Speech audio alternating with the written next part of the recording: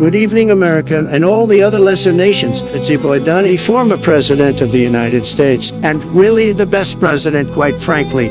I'm here tonight to tell you not to be like China and instead donate to the OCA podcast. But don't just take it from me, the greatest and most loved president of all time. Listen to these other satisfied customers. I think of the host of the OCA podcast as my 5.5 additional children, and like a good American father, I support them by donating to their OnlyFans. If only I had started donating earlier, Uncle Ben might still be alive. I've never met my real dad, but that's okay, because after donating all my savings, the host agreed to be my new dads. I punched the change out of his coin purse who'll donate to the podcast. No, not my coins! Yes, your coins. It's time to donate to the Patreon! All right! The OCA podcast needs my money more than my sister Serenity. Donate today.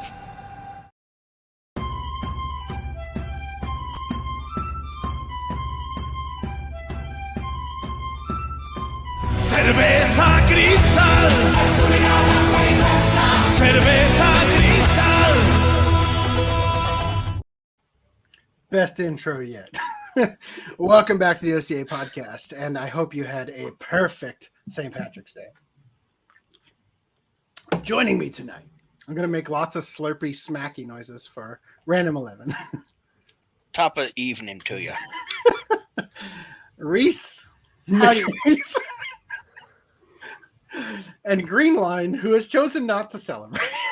Do you think like that? You know, Reese, his eyeball itches with that beard. Like he wears a beard, and his eyeball is just consistently irritated. For that matter, does that happen with his hat too? Just constant irritation. Makes sense to me. Okay, so I am all greened out today. This didn't arrive in time for Toriyama's death, but it arrived perfectly in time to ruin my hair for this podcast, apparently. Great job, me. Let's put that down. All right. So, how's everybody doing? That's fine. All right. Get over there. What have you been up to? Want to do our chat for a moment before stream thing that we said?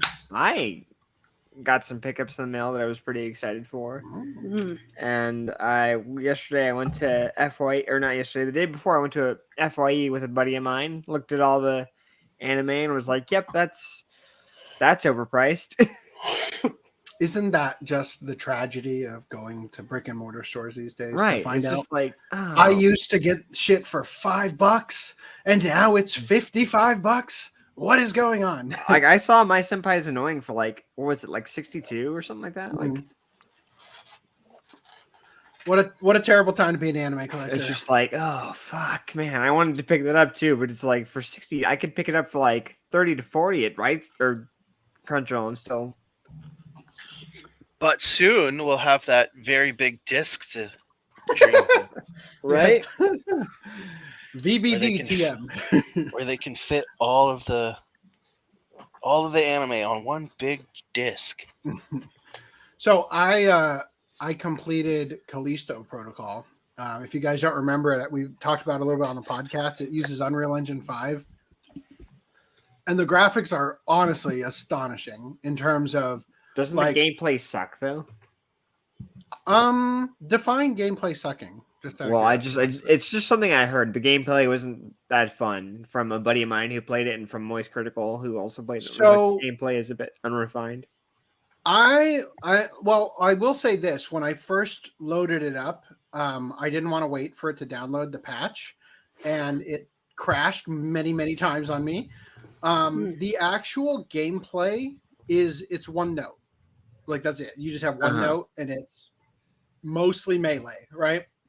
Yeah, I enjoy it. I think the melee is okay. It feels satisfying as you're doing it. I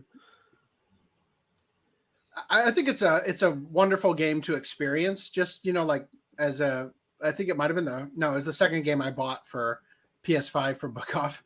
But anyway, I just want to say I thought it was really good, a fun experience, and I'm saddened that it's not going to probably get a sequel because I don't think it sold very well. But it was an interesting experience to say the least. However, I also started playing GTA 5, and I will tell you, this whole like games need to be realistic thing has got to go because it is not better than GTA 3. In terms of the mechanics for the games for PS2 had, like you got into a police car, you could do cop missions. You got into a taxi, you could do taxi missions. You got into a fire truck, you could put out fires, right? And if you did those missions, which got progressively more and more difficult, you would unlock certain abilities. Like if you did all the fire truck missions, you became immune to fire. If you did all the ambulance missions, you never ran out of stamina, right? And so like that was fucking valuable to have. So what did we do in GTA 5? Well, shit. In the old game, how you could run into a wall and yeah, your legs would clip through it a little bit, but naturally, if you're trying to find out if you can go somewhere and you want to run up and try to jump up onto like, let's say a car or something, it just kind of makes sense to just kind of run through it. And then when you jump, you find out if you're able to climb something or whatever. Well, not in GTA 5. If you run up to a wall and try to jump, you fall flat on your fucking face, and it's the most annoying thing in the world. So not enjoying that. Also, the handling of the cars is just ridiculous on these roads that are a lot more curved, right? And just the processing power of the console allows there to be way more cars on the street, which makes it really hard to navigate around them. Anyway, so jumping in, I just wanted to take a moment to kind of settle in a little bit. But yes, true. I did play it long after the reviews were made and the bug had may already be fixed. So I didn't have any crashes after I let it update the patch. So it's not by any stretch of the imagination like a masterpiece or anything, but it's an experience that was kind of fun to have. And I'll just say one thing. I'll say one thing before we wrap this up. There's DLC for it. So the way the game ends, and I don't want to give away spoilers here, but the way the game ends is kind of a little unsatisfying. And it sort of left itself open for a sequel. And what I'm guessing happened is it left itself open for a sequel, and then it became really obvious that it wasn't going to get one. So they released DLC that gave you an even worse ending. And the way, like, as I'm playing the DLC, I just kind of like had I don't know if an epiphany is the right word for it, but I just kind of had this idea as I was playing it that, like, as a kid, it just seems like, oh, I love this thing so much, give me more of it, right?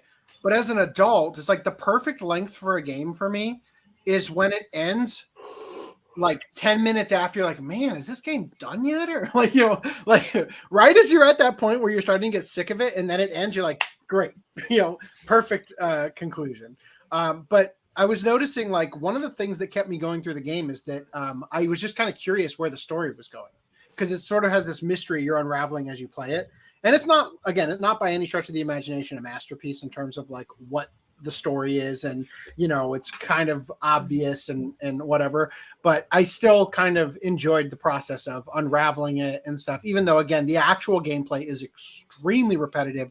I think there may be at maximum 8 different enemies in the game, right? And 99% of them are the same enemy, maybe with a shirt, maybe without a shirt, right? Like it's so much of the same thing.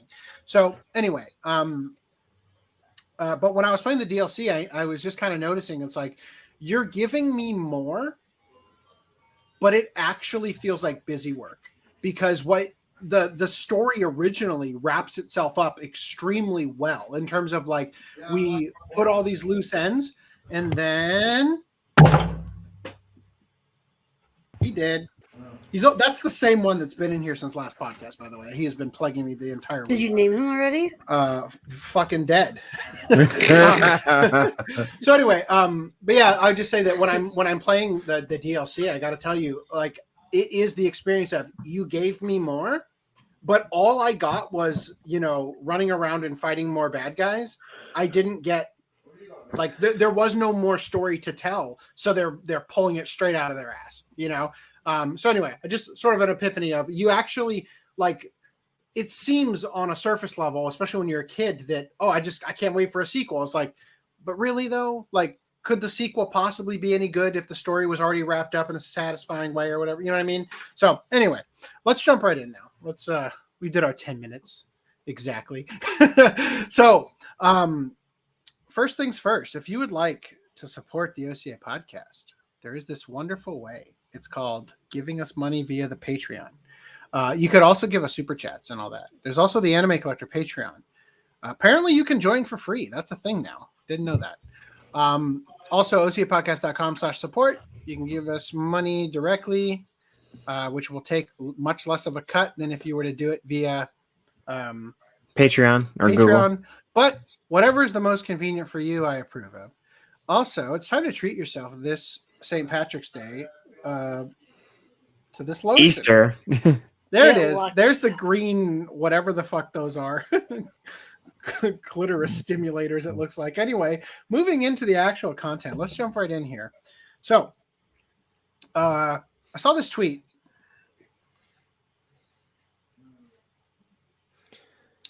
The OG Power Ranger, Austin St. John, is dropping a new clothing line that features quotes from warriors on all sides of history. Hitler will be featured. Quote, Hitler was a demon on steroids, but he had some pretty good one-liners. Now, I know your first thought is, that must be fake. Well, the fact checkers found it to be true. Here's another article about it. Austin St. John, the original Red Power Ranger, announced an upcoming clothing line featuring quotes from warriors, including Hitler. In a recent podcast, Austin St. John was asked about his clothing line and mentioned, while he has some Ranger-themed clothing coming, he's also working on a warrior line featuring quotes as far back as he can find, including pre-Greek.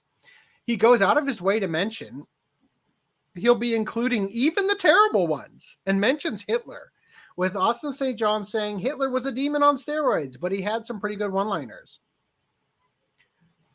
He is largely known for his role as Jason Lee Scott, the original Red Ranger in the Power Ranger franchise. Well, we already know all that. Anyway, I don't even think this article needs to be in there. But proof, you can hear him say it here. Anyway, so the point is, let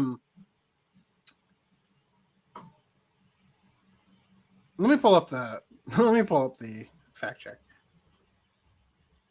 because that's kind of the more important thing. Okay, here we go. This is what we should have jumped to. All right.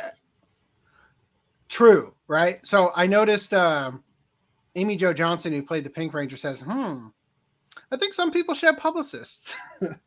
So my question to you is, do you think that you would get canceled for putting Hitler quotes on clothing? Do you think that's a cancelable offense by the cancelers? Probably. So what you're telling me is that you can be canceled for being anti-Semitic. Is that about the gist of it? Sure. Okay. So bear with me now, because in other news,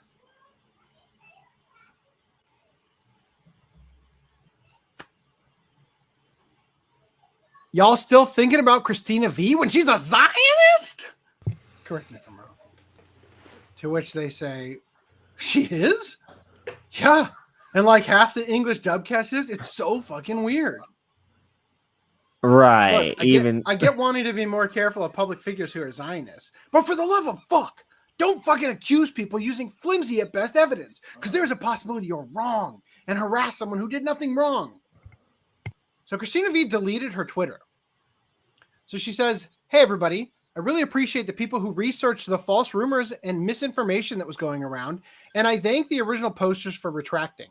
However, reading posts telling me I should K-word myself, I'm a horrible person, etc., took a toll, and I've decided that it's time to permanently delete Twitter for my own mental health. I'm still happy to connect with everyone over on Instagram and TikTok. Thanks for all the fun and memes over the years. Love you all and wish you the best. Please don't go after the people who made posts. Everybody's feeling helpless and is trying to do what they feel is right. It's a tough time right now. Let's not spread any more negativity. So my read on the situation, what happened? Someone made a list of actors who are allegedly Zionists, and it turns out a lot of it was based on flimsy evidence at best. This didn't stop people from believing it and harassing VAs, including Cristina Vee, right? So, Cristina Vee deleted her account after target harassment threats. Didn't people learn their lesson with what happened with Erica Lindbeck? Guess not. Cristina Vee is officially removed from the list as she participated in a strike week and has heavily shown her support for Palestine. So I'm sorry, I could get canceled for being anti-Semitic, but I can also be canceled for being pro-Semitic. Am I understanding this correctly? Yeah, internet people are weird, man. If you ask me, Austin St. John is coming out at the exact right time because it just seems like the pro-Semitism crowd is the one currently in the doghouse, right? So now, granted, there is a difference between being anti-Semitic and pro-Zionist. It is not lost on me. Okay, so Zionism is basically being for the idea that Israel should have its own nation state, right? That the Jews in Israel need to have their own place. And that comes at the expense of the Palestinians. I get that.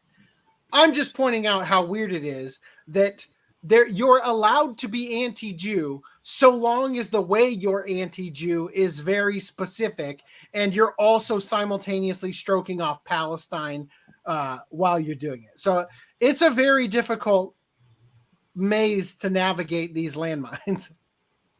Anyway. Well, it's Twitter. Would you expect anything less? Say what? I mean, it's Twitter. Yeah, it's just right. So, Greenland, you said you got some pickups. Let's. I do indeed. One moment. So my first pickup is I actually had this for a few weeks. I picked up some more production sheets from an OVA series. I don't know if Reese can tell who that's from. Specifically, Reese. If the podcast watchers are any at all familiar with mine and Reese's disposition of being degenerates, but it's from a hentai series. I couldn't find the name of it in time, but go put it back up. Put it back up. He can tell. I can read the katakana. Okay, well, I don't think the katakana. I think that's her name, but it could be the title of the series. Yeah, something Rose. What does that say? Is that supposed to be anal rose? I like that. I like that version of it. Oh, I was reading. It doesn't matter. Oh, I don't know. Sorry. Well, I'm not degenerate enough. Sorry. It's Steel Witch. Is that your only pickup? I forget. No, I have Farming Life in Another World from Sentai Filmworks. That was pretty good.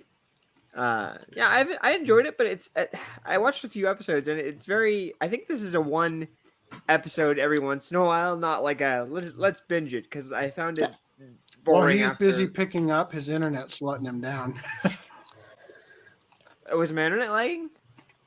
You're good. You're good now. Oh, sorry.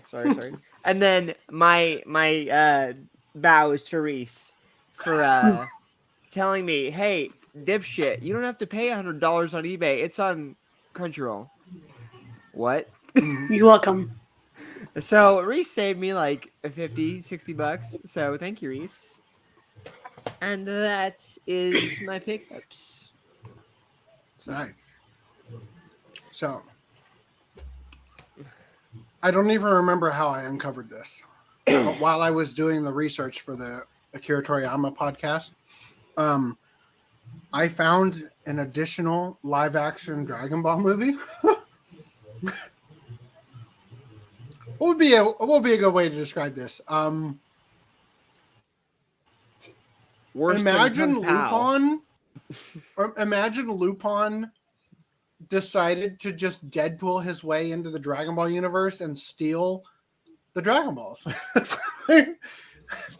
Except it's like Wu-Tang Clan level, like why do I want that now? Movies now that you put that into my brain, like I just want to point out, it's called Trinity Goes East. That's Trinity. I'm going to read you the description here. Trinity, the most notorious thief in the world, has stolen a rare Dragon Ball from a temple. Whoever holds the complete treasure will reign supreme. Inspector Bambino. You know, Zenigata over here. I mean, Okay. The Great Bambino? Yeah, the great Inspector Bambino, who has been after Trinity for months, decides to take it back with the help of his faithful sidekick, a pig. Yeah, I don't know. It's basically a more down-to-earth Deadpool where this character is in a bunch of movies that just like, we created a quirky character. Now let's just invade IPs we don't have. You know, I mean, in this case, I don't think it has anything to do with Dragon Ball. I think that it just happens to have whatever from Journey to the West or whatever, that they pulled the Dragon Pearl idea and turned it into the Dragon Ball. So I think that's what this is supposed to be. The entire movie's on YouTube, and it is our next watch party. So I'm not sure exactly when that's going to be, but if you guys want to watch it with us, we're gonna sit through this train wreck. Anyway, that's my pickup. So let's look at. I got some intel for the interested people. Witch of Steel Anna Rose is what it was called. Oh, so the reason I didn't Random 11 think is that was the degenerate. I have Google on my side. I have the power of Google. That hat's hiding his big brain up there. Hold on.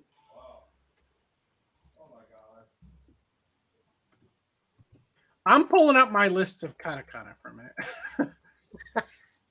Pulling out the list. Something doesn't add up here.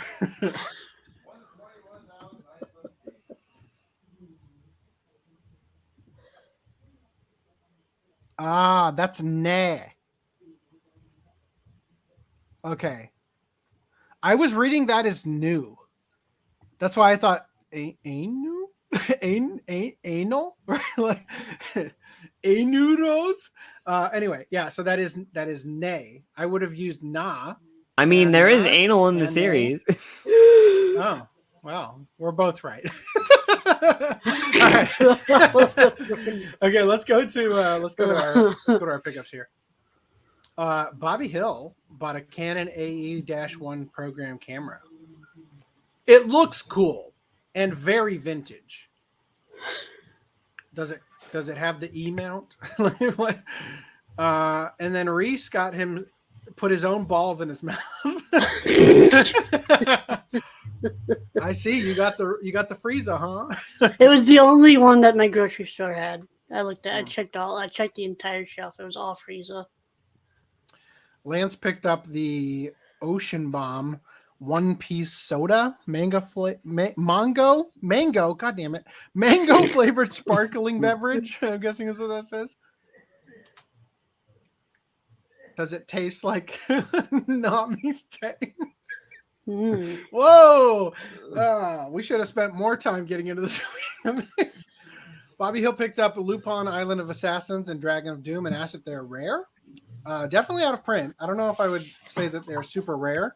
I would have bought. I think the Dragon of Doom is still available through Discotex Blu-ray, but Island of Assassins is definitely out of print on the Blu-ray.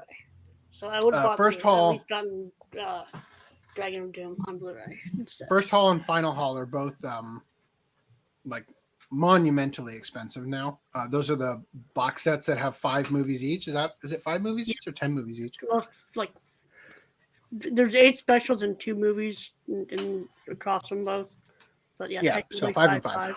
Yeah. Anyway, that's super rare if you come across those. So one of the reasons it's super rare though is because it's in a paper box and they don't keep well. So not only were they originally rare, but if you find one that's in good condition, that bitch is rare. And then also S-11. Project S-11. Huh.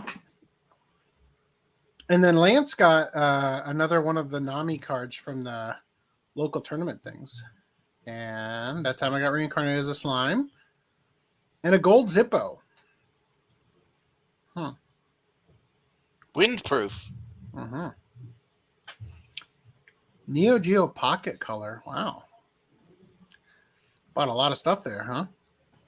Tell me about your stuff, Randy. I got Justice League Unlimited. Tried to get the first one, but it seems out of print right now. This says the complete series. You mean Justice League? Is that a different series? Yeah, technically Justice League and Justice League Unlimited. They're the same canonical series, but technically they're separate shows. Although for Batman, there was a second show called The New Adventures of Batman, which was technically a different show. Batman, the Brave and the Bold. That's on your set. Yeah, that's what I was going to say. The Batman collection includes The New Adventures of the Batman, even though it was a separate show. Batman Brave and the Bold was a completely different show. But and anyway, the Batman.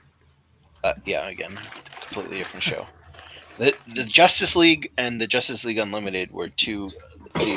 It was the same as Batman and The New Adventures of Batman, but anyway.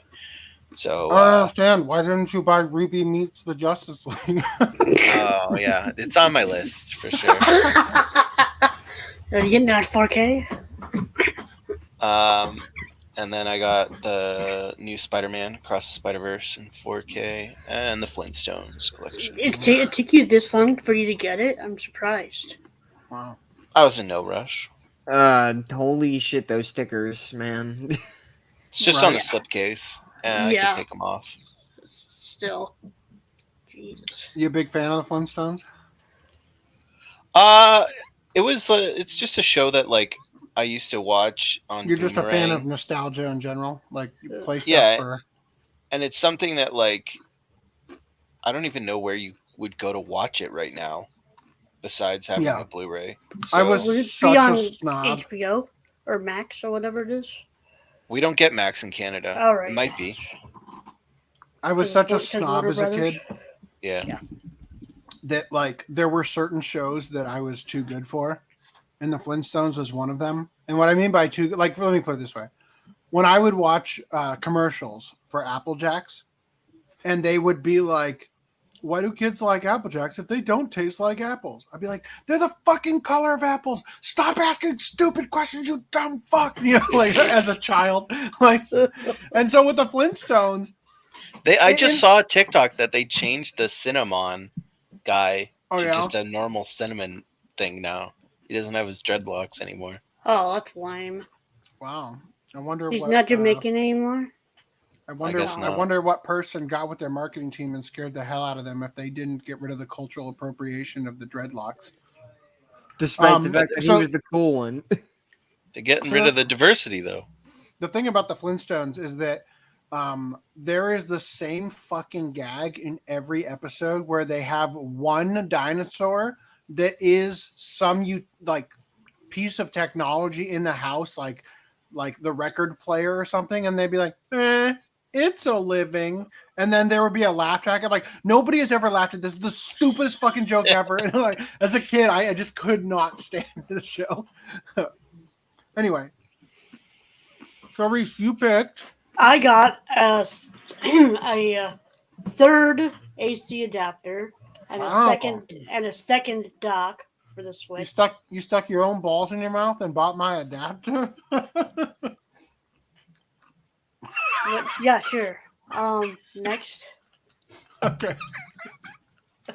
And then because Randy was right once again, I got a bigger Switch game case. So I got a 72 card case. Wow. And then I also got because it was on sale, a 1 terabyte SD card specifically for the Switch because I had a 256.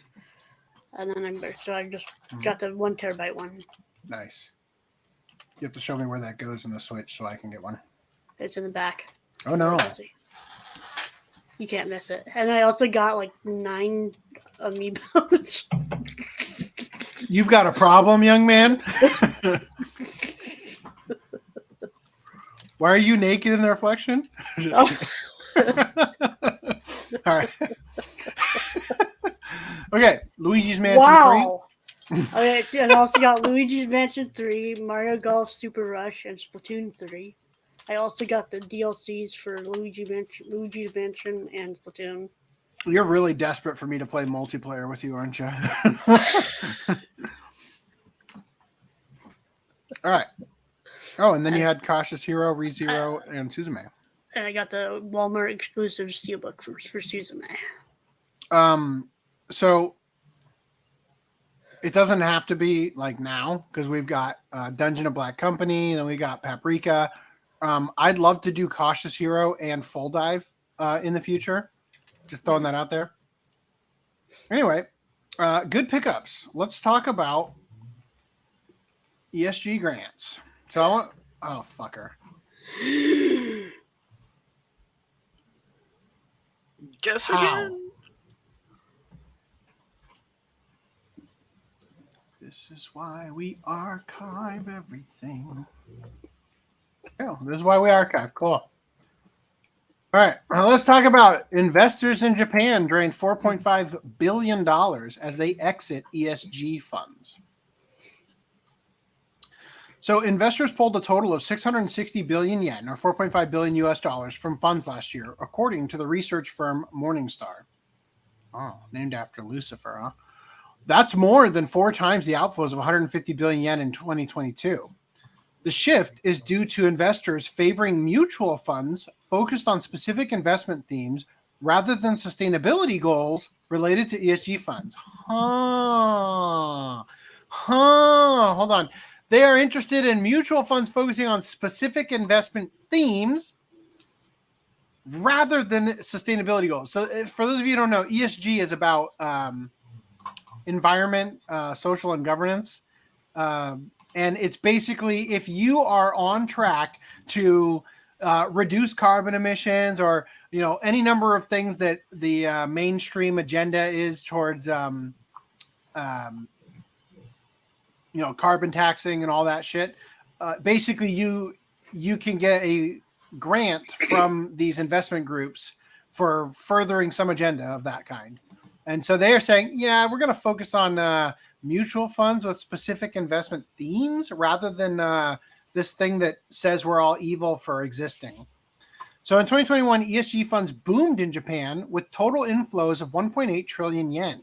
Now, investors are more interested in areas such as foreign index funds.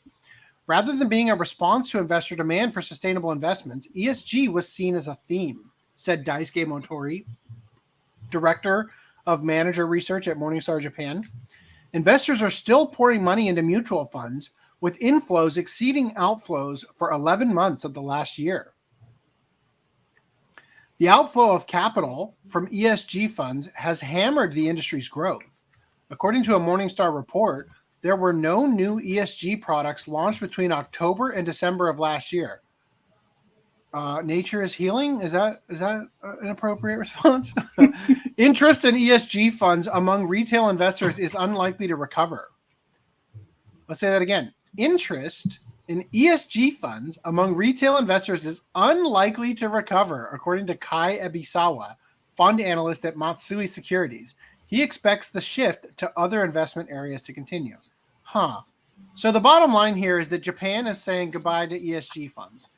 Let's now talk about what ESG funds actually are, how they work, and why the gaming industry in particular is so susceptible to them.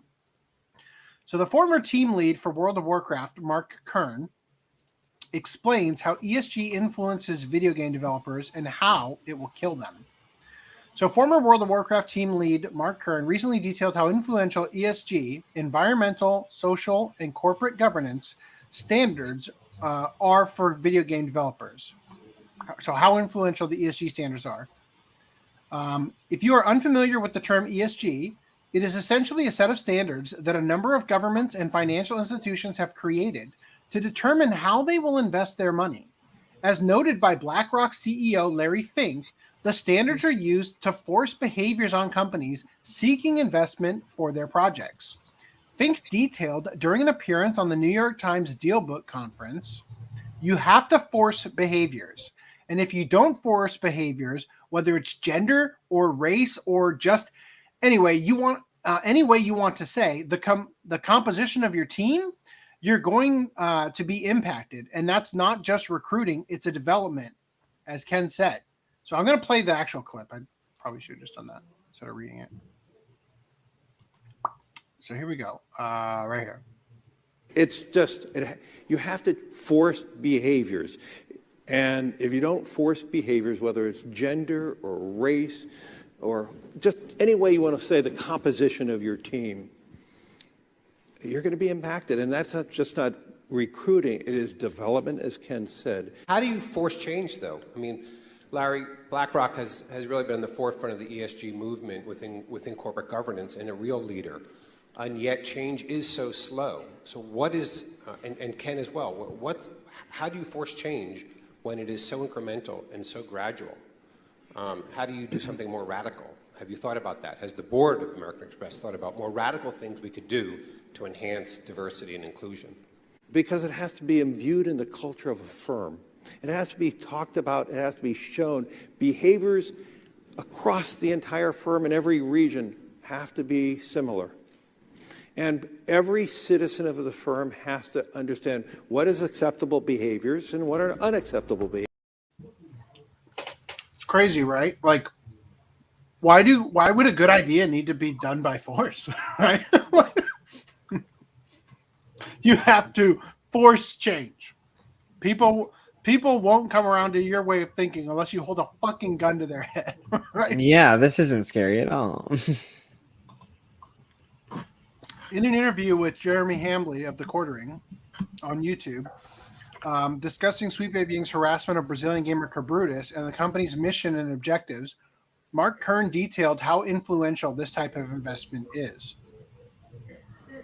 He said, quote, "It's very profitable. There's an entire industry built up around DEI initiatives, consultancy, and sensitivity reading, which has plagued novels for a long time.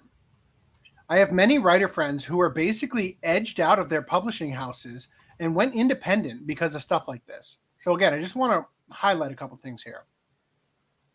ESG is very profitable. There's an entire industry built up around DEI initiatives, meaning, as I said before on a previous podcast, Sweet Baby Inc. is an example of a simple way to check a box and determine that you will get an ESG grant. So that even if your game sales tank, you still come out profitable because the game was paid for by the ESG grant instead of your own funding. So they've created DEI training, groups and different. They've created a bunch of different industries in order to cater to how powerfully strong the inclination is to bend over backwards in order to get one of these grants, right? Among them, consultancy and sensitivity reading. Now, that seems a little bit like the kind of thing Sweet Baby Inc. does, doesn't it? Right? Like the whole narrative building and,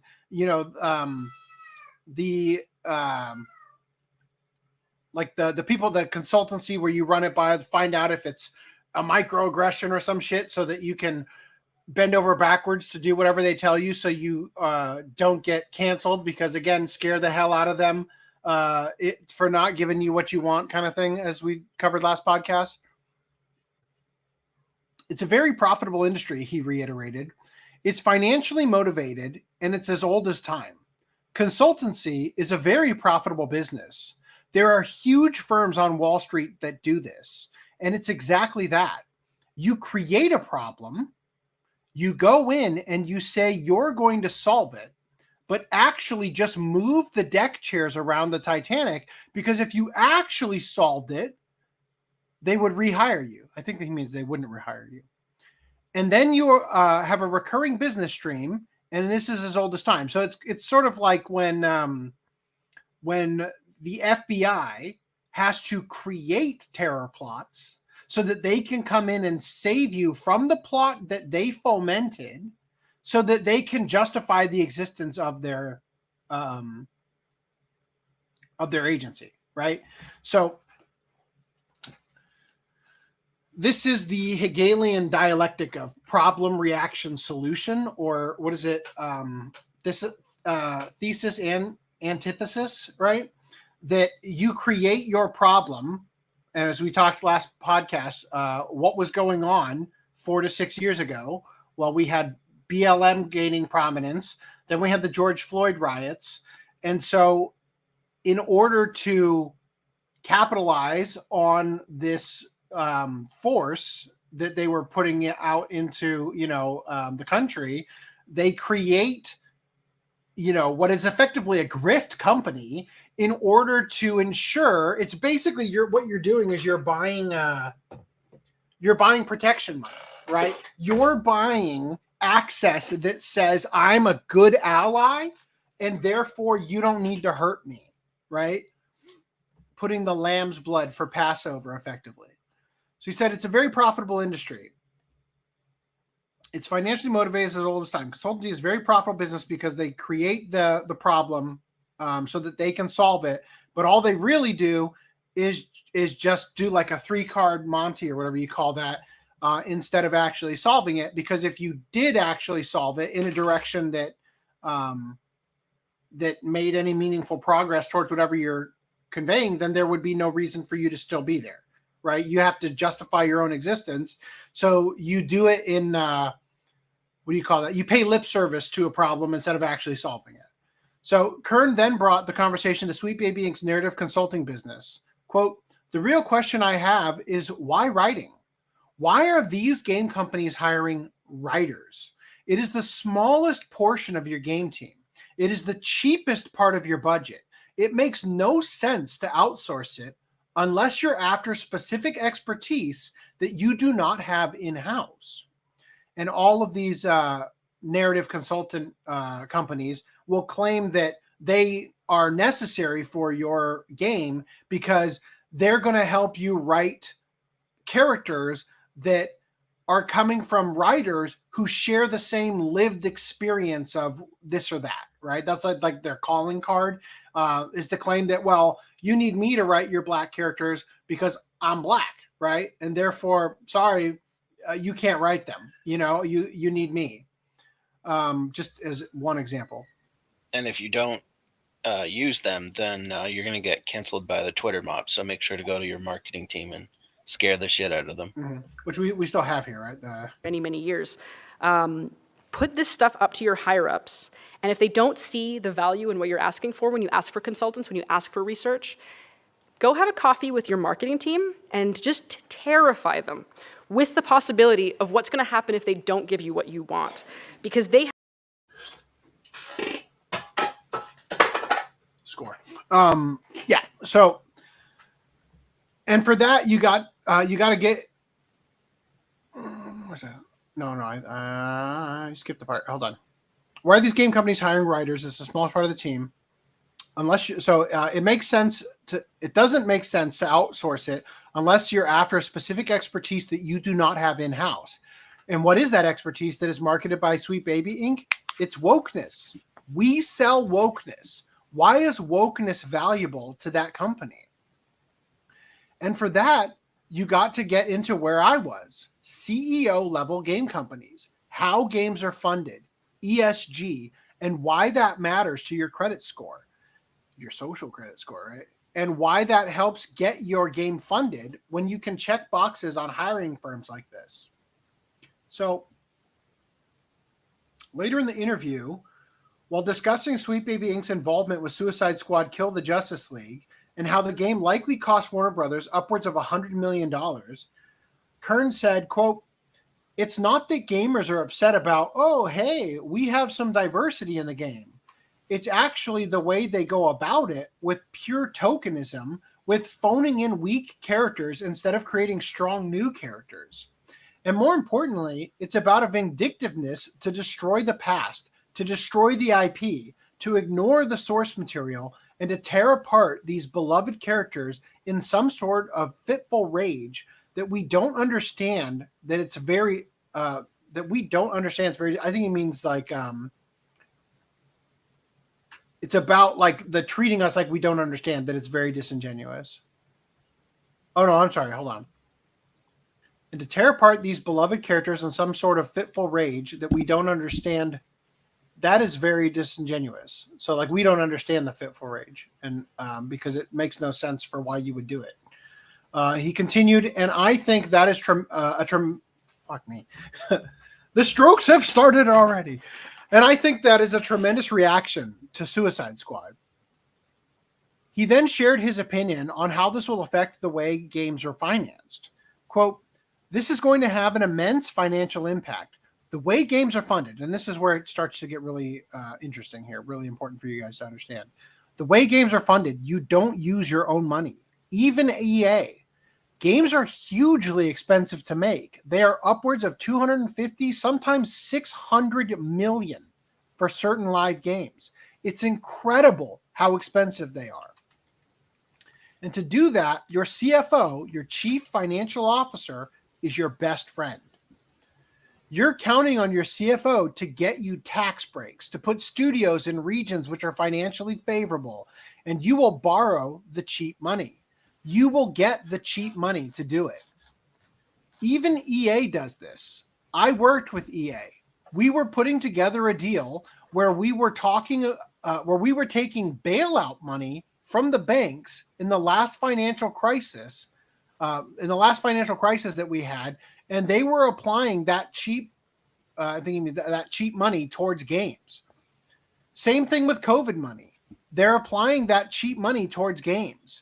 And what has been the cheapest money while interest rates were still low a couple years ago? It was ESG financing. And so they're going to take this money and they're going to put it into games. However, Kern notes this landscape is changing. Quote, "But now that they don't have that money anymore because ESG is either being diminished or rebranded because the returns on investment have been so poor on Wall Street for ESG funds that the source of revenue is drying up. This woke machine cannot continue in the way that it is now for AAA gaming. However, he believes it might be too late for many of the studios that bought in. Unfortunately, it's so entrenched that you're not going to see much of an ability to course correct because the studios are so infected. They're going to shut down. And this is truly the rise of AA gaming, or what some fans call S-tier gaming, like Helldivers, like Pal World, and Last Epic. I don't know what that is. Last Epoch. Really incredible success stories in a period where game companies are experiencing significant losses."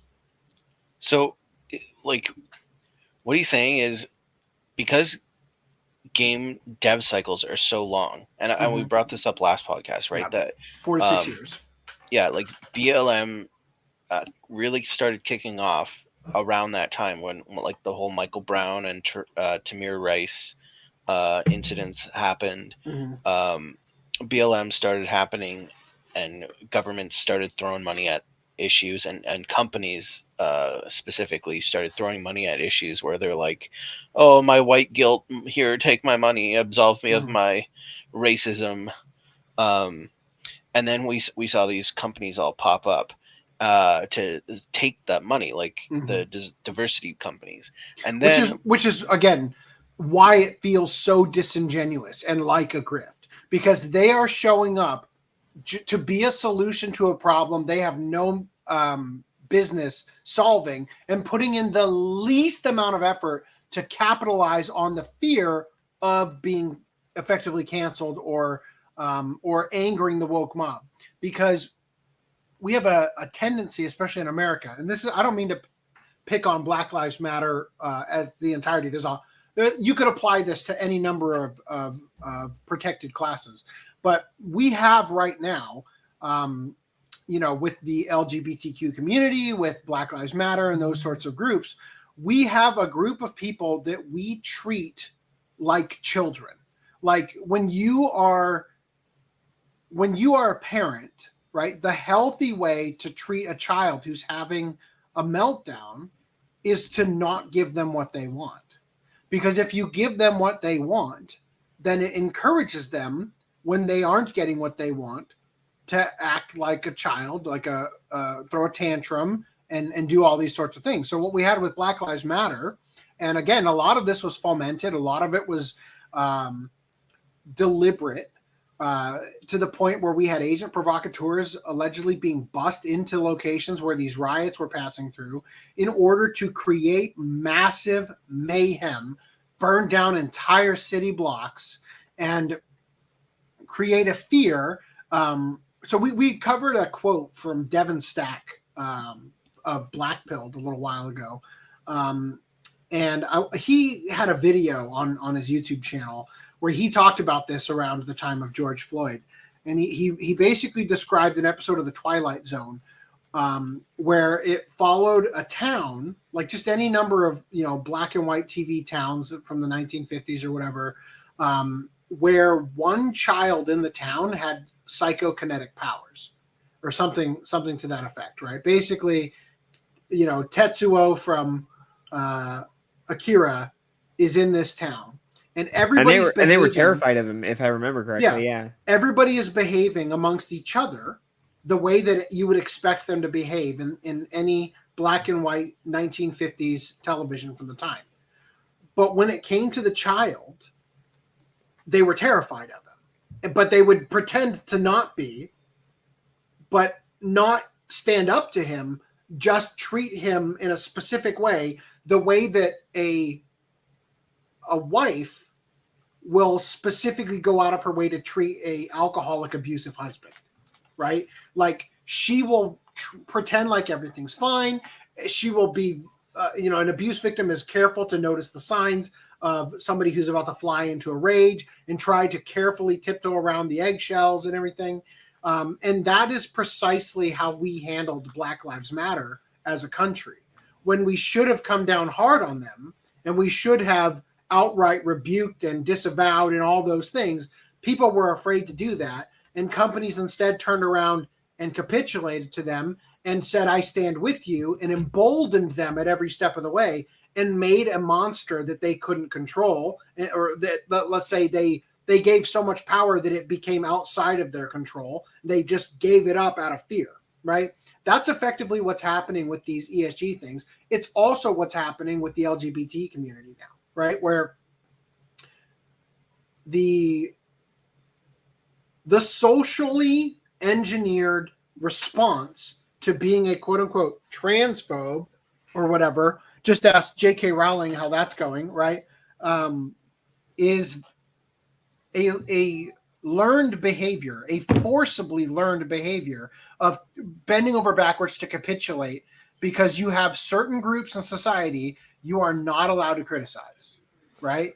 And interestingly, somehow the LGBT community has just supplanted the Jews in this way, as we've looked at earlier. It's okay to quote Hitler on your merch line now. It's not okay to support the Jews in Israel now, right? Like that's kind of where we're at, is that like they have fed the beast so significantly that they no longer can control it. And that beast is wokeness, right? That's where we're at here. So, before you continue, I just honestly I missed what you were saying there because I was looking up Me Too timeline. I was thinking, like, when did Gamergate happen in relation to the Me Too? Yeah, it was so. Well, my Google thing said 2014, but I didn't really look into it. But Me Too was later. So I watched a 6-hour video today, or at least I got through maybe 2 hours of it, about the history of Gamergate, the first round, just to refresh some some events that I was we talk about a lot, but wanted some of the finer details to kind of help me get my head around this going into the new epic of Gamergate 2.0 as we're calling it. And they talk a lot about 2013, especially because I think the feminist frequency, the tropes in gaming or whatever that Anita Sarkeesian started was in 2013. So I think that's what that timeline is. But the actual events that fomented and started Gamergate, as we know it, I believe happened in 2012. Yeah. I was just wondering in relation to Me Too, which Me Too happened later now that I looked it up. Anyway, so I missed what you were saying a little bit, but so this might be retreading. But with the companies having the dev cycles being so long, and then with BLM happening and it causing these companies to grift the diversity play for racism, to absolve companies of their racism. That was their foot in the door, right? And then over those, what is it, 8 years now, 6 years, they've slowly been being hired, actually fully onto the into the companies. So now they're in a position where they're making hiring decisions, and so it's not just in the diversity. Say that again. So who is being hired?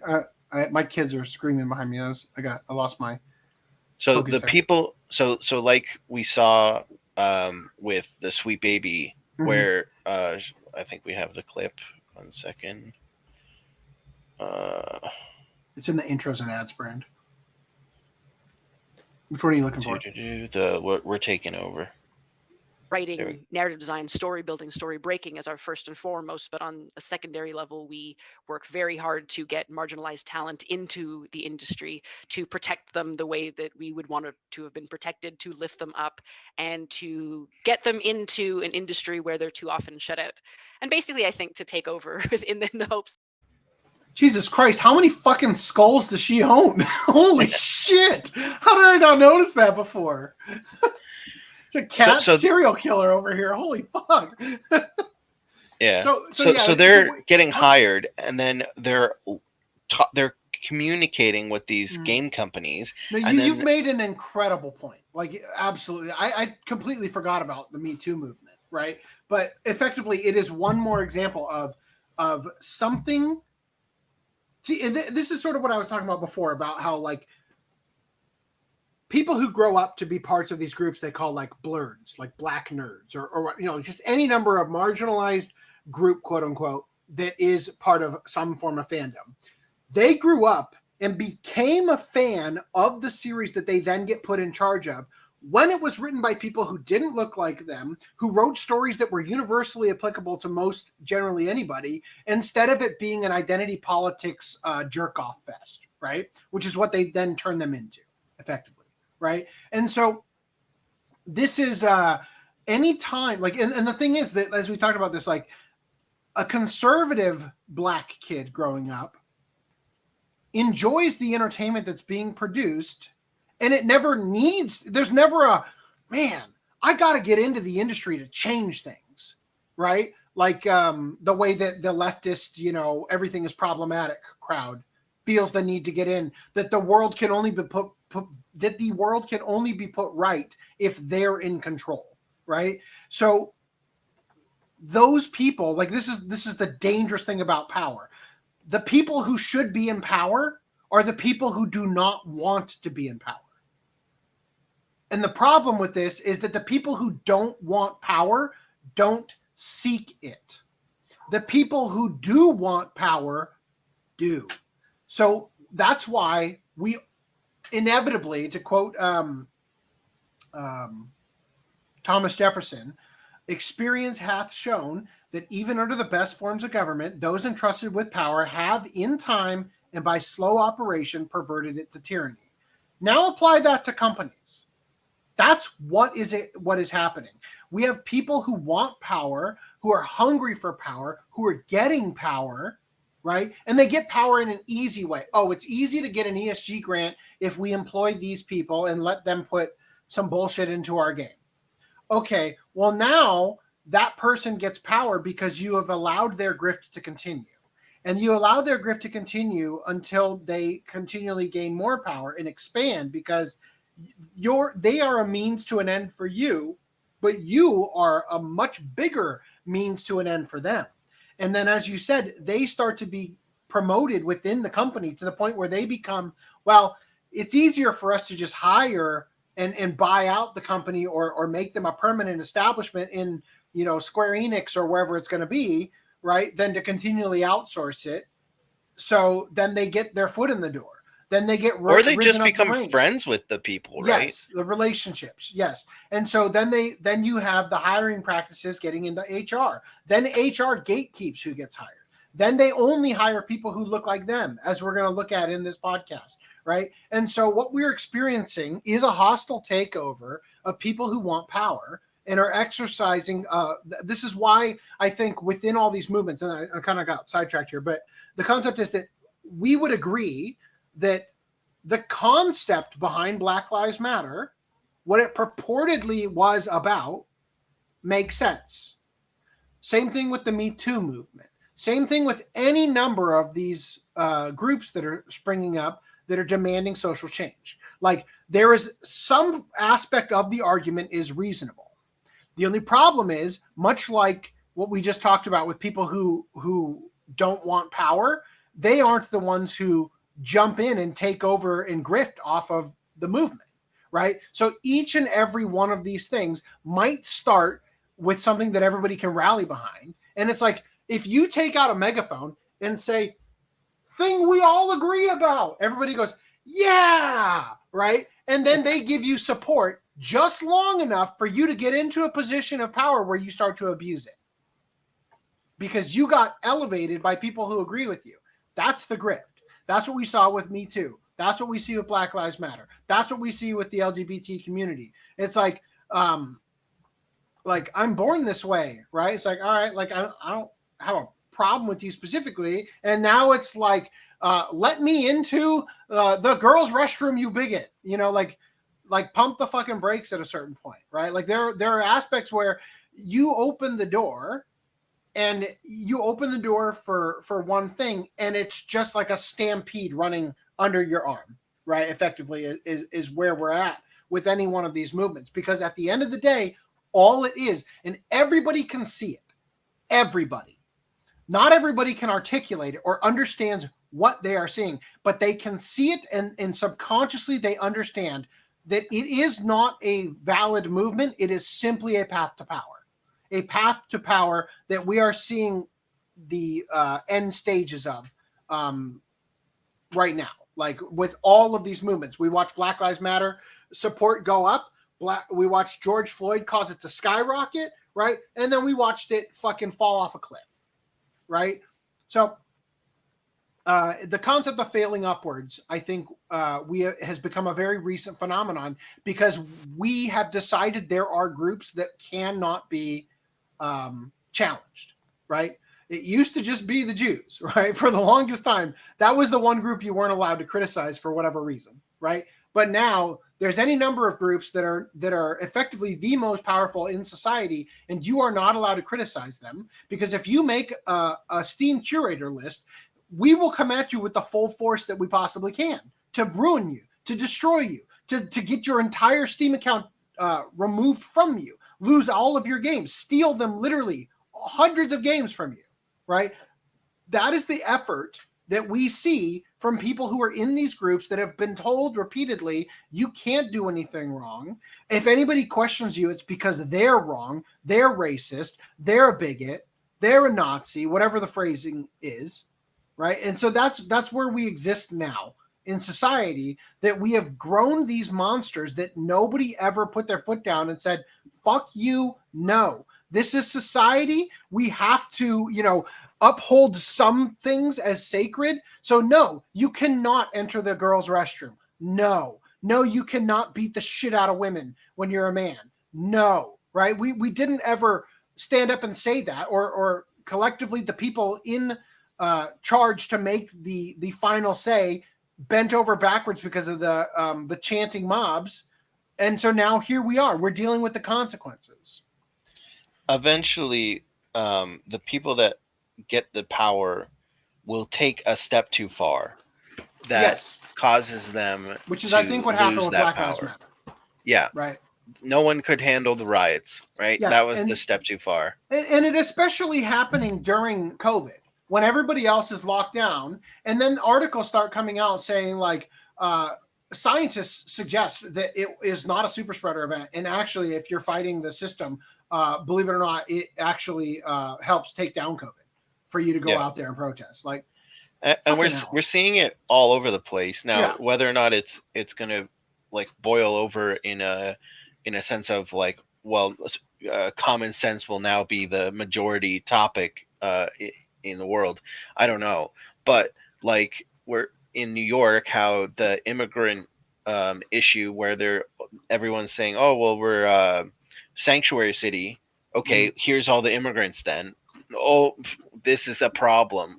Our no bail, catch and release plans mixed with illegal immigrants coming into the country that have no care or reason to be here, and are just here to commit crimes. And they all came to our city because we won't deport them. Now that's backfired. We took the step too far, and now people are pissed, right? So, and the same thing with Sweet Baby, right? It's they got into these positions of power. They got hubris. Yeah. And then when someone made a group that said, we don't like these people, they were like, well, let's get them canceled. Let's take their games from them, even though, they spent probably thousands of dollars on games. Let's steal their games, get them banned. That was a step too far. And people said, fuck that. It's Logan Paul walking into the suicide forest, right? Like, when your content pipeline is about making shocking content and constantly one-upping everything, you lose sight of where the line is. You know what I mean? There have been numerous times when we're producing the show where I have to ask, like, can we get away with this? Like, can I show this article? Like, it's not explicit, I have to ask because, like, I don't know where the fucking line is anymore. You know what I mean? Like, it just gets to be so difficult to navigate because you lose, like, especially with what we cover, the amount of Chinese boys who put Tiananmen Square tanks in their urethras, that I just don't know where the fucking clearly I don't know where the fucking line is anymore. So tanks, really? I think I should just stop talking because that's clearly illustrated the point. Anyway, but yeah, I think that it happens, and I think it mostly happens because when you don't receive any pushback for long enough, you think you can do anything. And it's not even that you think you can do anything. It's that nothing is off limits, Like, let me address the chat real quick. Oh, fuck. There's so many chats. I'm so sorry.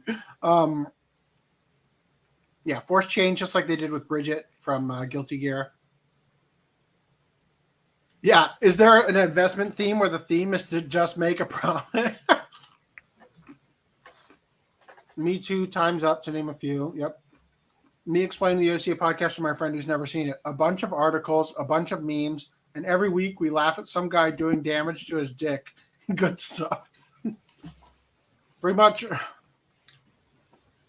Am I weird for never agreeing with BLM or Me Too? So when I say that, just so we're clear, when I say that the original premise of what they were suggesting was something we could agree with, I mean that when they say, like, for example, you can look at all sorts of cases where somebody does something, fucking murder, and gets jail for 5 years.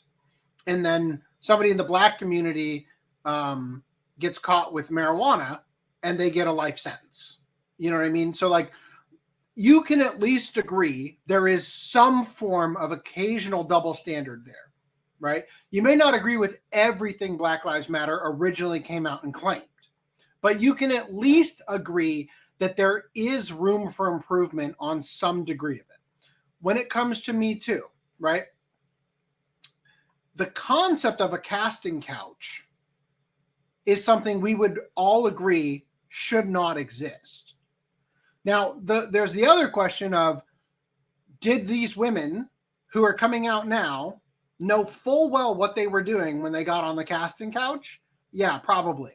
That we can all agree that that's probably something that happened, especially when all of them were sucking off Harvey Weinstein in their Oscar speeches and stuff going back 30 years, you know. But the actual original thing is presented as thing we all agree with. Yeah. You know what I mean? So like the point is that you build up the momentum on the back of your message is statement everybody agrees with, you know, and then people will support you even when you're going and deviating away from that message. But the mainstream idea of what you are is message everybody agrees with, because you'd be a psychopath not to, because it is that obvious of a message. You know what I mean? We demand you include us in your space. Or 1, we demand you include us in your space. 2, we demand you change your space to accommodate us. 3, we demand you stop harassing us because you don't like our demands. 4, we demand new laws or rules be enacted to remove you from the space we've created, as you don't fall in line with our vision of what the space should be. Right. This is why I'm a fan of gatekeeping. BLM was a scam from day one. If you read their own website before it was scrubbed. Yes. Again. So we're clear. I agree with you here about not agreeing with BLM or Me Too, right? Like from day one, it was obvious where it was going to go and that it was going to be a grift. But the point I'm making is that the way that they got their momentum is by taking things that everybody would agree with and pretending that it is their core message, when obviously everybody could see it, or at least we could obviously see the trajectory of what they were doing. And like, oh, here we go again with any number of other things we watched do this before, right? So it's not about saying like, oh, everybody here that I'm talking to, we all got fooled by them. It's like, that's not what I'm saying. I'm saying that the tactic used in order to gain momentum at large is to say things that everybody agrees with, so that when you say, I disagree with BLM, you think black people should go to jail for life for weed? Whoa, man. Like, you get what I mean? Like, it's the how did we cover this with the Vic stuff? The language is such, this is a quote from Brett Weinstein, who said on Joe Rogan's podcast, the language is such that there are 2 definitions for racist, and the bar is set so low or whatever that it's impossible to not trip over their definition of racist, which has become so insignificant that it's like, you have dreadlocks, that's cultural appropriation, therefore racist, right? And so because it is impossible to not trip over the bar where they've said it, then once you have tripped over it and admit to, well, I guess I'm racist. If having dreadlocks makes me racist, fuck you, man. Like, just whatever. I'm not, then all of a sudden it reverts back to the full definition of you want to lynch people, right? And that's how this works, right? It's all about manipulative language in order to get what they want. So, BLM was a scam from day one. If you read the website, 5, why don't you go off and create your own space if you don't like it, right? And then repeat, right? We demand you not create your own space after we have kicked you out of our space, as you are having your own space is inherently racist, sexist, misogynist.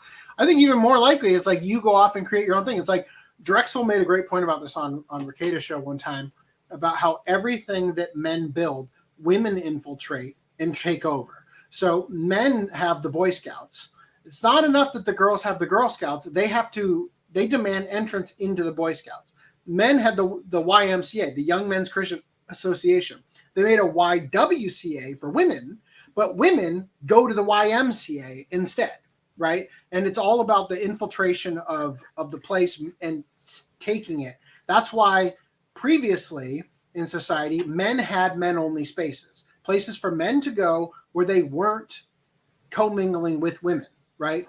Women are allowed to have that. You can have women's shelters and stuff. Men don't get to have spaces to themselves, right? Well, that's the thing. Like right now, basically, if you make YMCA, right, the women come in, and you're like, okay, here's WMCA, right? There you go, have it. Oh, well, we don't like that. We like this. Okay, fine, you come. Well, we don't. We want to make our own thing. Now we go, I don't know, make Planet Fitness or whatever the fuck. And we say, interesting choice. I don't know, it's whatever. And in this hypothetical, we make Planet Fitness a man-only space. Oh no, that's sexist. You can't do that. You can't do that. Government, You come stop them. You picked such an example. I don't have. Are you not familiar with the Planet Fitness drama going on right now with the trans bathroom stuff? No. Okay. I was gonna say I honestly couldn't tell if you were being facetious or not. All right. Yeah, no, seriously, and that's effectively where we're at here. Now, so Mark Kern said is truly the rise of AA gaming, meaning more indie developed or big budget, smaller games, right? Or what some fans are calling S-tier gaming, like Helldivers, Pal World, Last Epoch. Really incredible success stories in a period where game companies are experiencing significant losses. The bleeding will continue, and no one's going to wake up from it, unfortunately. It's going to be a total nosedive, he concluded. Oh, that was the last part. Cool. Glad we got done with that. All right. So I wanted to structure this in such a way where we kind of got some of the stuff done early, and then it's going to sort of inform some other stuff we're going to look at much later. Yeah, it's going to get crazy. It's going to be Boy Bigelow.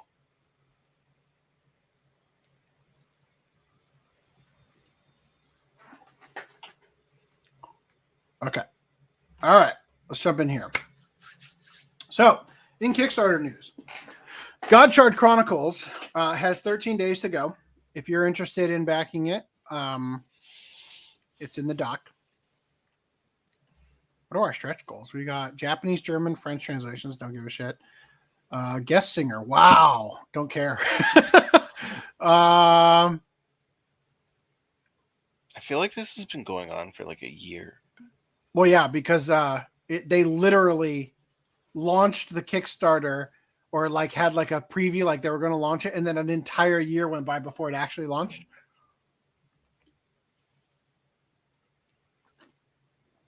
Oh, that's fucking funny. So for $65K, you can get it in Japanese, German, or French. But you know what? We need $135K to give it to you in Spanish.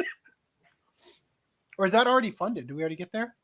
Yeah, we did. So now it's in Spanish. Congratulations, Spanish speakers. Bueno. New playable character, dog. I mean, if you don't get it to 200K.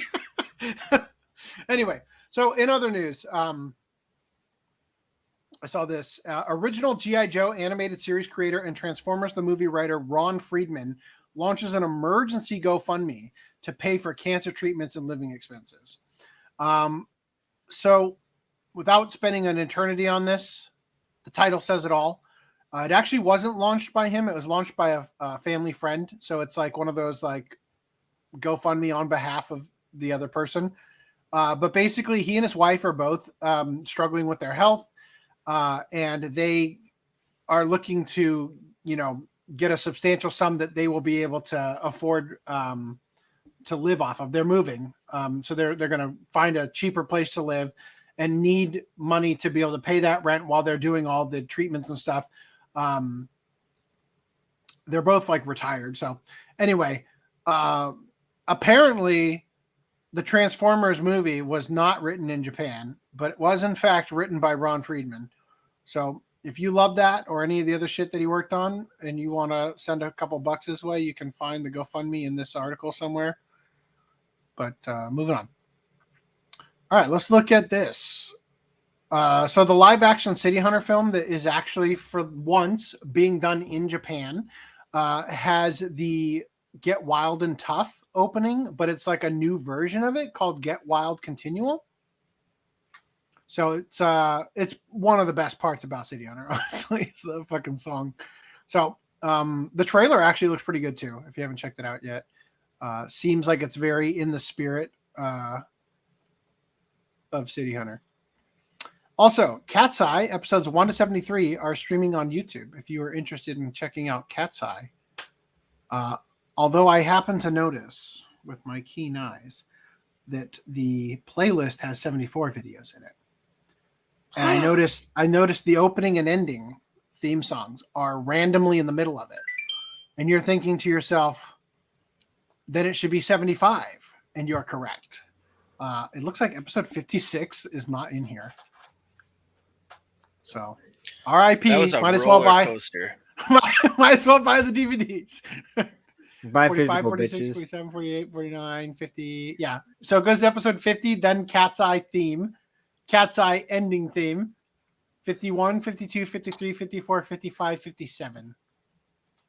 I wonder if it's on the channel, but they just didn't put it into the playlist. You know what I mean? Playlist, yeah. I don't know. Anyway.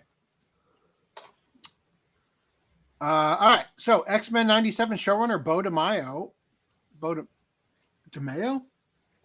I still don't know how it's supposed to be said, but Beau DeMayo sounds right to me. He got the boot.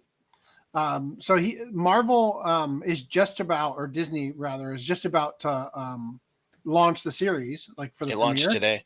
Yeah, it launched today, but like they were just about to launch it, and they axed the showrunner, right? Now there's not much to say here. It says here, just days before the animated series Revival was set to debut, Marvel Studios reportedly fired X-Men 97 showrunner Beau DeMayo, at which time his company email was deactivated and the rest of the X-Men 97 production team was made aware that he would no longer be attached to the project. Following his pink slipping, he scrubbed the internet of his social media accounts, in particular his Instagram account, which he had been using to provide production updates on X-Men 97. It remains unclear as to the exact reason why the showrunner was let go by Marvel Studios, as well as why he chose to respond to the news by deleting his entire internet presence. Timing of his firing coming in just a little over a week before X-Men 97 is set to finally make its debut, and the severity of his response circumstances and the severity of his response circumstances suggest that whatever transgression eventually led to his firing may have been particularly egregious. So that's basically all we know about that. But continuing the topic of X-Men 97. There was actually one other thing. I guess it wasn't covered in that. Or at least I didn't hear you say it. He had OnlyFans. Oh. Like a Jack Murphy level OnlyFans? From my understanding, it was a safe for work OnlyFans. Mm-hmm. Maybe. Those exist. No confirmation on that. But some people were speculating that may be related to why he was let go. You can only post on the official Disney OnlyFans. Is it similar to the John Cena OnlyFans? Yeah. Possibly. Mirage Leonardo says, I haven't watched X-Men 97, but the fact that the opening intro from the original series had better fluid animation than the newer season speaks boundaries. Oh. That's a weird way to phrase that. Wouldn't a John Cena OnlyFans just be a bunch of blank pictures? Right? You can't see him. Yeah. Apparently his OnlyFans is literally just a bunch of pictures of fans. Like literal, like it's too hot in here, turn on the fans. not like fans. Not like it's so hot in here, I'm gonna turn on all my fans. Anyway, not like what happens during the podcast. All right, so the X-Men, the animated series creators have defended the decision to make Morph non-binary in X-Men 97. Quote, the word non-binary is the same word as the word shapeshifter. Again, language is the weapon that they have, right? It's more like gaslighting. Gaslighting is the weapon that they have. In before they update Webster with the fucking go look up shapeshifter. It says non-binary. I don't think that the LGBT. Yeah, I don't think that I don't think the LGBT would like the idea. Yeah, they're like, Mom, Dad, I'm non-binary. Oh my God! They pull out the dictionary. What is non-binary? Able to change shape at will. Oh man! So, according to the creators of both X-Men, the animated watch series, the definition for Transformers. They're coming for that one next. I mean, it's already in the word trans. It's totally the same thing. According to the creators of both X-Men the Animated Series and the character himself, the decision to portray team member Morph as a non-binary individual in the upcoming X-Men 97 sequel series is not the radical change critics claim it is, but rather a logical conclusion based on the character's shape-shifting powers. So I'm pretty sure we covered at one time that Disney meeting where the woman talked about injecting her not-so-secret gay agenda into everything, right? Yeah, we covered that, right? The president or whatever. Yeah. So yeah. Why would you think it would ever be any different, right? Like the writing was on the wall from the beginning of this. We were hopeful it maybe wouldn't suck, but I mean, we all kind of knew where this was going to go. Yeah. I heard that the first episode or the first 2 episodes are like January 6th episodes and all that kind of stuff. Now, I don't know if that's true, but that's what I heard. I hope the Q Shaman shows up in it and has powers. That would actually be pretty funny if they did that, to be honest. He just kicks in the door and he levitates Pelosi's podium into a song. I mean, if that was not politically incorrect, I would expect that. I would expect it, but oh man. So this read of Morph's character was offered by X-Men the Animated Series creator Eric Lewald, his wife and writer Julia Lewald, and director Larry Houston, all 3 of whom returned to provide their creative input to the reboot.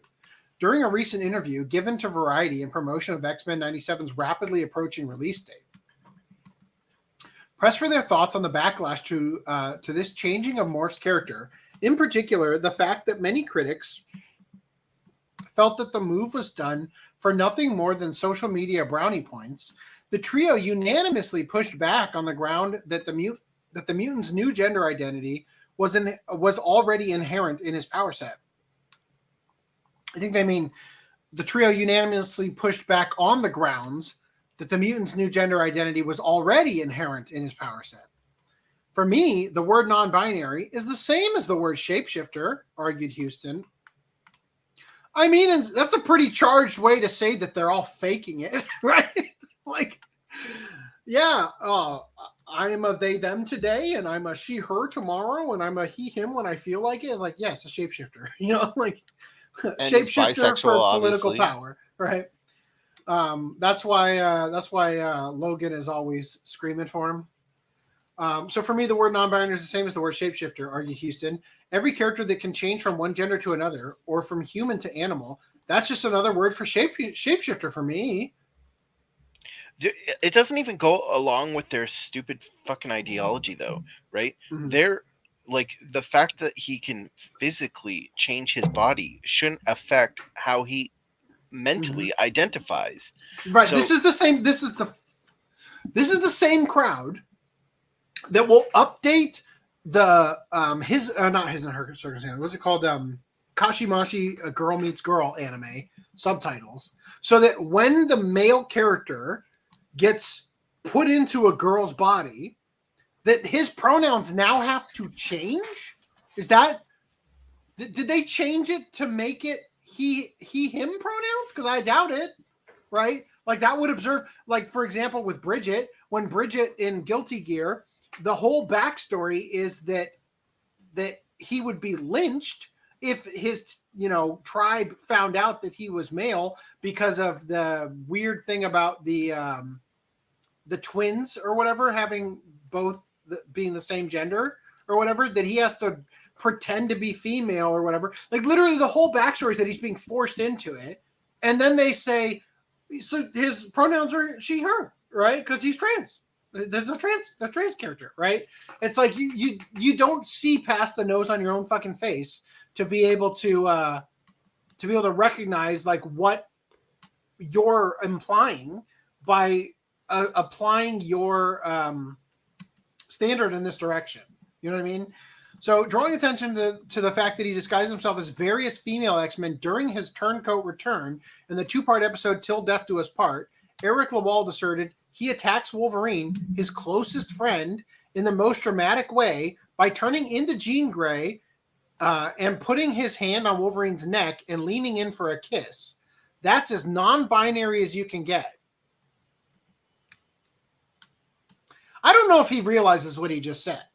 Like, did you just accuse him of being a trap? Like, that's about as non-binary as you get. You know. Well, also, being non-binary, your own sexual identity has nothing to do with the sexual preference that you have for what you like in terms of relationships. So you can be a non-binary and only like women.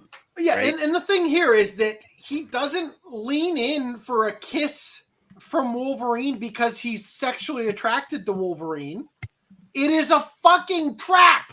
Like not like a figurative, it's a guy pretending to be a girl and trapping you. No, a literal Trojan horse trap.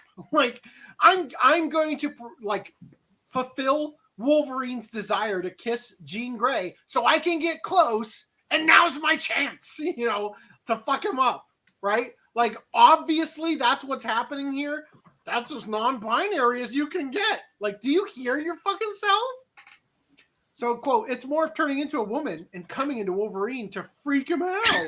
Coming on to. He was not coming in. Coming into Wolverine. I'm coming in. Do not come. Do not come. Continue seriously, it's morph turning into a woman and coming on to Wolverine to freak him out. That's as non-binary as you can get. Oh my god. So again, and this seems like a person who's not hip to what's happening, right? But they just know I'm not allowed to criticize this group, so I need to show my support. But then you show it in a way that shows you don't know what's going on, and you deserve their ire just as much, if not worse now. You know what I mean? So it's morph turning into a woman and coming on to Wolverine to freak him out. Continue the original series creator of his hilariously so progressive it's regressive argument. Quote, it was all there in Morph's character. Now it's become such a social thing that I think people will be more sensitive to how it's used. Well, so let's just go ahead and use it the wrong way, is what you're saying. That's the only difference. We didn't see a problem in reading him and didn't feel he was any different. Voicing her take on the situation with a slightly more frustrated bent than her colleagues, Julia Lawald asserted, quote, did we teach you people nothing? Were you not watching? Did we not figure out how to be nice to each other and how to get along? Again, spoken like somebody who's bending over backwards to appease the person or the group that you're not allowed to criticize. Because honestly, it's not about being nice to people. Like, you do not intentionally let grifters grift you. If you know somebody is grifting, if you know somebody is being disingenuous, if you know that the words they use when they talk to you are deliberately manipulative, then it's not kind to let them do that and whatever to you. Like, the kind thing would be to fucking stand up for yourself and show them that their behavior is toxic, right? And then move on with your fucking life. It's very odd to feel like we are still dealing with the same issues that we were dealing with 30 years ago, she added. It's painful. As previously reported, Morph's new non-binary identity in X-Men 97 was first confirmed by the series' now former showrunner and creator, Beau DeMayo, during a production interview given to Empire magazine for their April 2024 issue. Providing brief teases into the approach the series took in writing each of the series' principal mutant mates, when it came to Morph, the showrunner confirmed to the Empire, as recapped by the outlet's Helen O'Hara, that this is a lighter take on the character who is non-binary and has an interesting buddy relationship with Wolverine. Actually, that's O'Hara's take.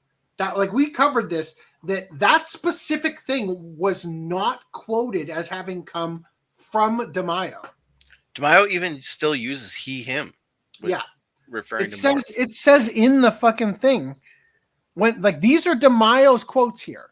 So it says here, the death of the shapeshifter Morph in the original animated series, it didn't stick, obviously, was shocking for young viewers, and it stuck with DeMayo, who said, quote, he really set the stakes.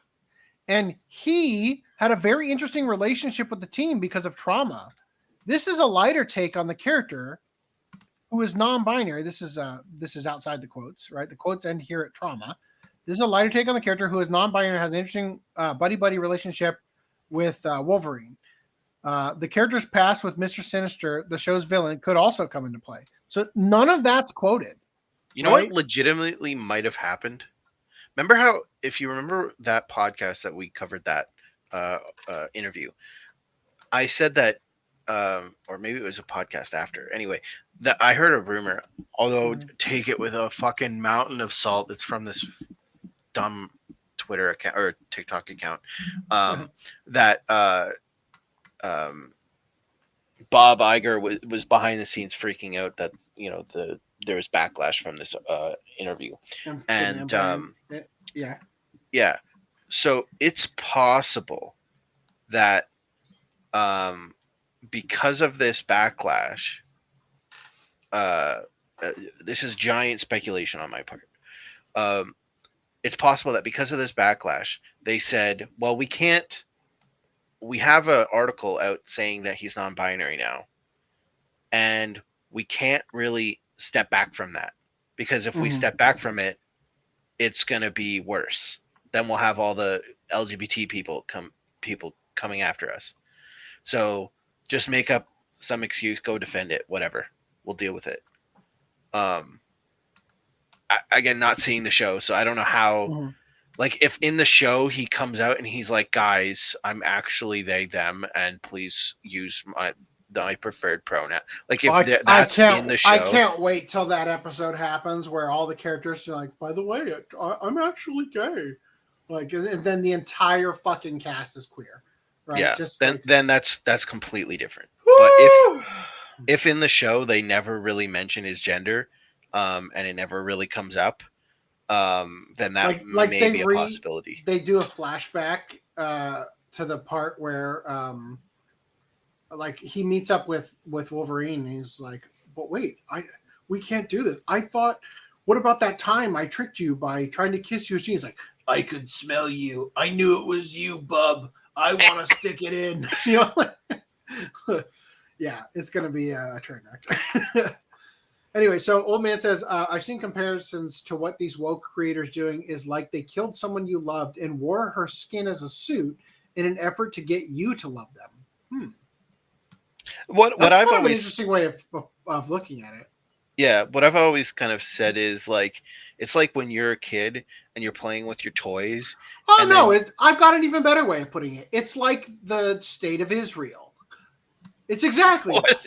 Yeah, because the religious right looks at the word Israel and they think to themselves, I've seen that in my Bible. I know that place. That's God's holy land. I support Israel because I love the Lord, right? And it's like, well, actually, what the shit that's going on in Israel is anything but what you read in the Bible in many ways, right? The first 10 prime ministers of Israel were found to have been the leaders of the terrorist groups that were bombing Palestinian homes shortly after World War II in order to drive people out to create the Greater Israel Project. Like, literally, it could not be further from the biblical Israel you're thinking of. But it creates, by using the title, by presenting it the way that they do, it is a grift to get the support of the religious right, and that's why partially why the United States funds Israel $100 million a day in aid, right? And we'll look later in this podcast. This is going to come up again on what is currently happening with Israel's PR campaigns and why they are getting so desperate. But you were going to make a point that I kind of interrupted you on, so go ahead. Yeah, what I was going to say is I see it as you're a kid and you're playing with your G.I. Joe and Transformers toys, and then your mom comes over and says, okay, but your little sister wants to play with the toys. Well, I don't want to let them play with my toys. Well, you have to. Okay, here's the toys. And then she takes the toys and she puts them in skirts and dresses and smears makeup all over them and starts making them make out, and then says, "Well, now you got to watch me play with your toys." No, I don't want to watch you make my toys make out with Optimus Prime. Like, no. Yeah, well, that's an interesting way of looking at it for sure. So something that you made me think of was, and this is completely unrelated, but I was thinking about how, like, remember we sort of talked about how I think it's interesting, the phenomenon that everybody knows who Goku is, right? Like, there's just like certain things that, like, my kids should have no reason to know certain characters, but they know the character's name. And it's like, you don't know anything about the series. You don't know anything about it. But for some reason, like, you know parts of it. Like, and it's weird to me. So, like, for example, I don't think my kids have ever watched Princess Mononoke. I can tell you that the point of the story I'm telling you, they definitely had not watched it when this all occurred. But I bought on eBay at one point, I think I've got it over here somewhere, a little plushie of Yakul, the like deer creature that Ashitaka rides in Princess Mononoke. Yeah. And in buying that, it also came with one of the Kodamas, right? And my kid, my son, that became like his stuffed animal. Like, that was his favorite stuffed animal, and like still is, right? And antelope. Okay, but the Kodama is the little ghost creature. That's the one I'm talking about. Anyway, so I sworn it was an elk, but yeah, the spirit. Yeah, so so my son asking questions to wrap, like, what is this? Who is this? Like, back in the day, it's a character from Princess Mononoke. So my son starts calling it Onanoke. No. He starts calling the creature that, right? And cute, but no. We correct him. It's Mononoke, and also that's not Mononoke. That's a Kodama from the movie Princess Mononoke. To him, it's Mononoke, and it's been Mononoke ever since, right? So it's like, if I sit down and show him the movie, right? They don't name the things Kodama in the movie. It's just like the lore outside the movie that you know of, I believe. Right. So it's like, but it's just kind of like, no, I'm pretty sure they mention what they are while they're walking in the regardless, the point is that it's kind of like the idea of having, like, when you were bringing it up, I thought you were going to talk about like that aspect of having a perception of the thing that then they say, no, that's not it. You aren't allowed to like it that way. You have to, like how my wife and I are like, it's not Ononoke, it's Mononoke, and that's the name of the movie, not the, like that sort of forcing it on, right? But your example is even better with the making you play with your little sister, and she's like putting the Barbie dresses on your G.I. Joes and shit.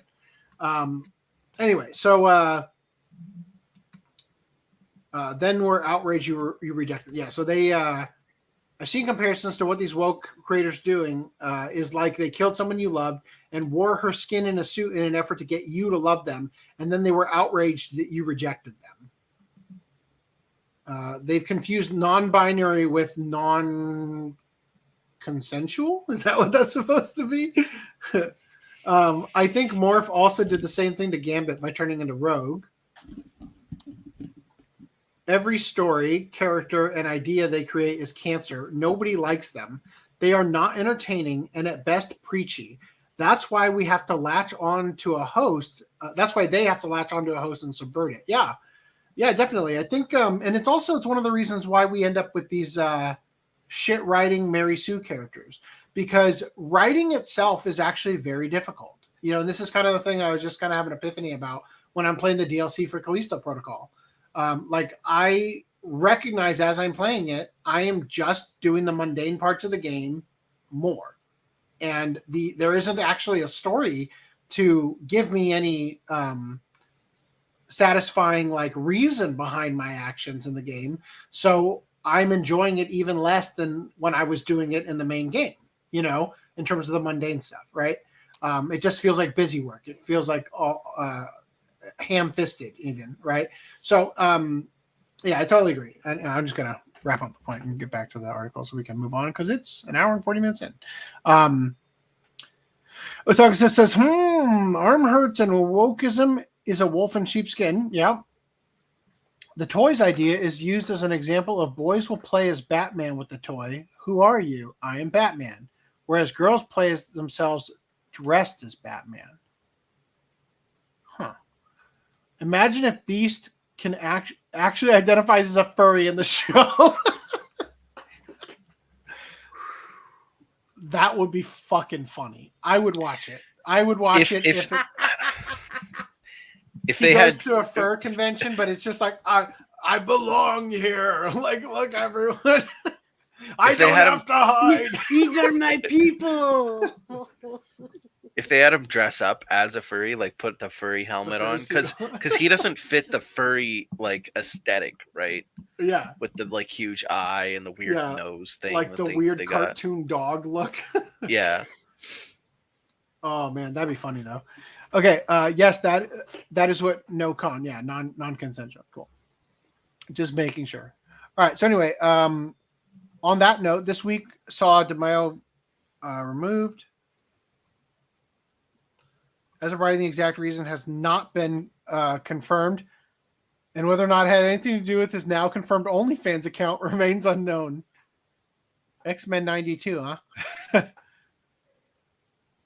Anyway, so yeah, it started today. That was a comic. Yeah. Yeah, the show came out today. Yep. Yeah. So anyway, let's move on from this topic. We got a lot to talk about. So, Mirage Leonardo shared this article. Shōgun isn't likely to get a second season. The reasoning is that Justin Marks and Reito Kondo are satisfied with the ending, ending the series where the book concludes. I, however, felt this much more important. Where are the black people in Shōgun? So, there's a Japanese proverb that says, for a samurai to be brave, he must have a bit of black blood. If that's the case, FX's monster hit Shōgun has a lot of scared swordsmen. Yeah, so I did have highlights in this. I'm disturbed they aren't making their... Oh, what the fuck?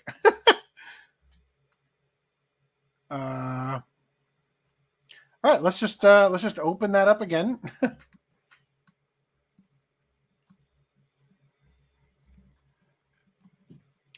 So they make some insane, they have some very insane takes in here.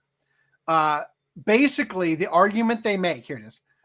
The argument that they make is that, well, you see, the ships that arrived in Japan, I mean, they would have had some black sailors. How come there's no black people? Right? It's like what you're arguing for at best, literally at best, what you're arguing for is that you want to see a couple of people with no lines hanging out in the background of a couple shots that are black. Like that's your best case scenario. And is that at all integral to the story that's being told? Fuck no. So they say black slaves and crew members accompanied the Dutch, Spanish, Portuguese, and French ships. While British ships didn't typically have black sailors until after 1800, the ship sailed by John Blackthorne was a Dutch vessel, which often used black sailors in 1600. Historian John G. Russell documented the arrival of black people in Japan in several capacities, and that some black people even owned Japanese servants and enslaved people.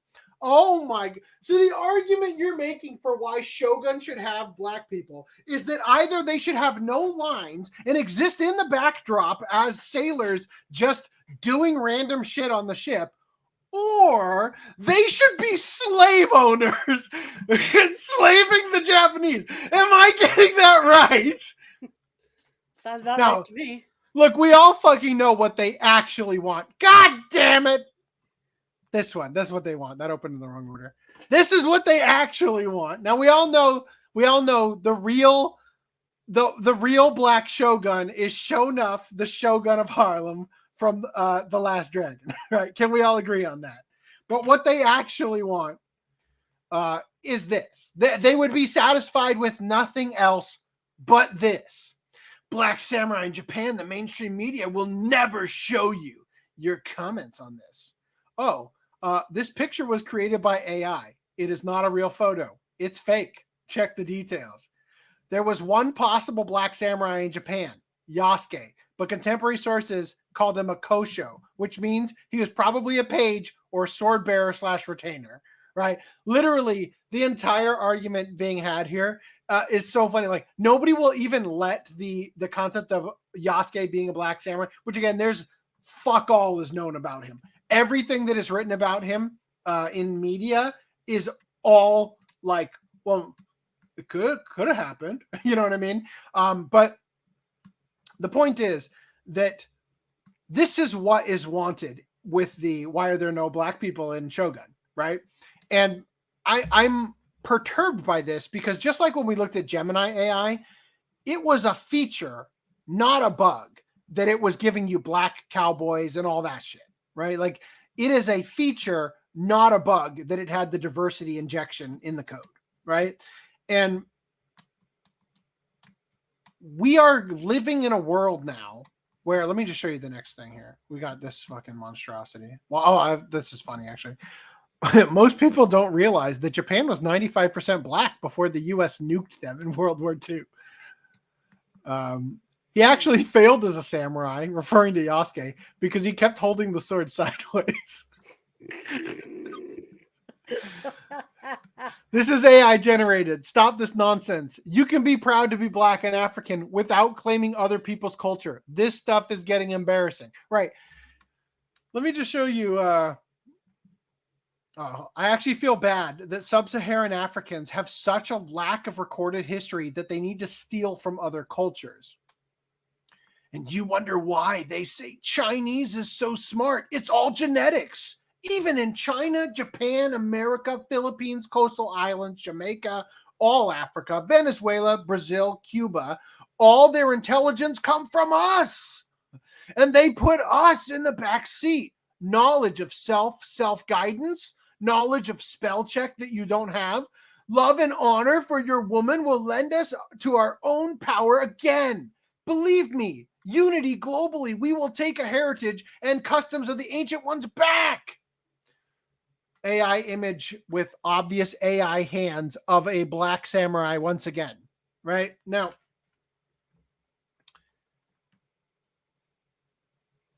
I think I have an article, actually. Well, I'll put it up in a minute. But what was that? It was Anne Boleyn, right? They did like a historical documentary on Anne Boleyn that is loaded with black people as like aristocrats and whatnot. Like, the rewriting of history through media and the ability now for AI to come in and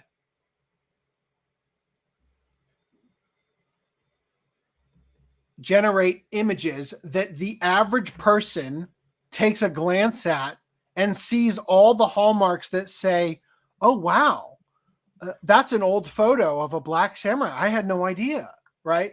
Is that they want to create, they literally are rewriting history in order to erase certain groups from it and allow other people to come in and culturally appropriate the thing they claim everybody else is doing whenever they have anything related to the culture. But when they come in and do it, it's oh, we was kings. We were the ones who created culture, and we're going to take it back because they put us in the back seat and all that, right?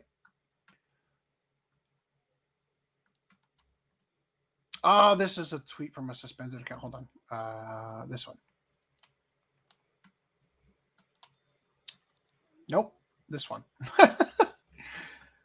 So this is from Delusional Takes. It's a screenshot of another person's tweet that, so far as I know, wasn't archived and was deleted. This person, Mika, says, black people made Wakanda, white people made Chicago. Where yous rather live? Now, could be an epic troll for engagement. Wouldn't be the first time. But we live in a world where at least there are some people who look in fiction and believe it's reality. Also, Wakanda was created by Jack Kirby and Stan Lee, two white guys. Just throwing that out there. So I mean, I just Jewish guys. Yeah. We live in I don't know how we solve these problems. Like, this is we're at levels of this that we can't come back from. You know, like we have lowered the bar so significantly to be a human in society. You know, like that. I just don't see us coming back from it. Like, the end is nigh. You know. Now, obviously, the only important thing we all should want is the epic Shrek samurai story. I want to live in the world where this exists, because that would be the funniest timeline. What the fuck? Anyway. I turn and I see Shrek as a samurai. Yeah. All right. Let's move on from here. So, The Hollywood Reporter wrote an article, Gina Carano, on getting sacked from Star Wars and her grudge match with Disney. So I don't know. I don't remember if we talked about it on stream, but Elon Musk is bankrolling people who were fired from their position for things that happened on Twitter with no limit on the legal fees, right? So he's going to pay for her lawsuit against Disney for wrongful termination from The Mandalorian. Now, I am not going to read most of this, but the unraveling began as Carano, a heavy social media communicator with right libertarian-leaning views, bumped up against the corporate culture at Disney with an endless string of controversies involving tweets and Instagram posts on highly sensitive and divisive topics like COVID-19 vaccines and masking, her views on Black Lives Matter and the transgender rights movement, and the results of the 2020 presidential elections. The final straw came with a meme she stumbled across and posted. It featured a photo of a terrified Jewish woman being chased by a boy holding a bat during the Holocaust. Quote, "How is this any different from hating someone for their political views?" The accompanying caption asked. The posts were widely circulated, launching a Twitter hashtag campaign, hashtag Fire Gina Carano.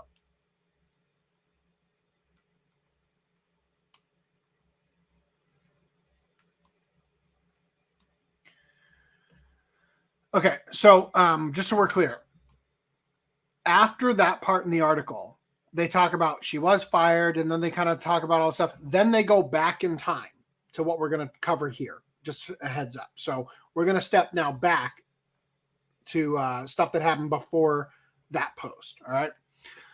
Then came the police killing of George Floyd. Carano watched the video in horror. Her first instinct was to post a black square on her Instagram, as many were doing at the time. But as the protest took a violent turn, something everyone agrees with. Yeah. Something very few people agree with. What? And everybody else is like, yeah, you know, like that's effectively what we have here.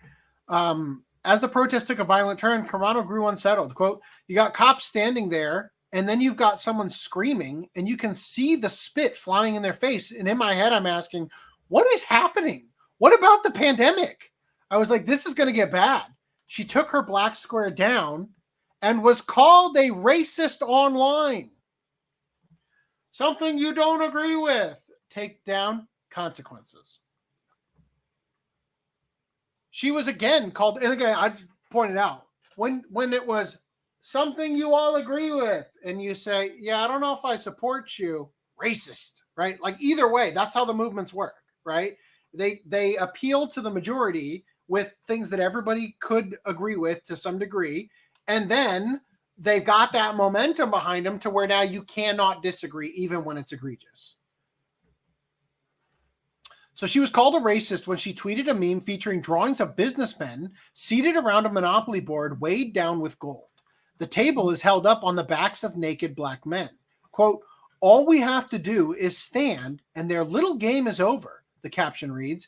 The image, also tweeted by Ice Cube, was taken from a notorious London mural featuring anti-Semitic caricatures of businessmen. Again, you'll get canceled for being anti-Semitic or pro-Semitic, depending on who you are. because we're at the point now where it doesn't fucking matter and it's all a path to power. So it actually doesn't really matter at all what you do.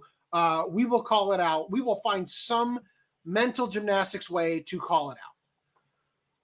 I had no idea, Carano says, of the anti-Jewish implications and points out that the version she posted had been altered to downplay the men's stereotypical features.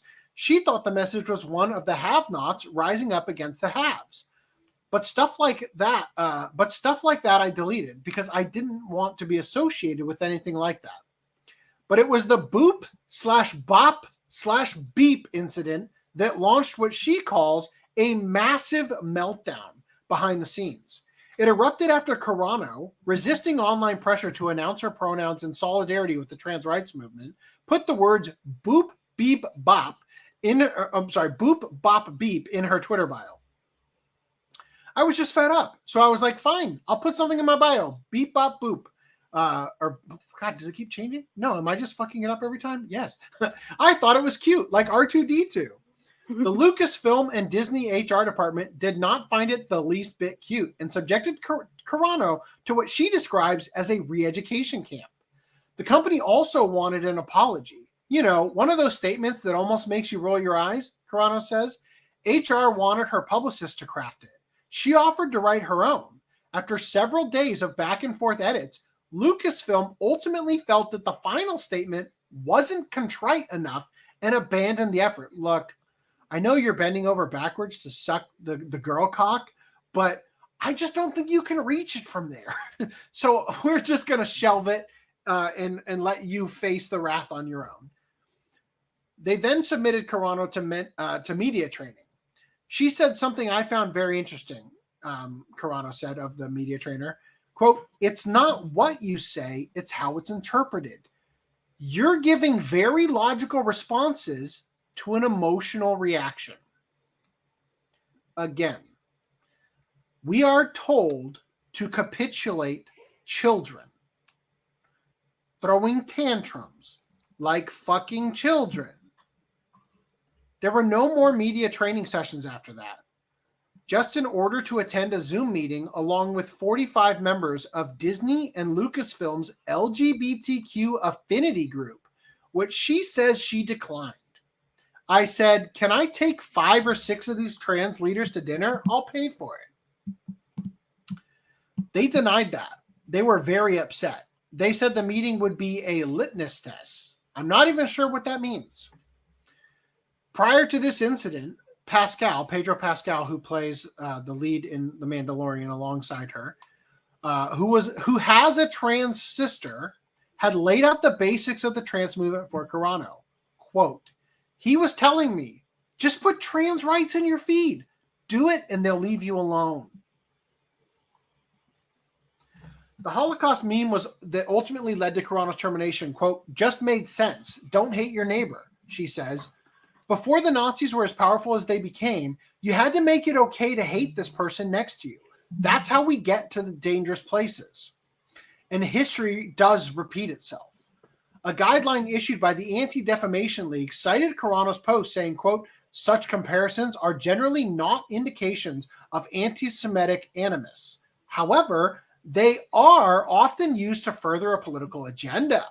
Such references are outrageous and may be profoundly hurtful to Jews, many of whom lost family members or carry memories of the trauma." Okay, so remember when we all agreed as a society, never again, right? So like, how do you stop the kind of atrocities of the Holocaust from happening again, if not by saying, hey, the thing that's happening right fucking now kind of seems very similar to what happened before the Holocaust. Like, whoa, that's deeply offensive to the Jews, who are the only ones who are allowed to have been victimized by the Holocaust.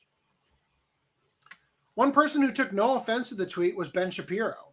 Quote, "I'm not tolerant of anti-Semitism in any way, shape, or form. When I saw the tweet originally, I was frankly puzzled as to why people would deem that anti-Semitic. In fact, the entire tweet doesn't work unless you think the Holocaust is an evil, horrific thing that happened."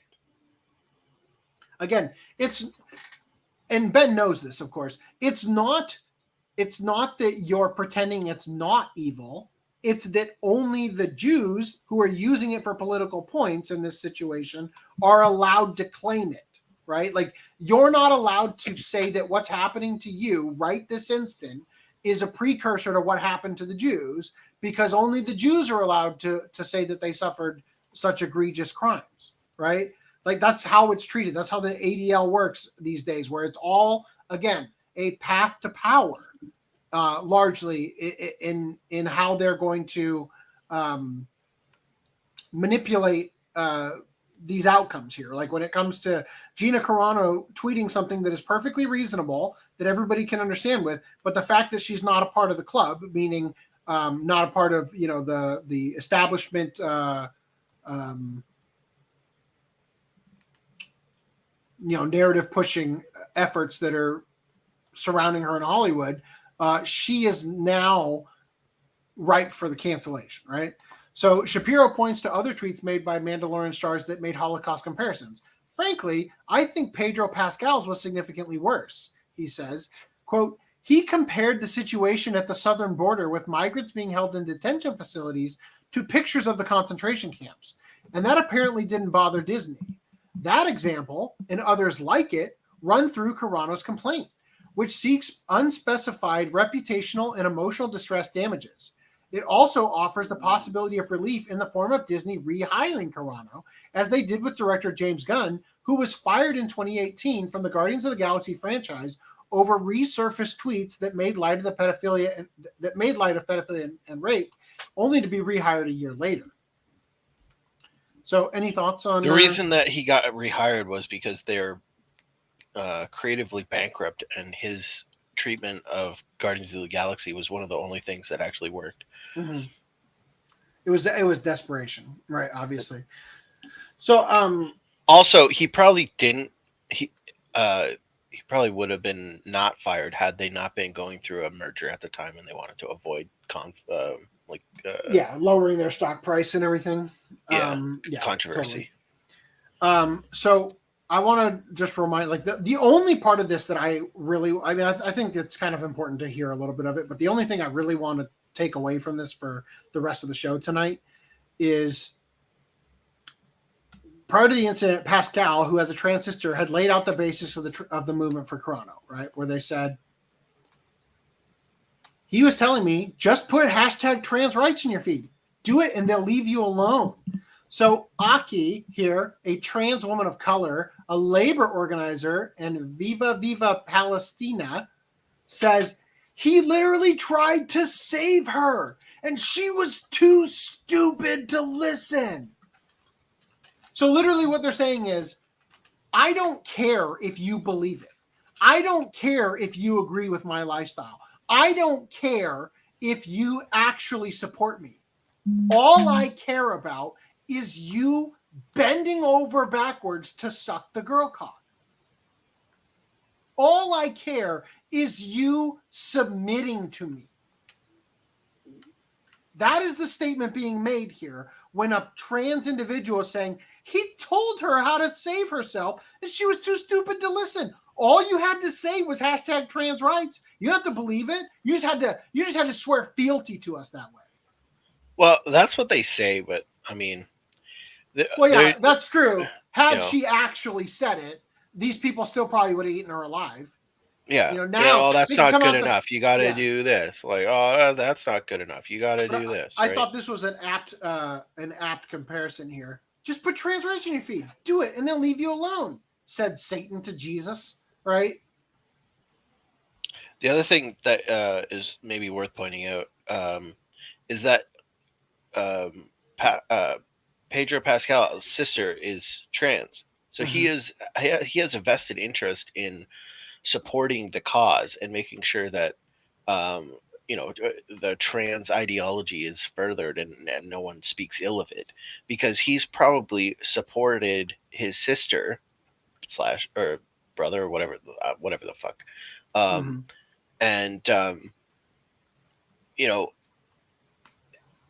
if it is ever come out that it is wrong to transition people, then he has to look at himself and like, oh, look what I supported. I supported this problem with my sibling, and I should have helped them in a different way, and I fucked up.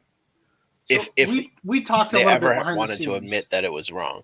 We talked a little bit behind the scenes about the point you're making, that we live in a world now where we're too far gone with the trans stuff, because everybody knows at least one person who is trans that they care about, right?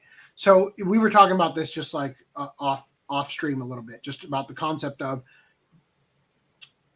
everybody in the school board meeting who is listening to the parents complain that is complaining that there are boys in the girls' bathroom that are making their daughters unsafe. Every person on that board that they're complaining to is in some way, shape, or form connected to a trans child or a trans whatever. Something in the trans community that gives them pause. Like, I can't come out against this because then I would be coming out against my sister-in-law. Well, I wouldn't say everyone, but I'd enough Sure. of them. The point is enough of them. It's gotten to the point where enough of them are in that situation to where now it becomes impossible to back down, right? For those people. But I think equally, so you're saying, like, if it ever comes out that that the trans community, or like that transitioning kids, for example, is that the pendulum swings the other way, and people realize, oh, that was a fucking mistake this whole time, right? That they have to live with these consequences. Well, I think every day people do live with the consequences of their loved one commit suicide over it, you know?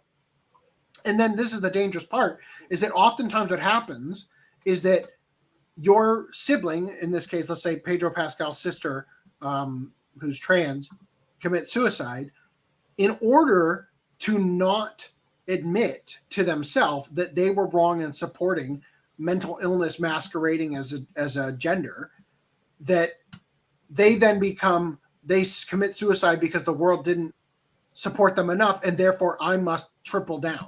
Yeah, we didn't support. do enough. Yeah, that's the problem. Like, my sister would still be here if it weren't for you bigots, right? It becomes the, so it's not just that, well, they can't decry it because they have people who are close to them, that decrying it would be a decry on them.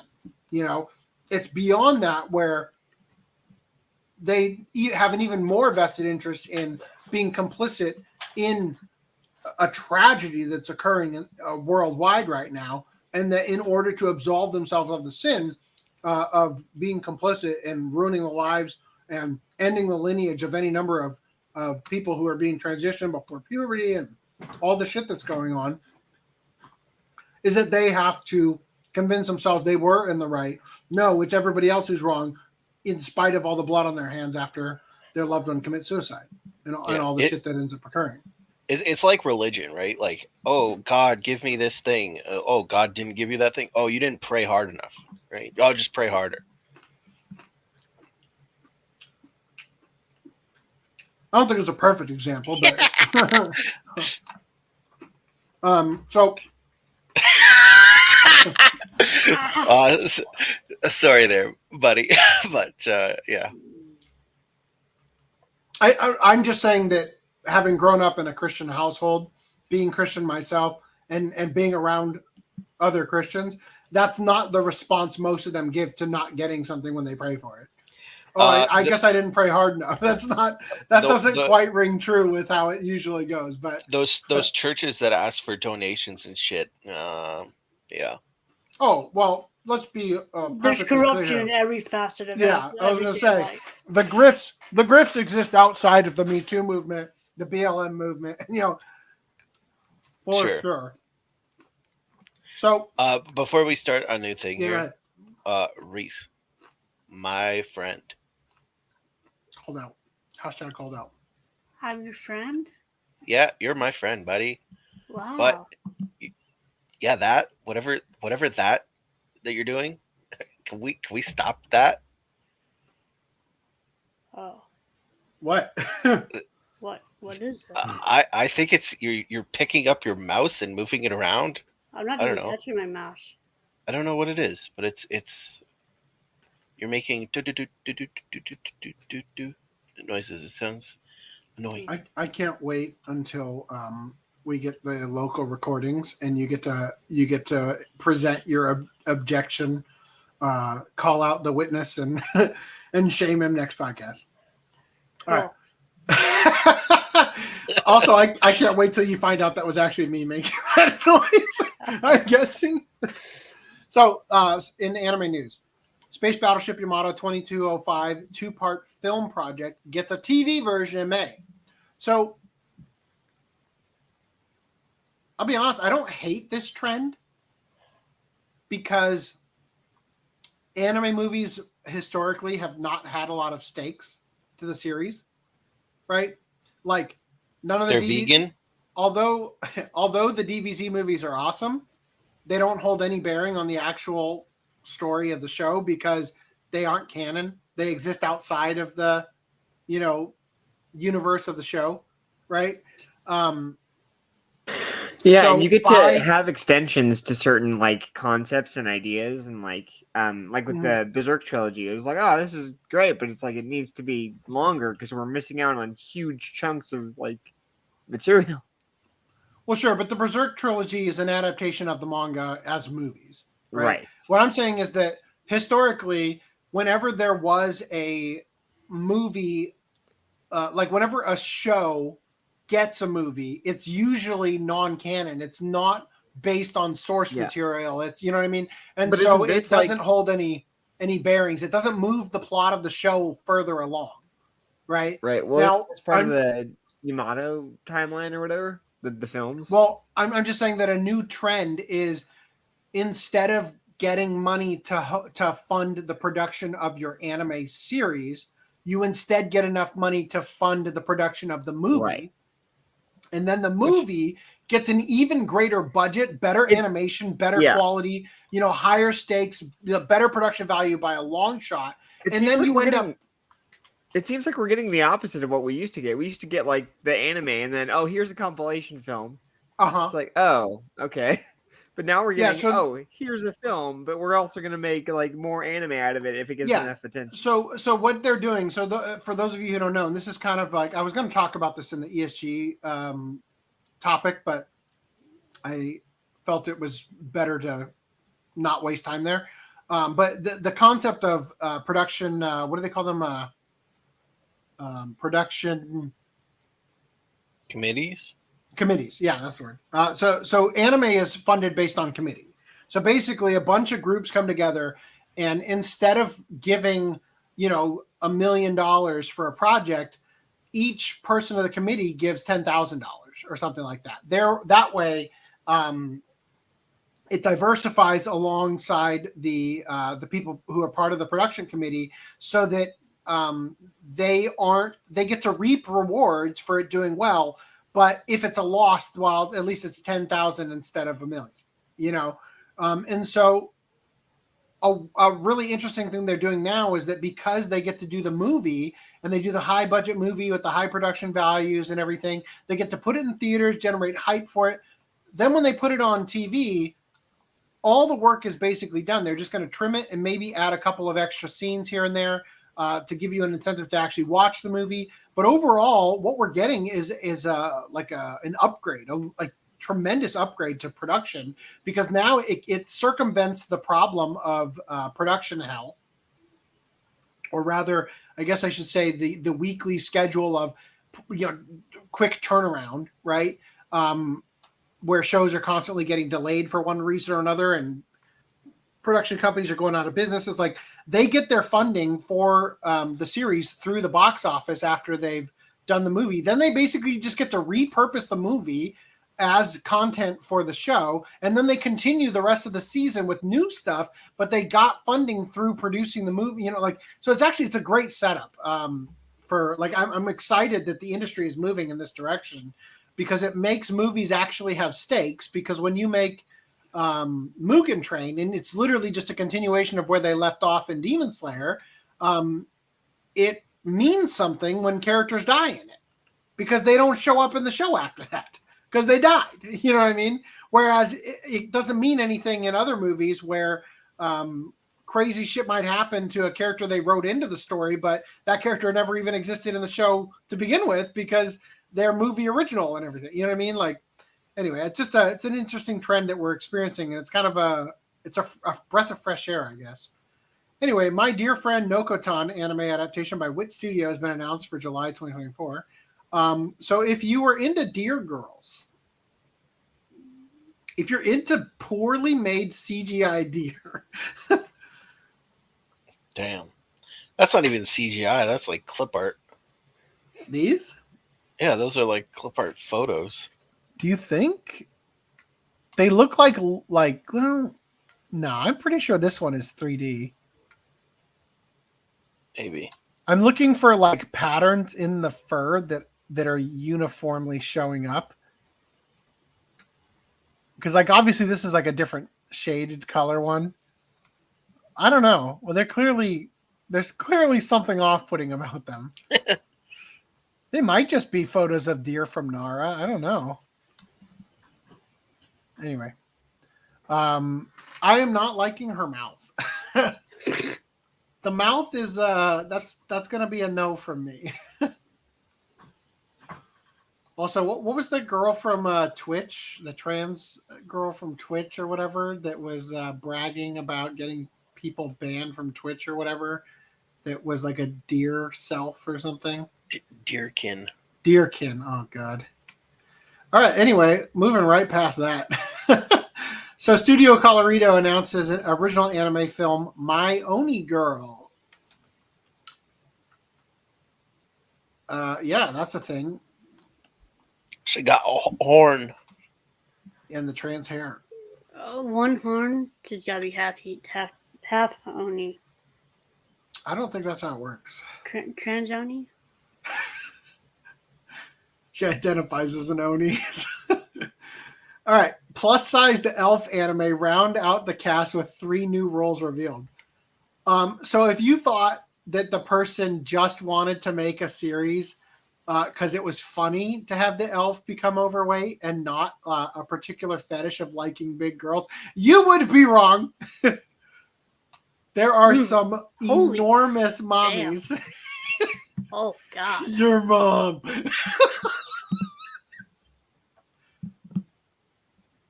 Whoa. Wow. Also, Welcome to Japan, Miss Elf is coming out. Reverse isekai of some kind. What do you think? I mean, do you think she got hit by a really fast-moving carriage? I don't get the joke. Instead of Truck Coon, like what sent her into the real world? She just got kicked by a horse.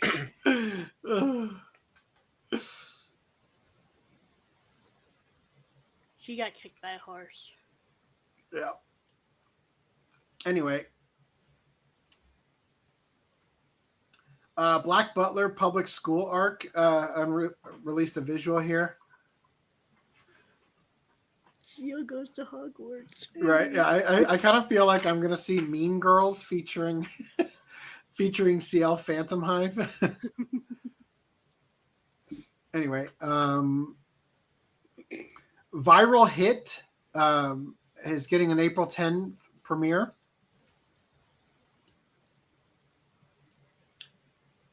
Yeah, I didn't expect the cock-headed guy. I forgot, we watched this trailer. There was something else that was like, I wasn't expecting this. Oh, did you like posing with a selfie while getting punched or something? Yeah, something like that. I like how this girl's ready to give you 1,000 years of death.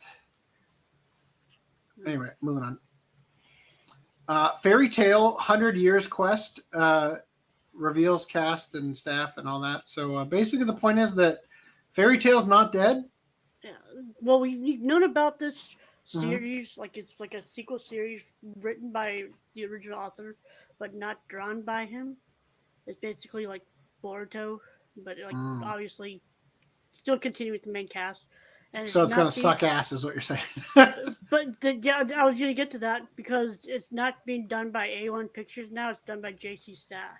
So it's probably... Oh, you people are too harsh on JC Staff. Like, yeah, originally it was done by A1, and then it was like co-produced and co-done by Cloverworks, I think. Listen, Once we got to like maybe you 2014. misheard yourself. You said JC staff, not Gonzo. Like, maybe we could lighten up a little.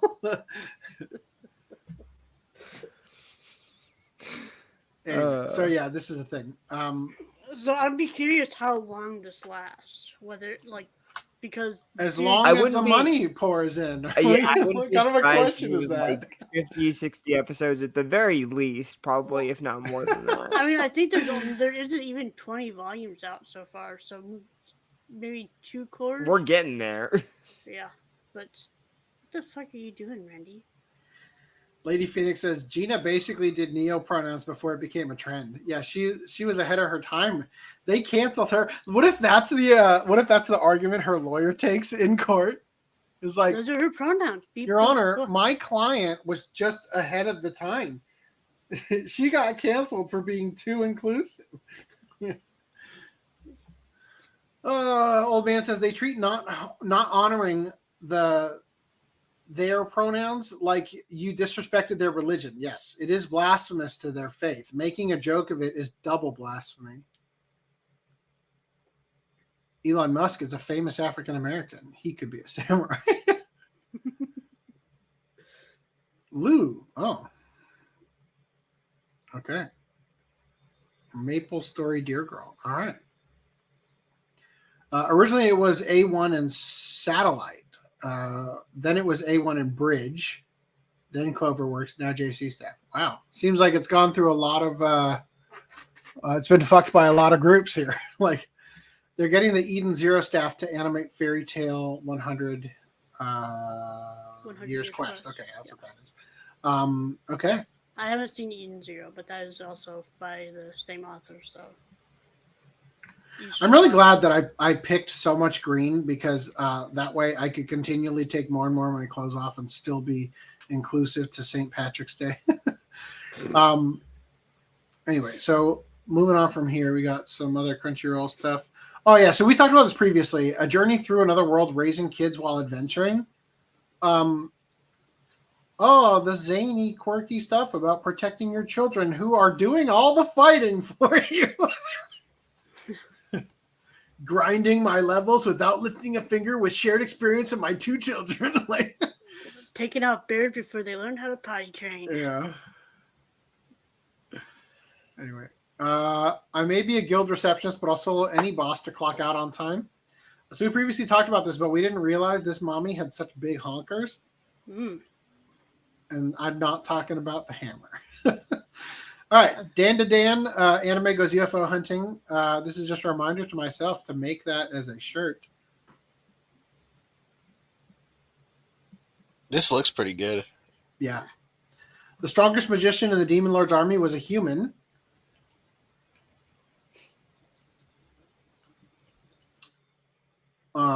Given respect to the armpit mommy and the maid mommy.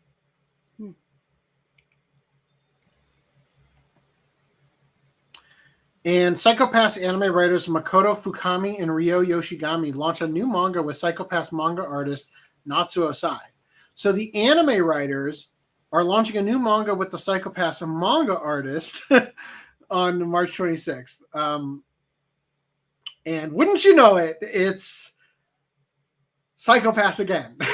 Police Tribe K9. But you'll notice the K9 is an iOS K9, right? Like it's a robo dog. So I'm guessing, my thoughts are that it's going to be a take on Fahrenheit 451. I'm guessing. I don't know. Anyway, moving on. All right. So I saw this article and I grew ill. Japanese gamers prefer realistic environments, says Sega. We all collectively pressed X to doubt.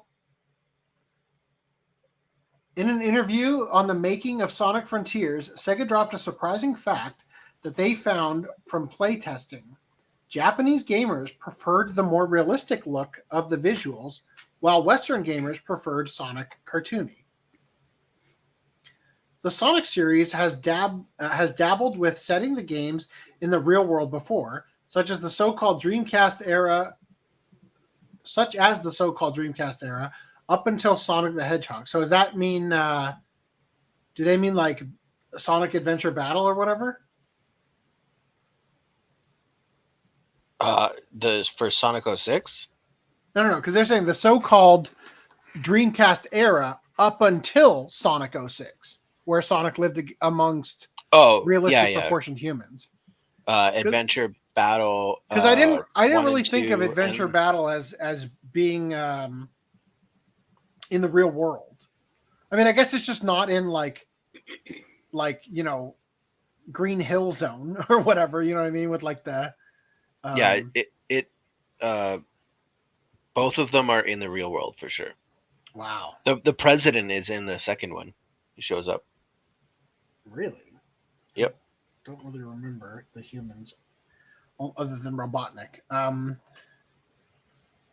Anyway, so while the game stepped away from that a long time ago, Sonic Frontiers was the first game to feature a more realistic looking environment since then, a far cry from the checkerboard pattern mountains of Green Hill. So I will say this, I do think that uniformly all the fans prefer the version of the game where you're interacting, like for example in Sonic Adventure Battle where you're like running down that giant hill in whatever that part of the game is at the very beginning where they play the Rolling Around at the Speed of Sound song, or no, it's Escape from the City, I think, at that part. Anyway, you know what I'm talking about. But I definitely think that that's like uniformly recognized as more fun. That's a more fun and play environment than the 2D side-scrolling game, except in 3D. You know what I mean? So while the game stepped away from that a long time ago, Sonic Frontiers was the first game to feature a more realistic-looking environment since then, a far cry from the checkerboard-patterned mountains of Green Hill. According to the staff, quote, there were lots of differences in trying to appeal to Japan and trying to appeal to overseas. On the Japanese side, we wanted to flesh out the worldview of Sonic Frontiers that was completely new compared to what had come before. So we made the main visuals of the game more serious. Meanwhile, North America wanted the visuals of the game to look cartoony in the classic way, just like up until now. I'm going to need like a better example for this because I don't follow what they really mean. Anyway. Frontiers look like ass. Go back to cartoon stuff.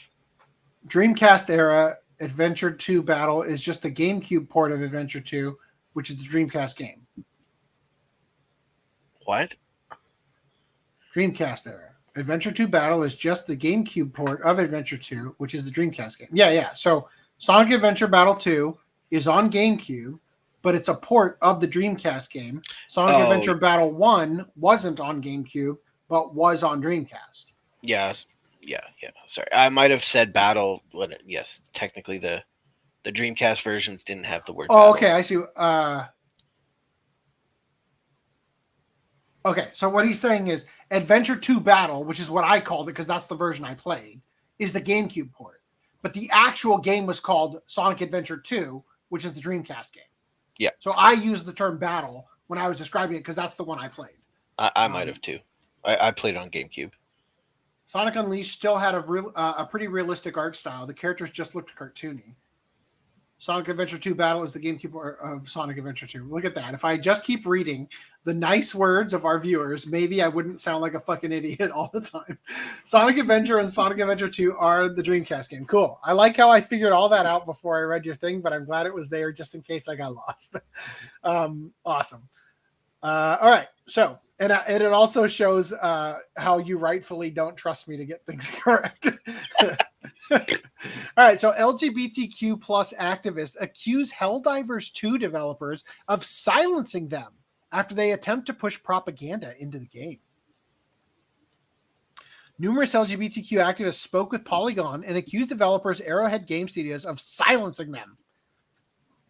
One activist, going by the name of Bapanada, told the outlet, quote, "The problem here isn't actually the bigots. Those are an unfortunate fact of life that can never be fully eradicated." Interesting phrasing.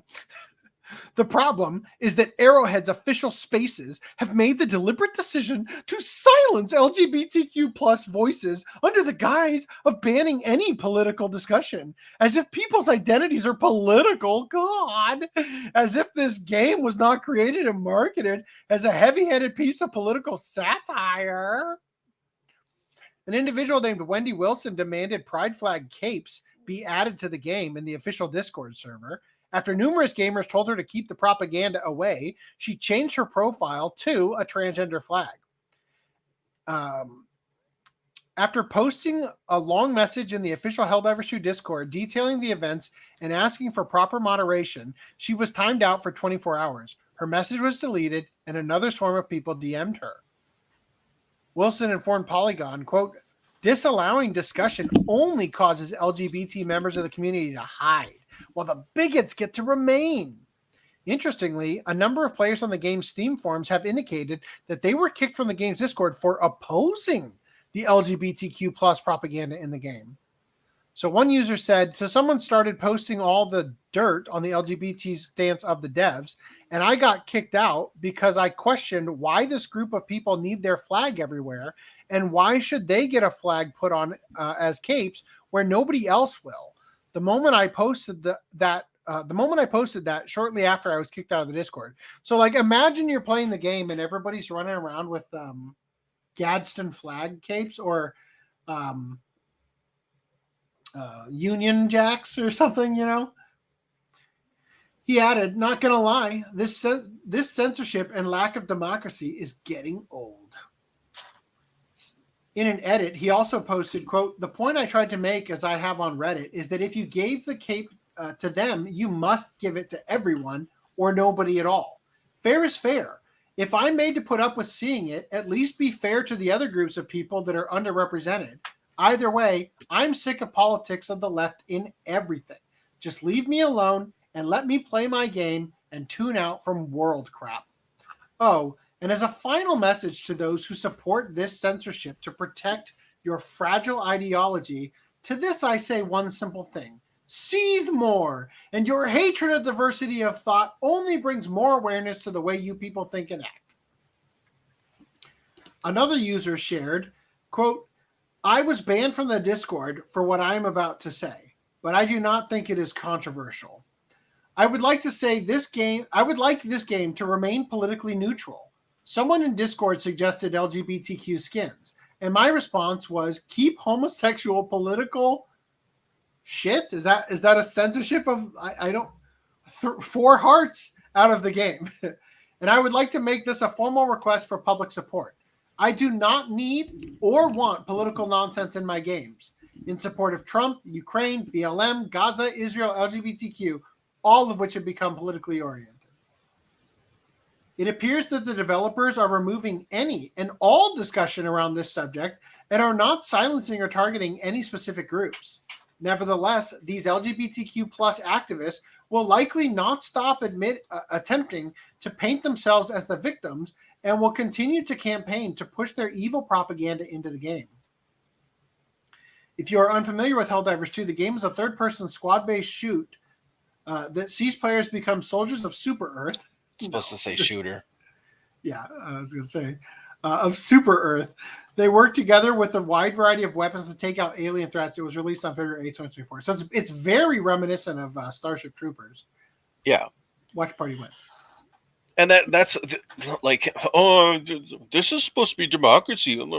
That is right. It is democracy. Get fucked, bitch. Yeah. So, Colonel Otaku Goalkeeper said, the developers of Helldivers 2 did the right thing in banning the LGBT flag. Having the LGBT in Helldivers is like having the American flag in Hyrule. It wouldn't make any sense and destroys the escapist immersion of the fictional world of the game. Having any factional flag, like, that's the whole point of the game. Aliens come, the humanity on Earth, all of humanity on Earth joins together to fight the evil aliens. Yeah. And bring democracy to the world, to the universe. Like, that is the fucking point of the game. Like, come on. Sorry, I have been distracted by a rubbery, like, motif embedded on the pants I'm wearing. And it's like it's been peeling, and I'm just trying to get that last little piece off because it's been distracting me literally since the podcast started. Mother. Take it off. Take it off. I am ruining these pants. Like, I've left a hole where the thing I ripped off was, just because it irritated me so significantly. Fucking god damn it! I'm so close. Yes, yes, yes. Okay. In the trash. Awesome. All right, now that we're done.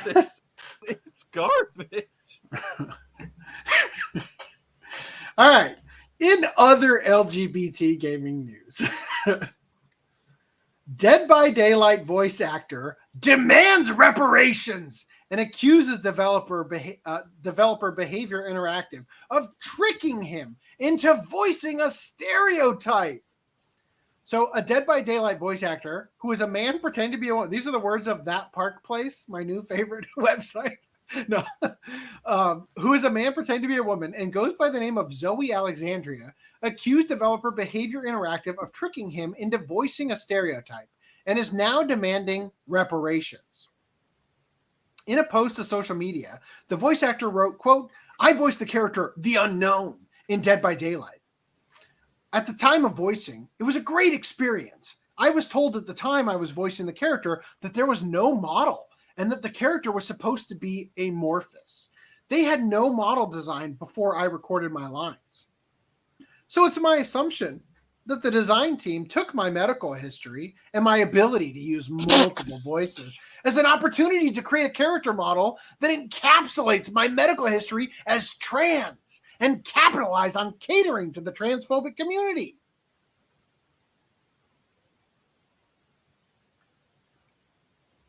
I was tricked into voicing a stereotype.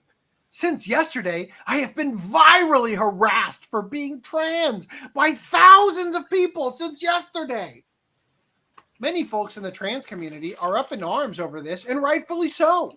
I feel that reparations from the team that deliberately tricked me is the only logical next choice of action. I am so upset. So infuriated that people are comparing trans people to these clearly transphobic character skins. If I had any idea of the fallout that would happen after simply voicing a character, I never would have in the first place. Let me personally apologize to anybody who has been a victim of transphobia due to this release. Please know you are loved. Know that you are valid. As for me, I am not okay. This has ruined my reputation, has put me physically at risk for being attacked in public. If anybody recognizes my voice, my face or voice. No one's going to recognize your face. Nobody is going to recognize either of those things from the way you voice the character in game. There were no diversity consultants on this project.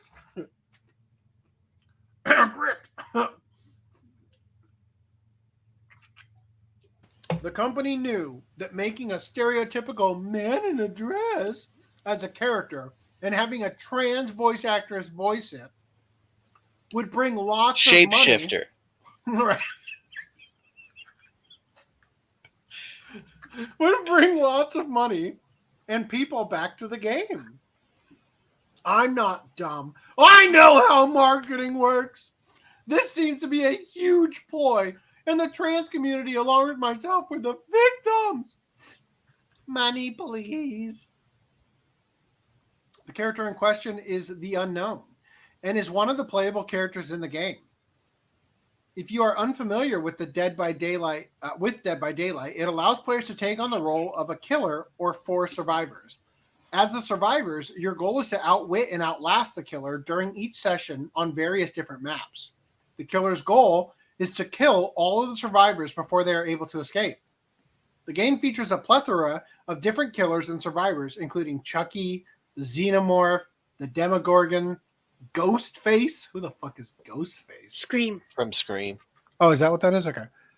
Freddy Krueger, Leatherface, Michael Myers, Nicolas Cage.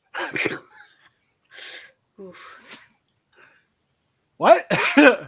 Ellen Ripley, Jill Valentine and Leon S. Kennedy, Nancy Wheeler. Something tells me half of these are supposed to be in the Survivor characters. Yeah, that's got to be the transition. Wait, no, I don't know. Maybe is Nicolas Cage the killer or the survivor? It could be either.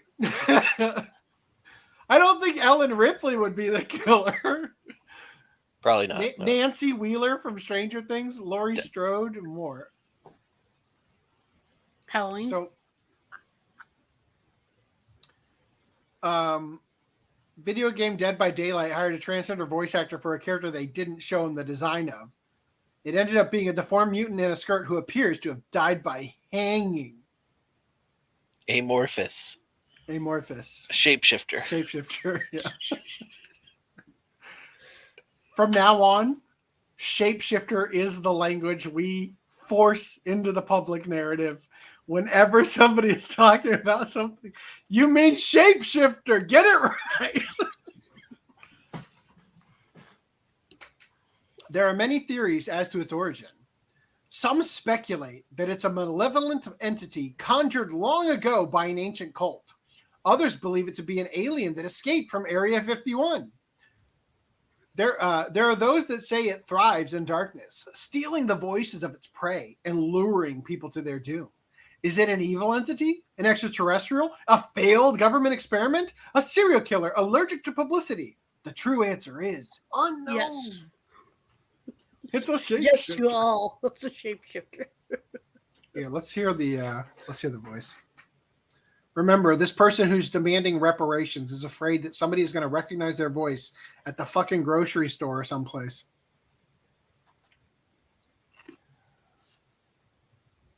I mean, if they don't want people to recognize their voice, why are they a voice actor?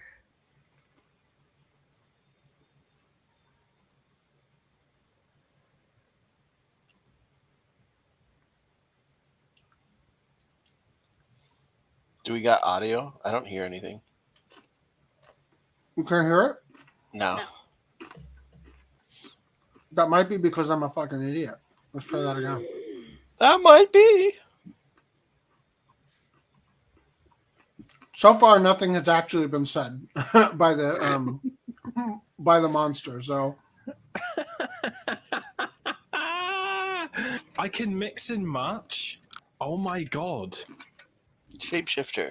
Oh my god! I can. Go back to the older lady skin. It does get. It's very Theresa May vibes, isn't it? No, you're right. You're absolutely right. I get it. Oh, we're staying away from that. Maybe getting more in the riff next month. Oh yeah. Look, man, if I heard somebody at the grocery store who talked to just fucking like that. So barely I harassed them for being like, they recognize me. I'm in danger. Pay me reparations. You didn't even have a consultancy firm. You bigots. Like, so it gets better.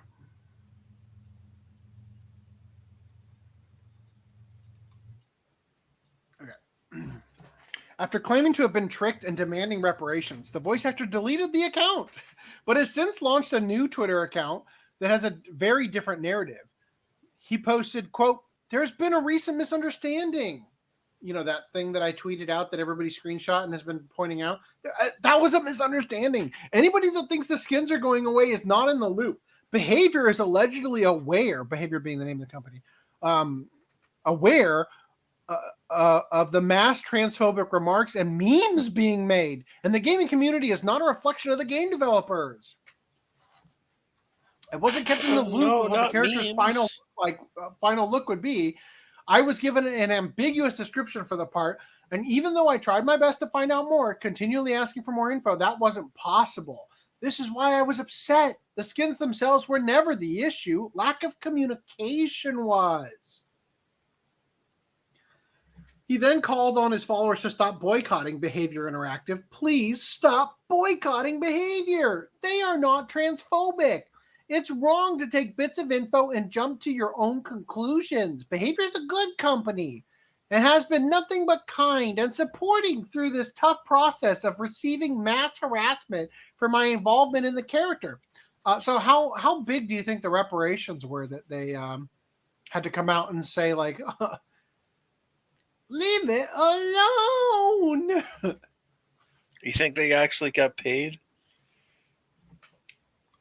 That or the grift backfired hardcore and they had to come out and try to save themselves.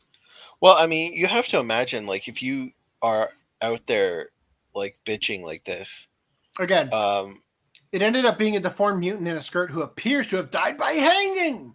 The unknown is a monster that can transform into its previous murders. The default is a male skin. Other skin is a female skin. This is why it has two voices, and a VA that could do this was used. There is no real origin and definitely nothing about it being hanged. So, like, you were saying? I forget. Yeah, so... So when you go out and you bitch about a role that you got, right, you're basically just throwing your career under the bus. You're like, don't hire me, future prospects, because I'm going to bitch and whine and ask for more money once we're done the contract. Absolutely. Well, yeah, Old Man says, if Dead by Daylight had not hired a trans voice actor, Twitter would have been angry because the character switches between male and female appearance. Shape-shifting. Damned if you do, damned if you don't. Absolutely. Absolutely. Anyway, I got more. So here's some animation of it. So Don LaCour basically just recaps the situation again. I don't need to bother reading it. Anyway, so that's it, right? And then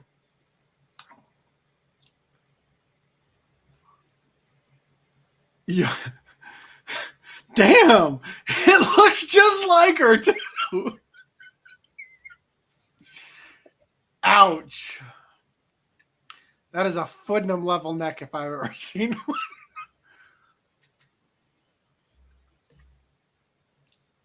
Like that rivals Footnums. Yeah. Ricky Berwick tweeted and later deleted this. Your profile pic. You in real life. And when people called him out, he said, I inspired the character.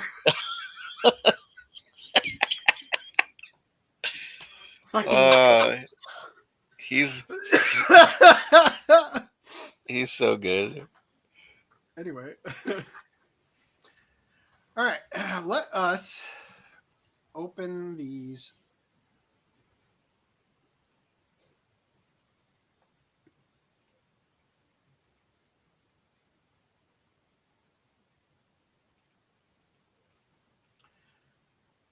Dear God. Are we in the marathon now? We're in the marathon. Are we on the main topic of the night? Oh boy. Buckle up, kiddies. Yeah, just let me open all these, please, for a minute, everyone. Can you go over some chats while I do this? There are none. Our audience is not chatting. While we're waiting, though, you should. Yeah, we got 26 viewers. Only 8 of them are watching on YouTube, though. But you 17 can. of them are watching on X. Holy crap! Wow. You can like the YouTube video, and subscribe. Follow our Twitter account while you're there. Holy shit! You might not want to open all those. Your computer's gonna fucking die. Yeah, some of these need to be opened on the. Oh my god. Okay, we're gonna stop there. Oh fuck. Some of these I needed to open the archive link and I didn't. So we're gonna find that out as we go. All right, everyone. Man, I killed that mosquito, but not until after it bit me. Fuck. The bastard. They're gonna be able to clone you in 2 million years.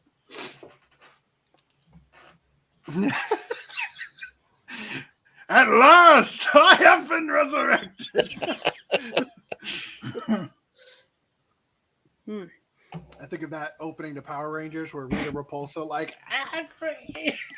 Yeah, after 10,000 years, I'm free. Time to conquer Earth. All right. So, The Hill wrote an article titled Regulate Toxic Online Video Games the Same as Social Media. Now, instead of reading The Hill's article, like straight through, I thought it would be beneficial for us to look at, because it's kind of a dry article that says everything that the title says, right?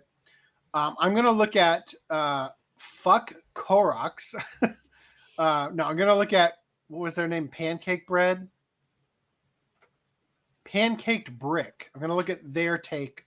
They have a thread on this. And I just felt it was easier, since they had all the same takes that we would have covered, to just use theirs. So anyway, this is an image of the headline of the article. So I'm just going to move right past that at the same time. There you go. Oh, dear God. What have I done? All right. New plan.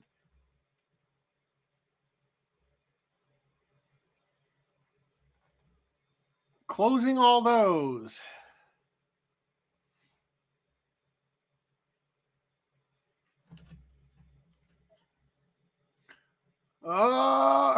Okay. There we go. All right, we're going to start here.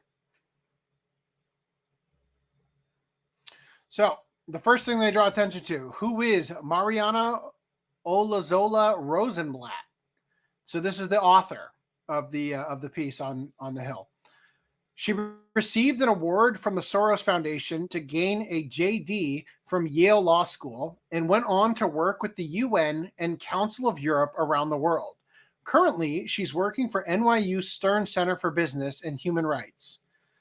So, you know how like we talk about like how the woke writers just have zero talent and will write the like most obnoxious caricature of their straw man as the villain, the right-wing nut job as their villain.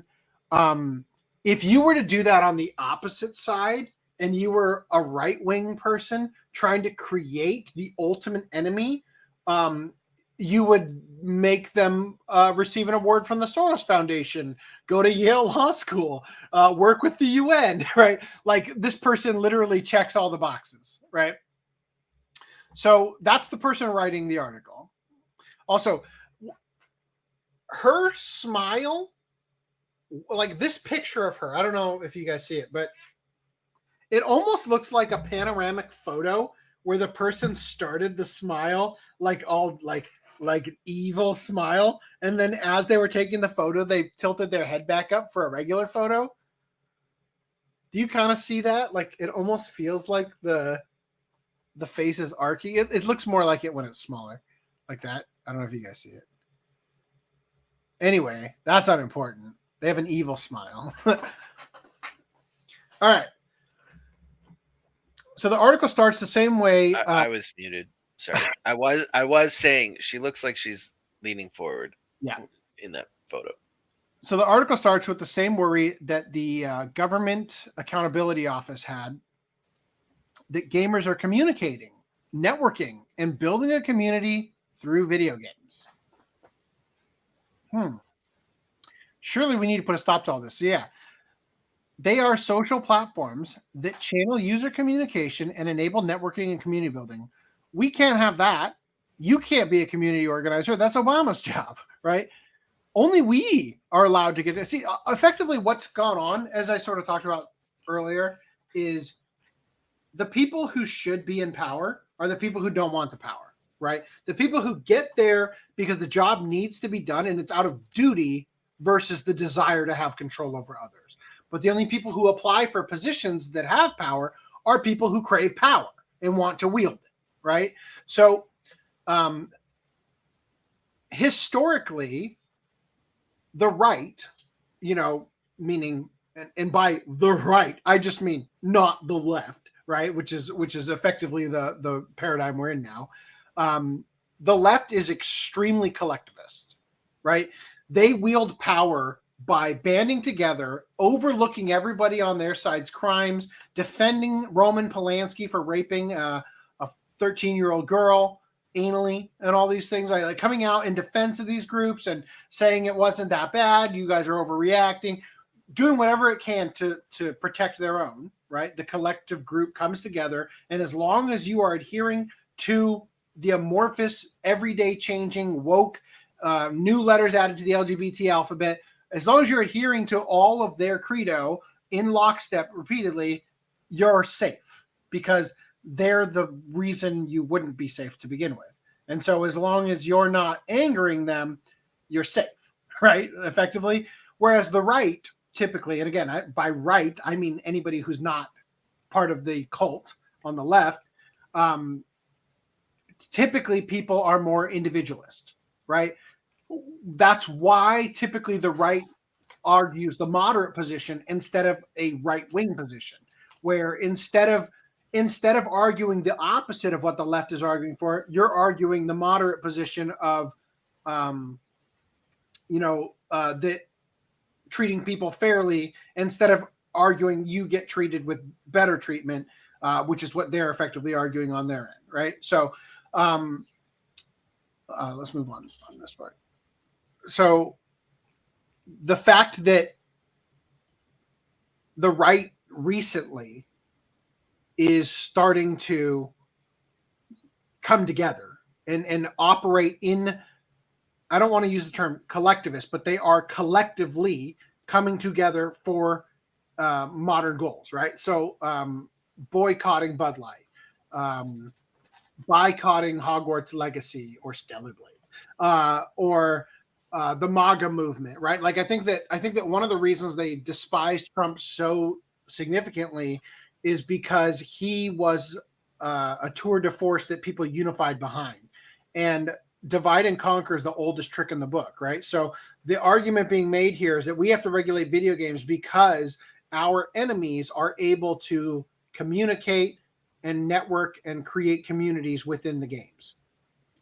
It continues by claiming that extremists use pre-existing toxic gamer culture to generate hatred and harassment, completely out the ass as usual.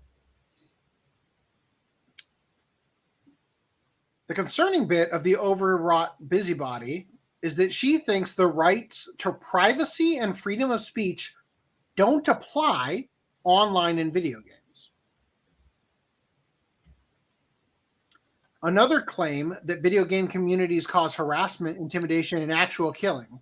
So I want to read this real quick. Hate, harassment, and the perpetuation of extremist ideologies rooted in hostility towards specific groups stand in direct contradiction to the very notion of human rights, which are premised on the belief that all human beings have equal worth, regardless of their specific characteristics or group membership. In practice, exposure to extremist rhetoric and behavior in games has tangibly and sometimes devastatingly affected victims of harassment, intimidation, and occasionally violence. In the most severe cases, extremist radicalization through gaming inspires actions that violate individuals' rights to life. The author then claims that the Christchurch shooting, looking like a video game, gave rise to later shootings, and apparently Roblox caused the Buffalo shooting. So the perpetrator of the 2019 Christchurch massacre in New Zealand used gaming chat rooms to engage in and seek support for his racially motivated extremist ideation. His gamification of the actual attack inspired subsequent mass shootings at Poway, California, El Paso, Texas, Halle, Germany, and Buffalo, New York, to name a few. In 2022, the gunman who killed 10 and injured 3 at a Tops Friendly Market in Buffalo noted that he, quote, probably wouldn't be as nationalistic if it weren't for blood and iron on Roblox. Guys, the Unabomber used a pen to write his manifesto, or maybe he used a typewriter. Typewriter, probably. But anyway, whatever. We need to ban it. We got banned paper, mate. Ban paper. We can't have paper. Seriously, like, I'm not here to defend Roblox. But that's like saying, you know, I probably wouldn't have murdered all those people if I hadn't played with Legos. Like, it's just such an absurd statement, right? Like, if all these Roblox, all these urges are starting to make sense now. If Because of the Roblox Legos. is able to radicalize you, that's a problem with that person, not Roblox, right?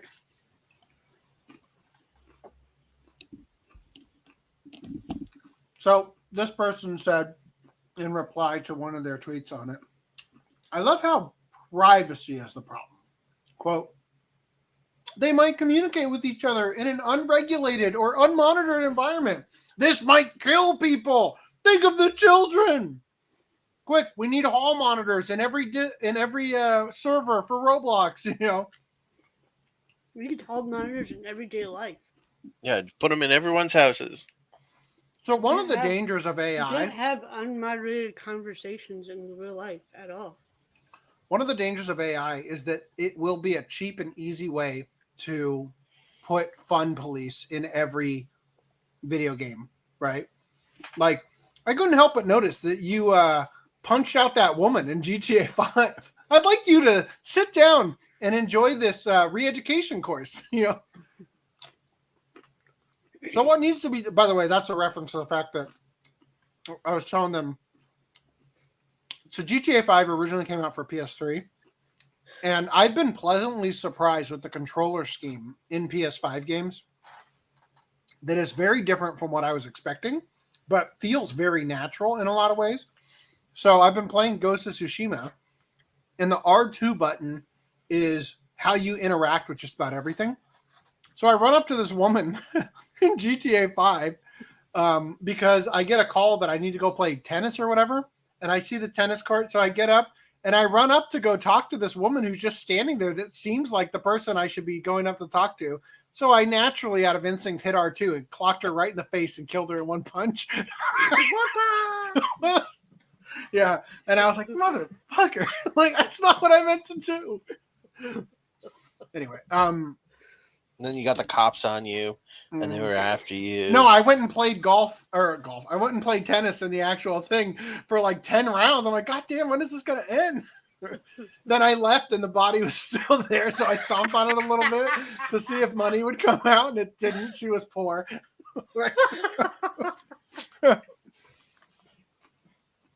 So what needs to be done about all this? You need to go to a special class. That's what needs to be done. We should do away with the notion of rights to privacy in game lobbies and servers, of course.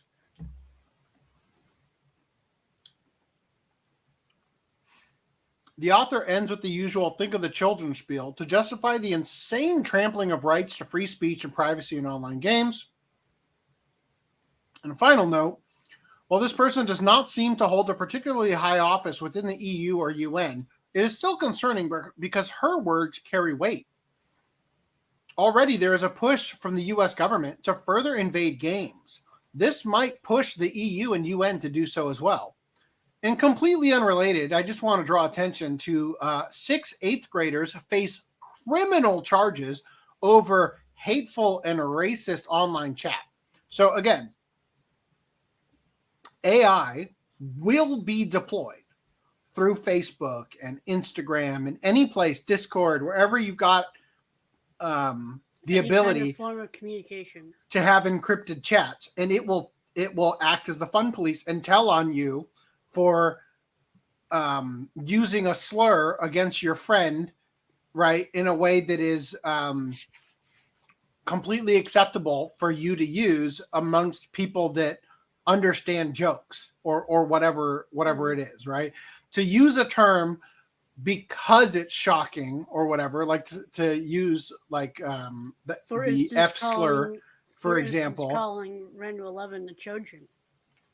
Well, I was thinking more like the F slur, right? Oh. If somebody was to say something and it like, instead of saying that's what she said, you just called them an F slur, right? Like in context, you can all like, that's a funny way to draw attention to how gay the thing they said was.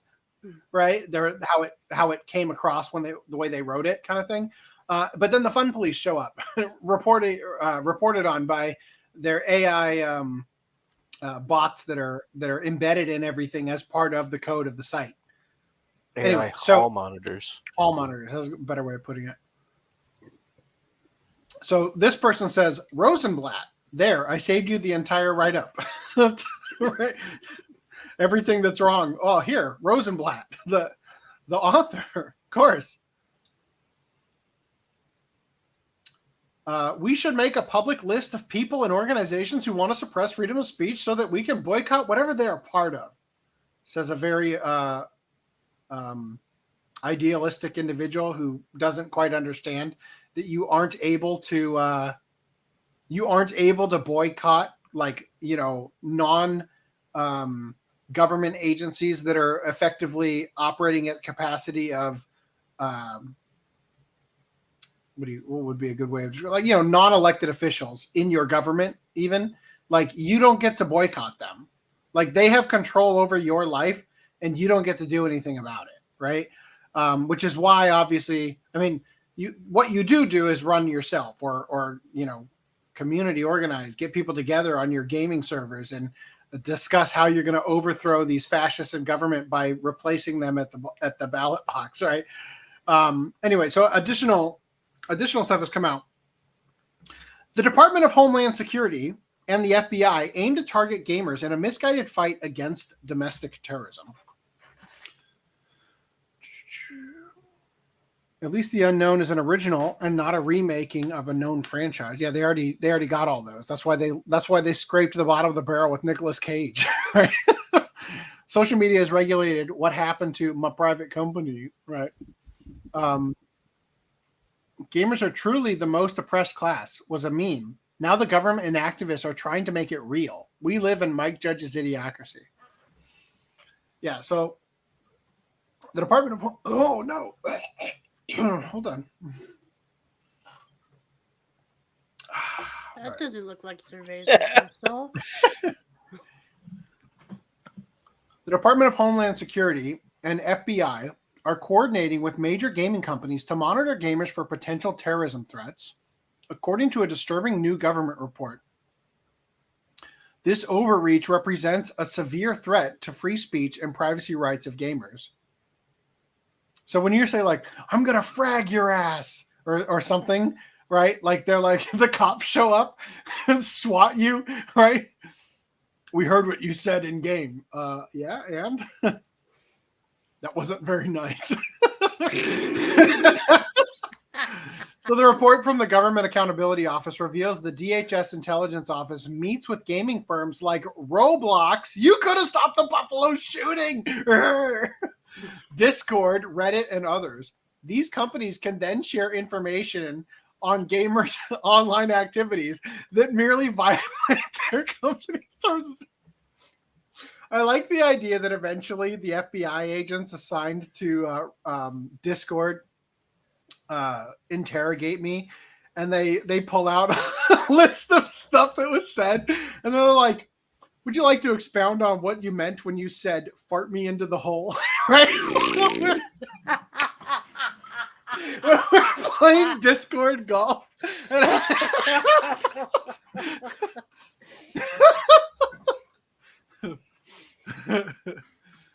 These companies can then share information on gamers' online activities that merely violate the company's terms of service, a shockingly low bar. The FBI also conducts briefings to gaming corporations on perceived threats from gamers. Through its nationwide field offices, the FBI receives tips from these companies about gamers' lawful online speech and views deemed extremist for further investigation. This government overreach is occurring with no overarching strategy or clear goals. The GAO warned, that's again the Government Accountability Office. The DHS has agreed to develop such a strategy by June 2024, paving the way for further monitoring of gamers' private online activities in the name of combating terrorism.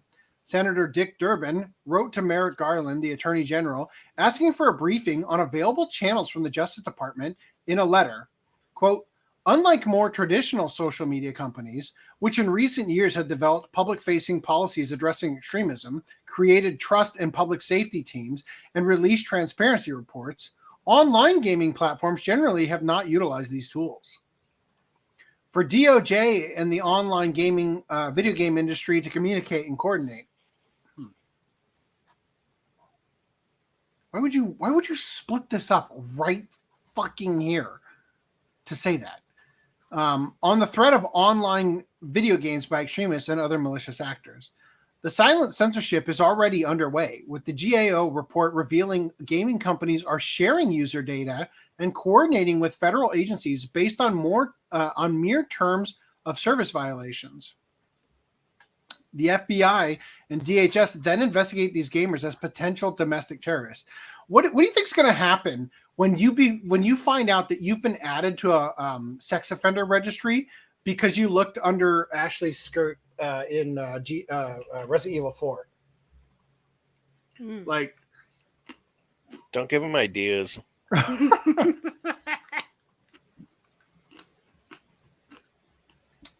can't wait till somebody's in court for something, and they pull out as evidence like shit from their gaming history that is going to get found because of these new regulations and shit. Says here that you killed more women in GTA than men. How do you explain yourself? I do most of my killing at the beach. I wanted to get my money back. Says here most of your killing happens in the strip club.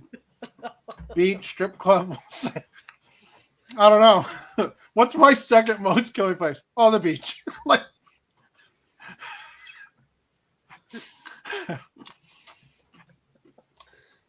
However, major concerns. Do you have my headshot count?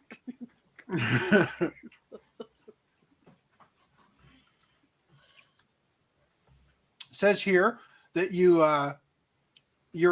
exclusively regain health by seeing prostitutes in Grand Theft Auto. Yeah, I support sex work. Then murder them for your money back, right?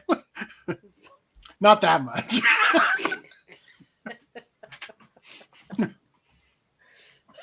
I support them into the afterlife. All right. However, major concerns exist about the FBI and DHS's ability to accurately identify real terrorist threats versus lawful online speech. According to the White House, domestic terrorism poses a greater threat to the United States than foreign terrorist organizations like the Islamic State group. Thank you, President Trump. The White House unveiled the nation's first ever domestic terrorism combat strategy in June 2021 as a result of Biden's directive. Online gaming platforms are mentioned in the strategy as a location where recruiting and mobilizing individuals to domestic terrorism occurs. Compounding this issue, large gaming corporations are increasingly embracing diversity, equity, and inclusion initiatives that can be used as a pretext to censor unpopular views under the guise of combating extremism.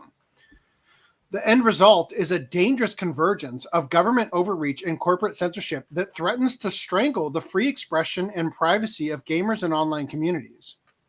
All Americans should be deeply concerned by this unchecked government surveillance and corporate censorship targeting gamers and online communities. Gaming platforms have become modern-day public squares where ideas are exchanged freely, allowing the DHS, FBI, and gaming corporations to secretly monitor, investigate, and silence gamers sets a disturbing precedent.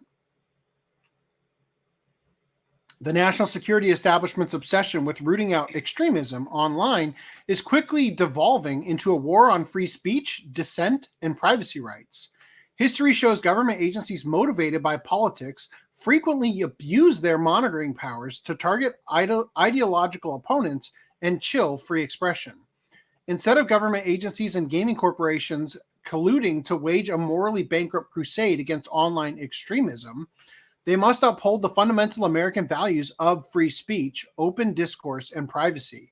Otherwise, gamers and all online users will increasingly find themselves living under the boot of silent censorship and government overreach. All right. So just as a quick recap, they're talking about regulating video games the same as social media And we're at the point now where DHS and the FBI are targeting gamers in a misguided fight against domestic terrorism. Right? That's the preface we have to the topic we're going into.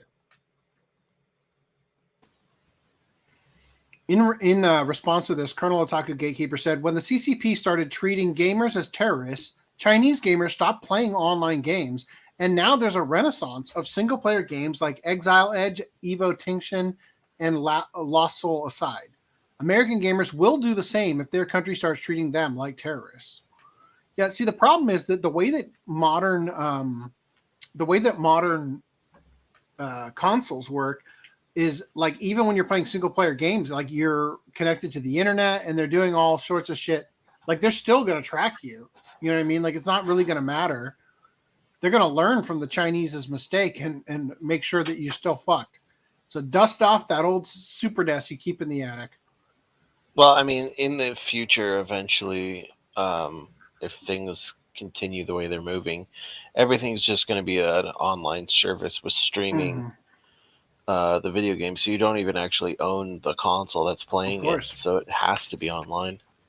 So this person brought up the fact, potential terrorism in gaming? Are we serious? Not the out-of-control border situation? Like, we're putting our attention towards this?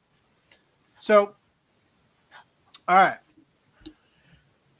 Here's where we get into the major topic here. So the U.S. government-funded nonprofit Take This responds to the Sweet Baby Inc. backlash by calling on the video game industry, quote, to clearly and unequivocally denounce Gamergate.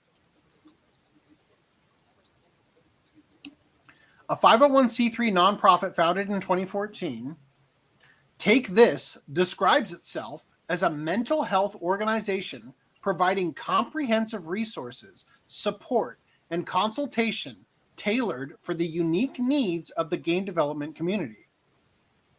A number of noted figures are counted among the company's governing board members and officers, including Bethesda Marketing VP Pete Hines, Ubisoft VP of Global Diversity and Inclusion Rashi Sika, and PlayStation's head of Global Portfolio and Acquisitions Christian Svensson. Per a public disclaimer on their various white papers, their work is funded as part of an official Department of Homeland Security research project known as Disrupting Video Games-Based Radicalization Through Collaborative Cross-Sector Networks. So this is the filing code or whatever of that grant. Application code, Application, yeah. This joint project seeks to develop a shared framework for understanding extremism in games, reads the project's official proposal abstract. This includes the development of a set of best practices and centralized resources for monitoring and evaluation of extremist activities, as well as a series of training workshops for the monitoring, detection, and prevention of extremist exploitation in game spaces for community managers, multiplayer designers, lore developers, mechanics designers, and trust and safety professionals. Now, I want to draw attention. Mike Benz had this tweet. DHS is literally going after lore developers to make sure the lore they put in video games doesn't make gamers become anti-woke radicals. Well, you're failing. Yes, all the grantees in this program focus on right-wing extremism, which they define as basically meaning agreeing with libs of TikTok. Now, he shares a Vice article that quotes that thing from the abstract we just read about the lore developers. And I just want to draw attention. DHS to spend almost $700,000 investigating radicalization in gaming. Several groups are coming together to study the little understood phenomenon. This is from September 16, 2022. Just showing you like the outroll of everything that we're experiencing right now has been in the process of coming to fruition for many years. Like this is just one example of several years ago. Now these lore developers are being rolled out, right? All that shit. Well, even further before that, we looked at Take This was launched in 2014. What happened just before 2014? Gamergate, right? Like, so all of this stuff is a, like, we're experiencing. I would not even accurately call this Gamergate 2.0. It is just the logical conclusion of a long enough timeline of Gamergate 1.0. Now, this project will provide a first-of-its-kind collaborative structure for public-private partnerships on preventing and mitigating games-based extremism. Running to defend Sweet Baby Inc., amidst the ongoing sunlight being shown on their operations, Take This published a blog post on March 11th asserting, quote, "If you're reading this, you've probably been hearing about what's now being called Gamergate 2. It's the latest targeted harassment campaign within the game industry, and it's aimed at Sweet Baby Inc., a Montreal-based narrative development studio. The company also has been impacting entities and games associated with Sweet Baby, journalists covering the issue, and others associated in various ways with the targets. You also may be at a loss to know how to talk about this issue and what, if anything, you can do about it. That's where we come in." So this government-funded organization wrote an article or posted a blog post or whatever to their website saying that Sweet Baby Inc. is being harassed. So are journalists covering the issue and not at all acknowledging what Cabrutus went through after making the curation group. Discord, Steam, and Twitter have been the predominant platforms where the abuse and harassment has been taking place. Are you talking about the abuse and harassment that Cabrutus underwent? Because that is where it happened, on Discord, Steam, and Twitter. In these spaces, lists of game studios, companies, and associated organizations are being circulated for targeting by members of the mob. Large-scale harassment campaigns like this fuel and are fueled by political events. As political rhetoric heats up ahead of the U.S. presidential election later this year, this kind of online activity is going to ramp up, and it's important to understand that these phenomena are interrelated. I hate to do this to you, but I got to step out. My wife just texted me, "I need you right this second." So I will be right back. I'm going to leave the call so my thing catches up. I'll be right back. With you. Sorry. Oh, green line out. AC leaves and he's taking, and I'm taking green line with me. You all have to leave now. Everyone out. Increase my. Okay. May as well go through a couple chats. Hell yeah, AC is gone. Everyone wreck shit. Whoa! Whoa!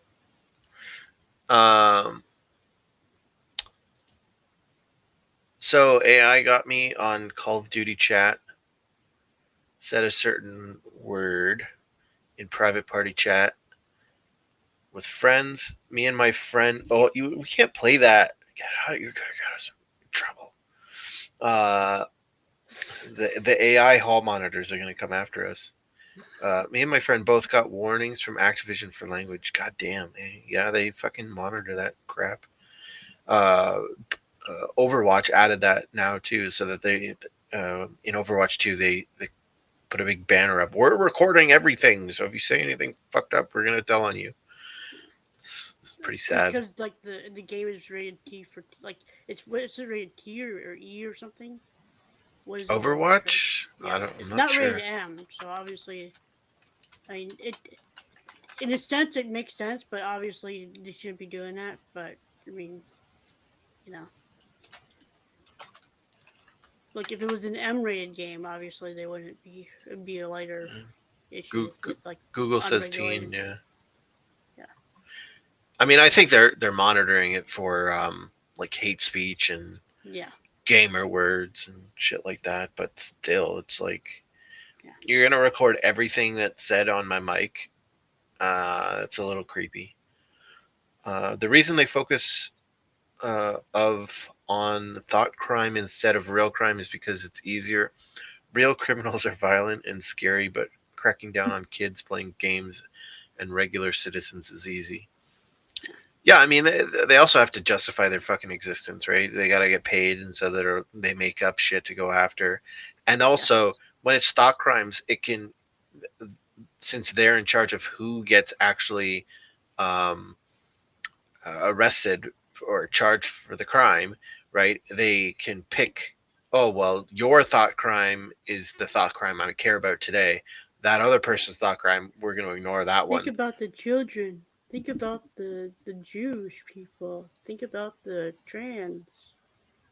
Well, it's just like if you like, oh,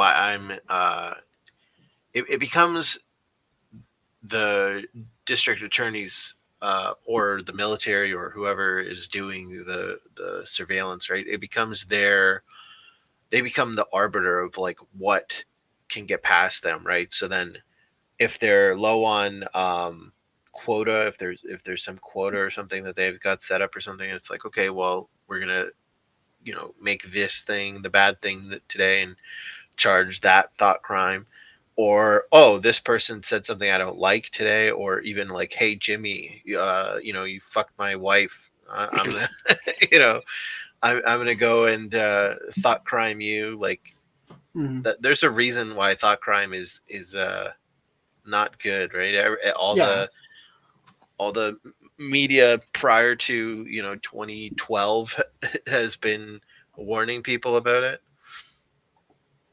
So apologies for stepping out. My wife just got out of the shower, and you can like hear the water running when you turn it on.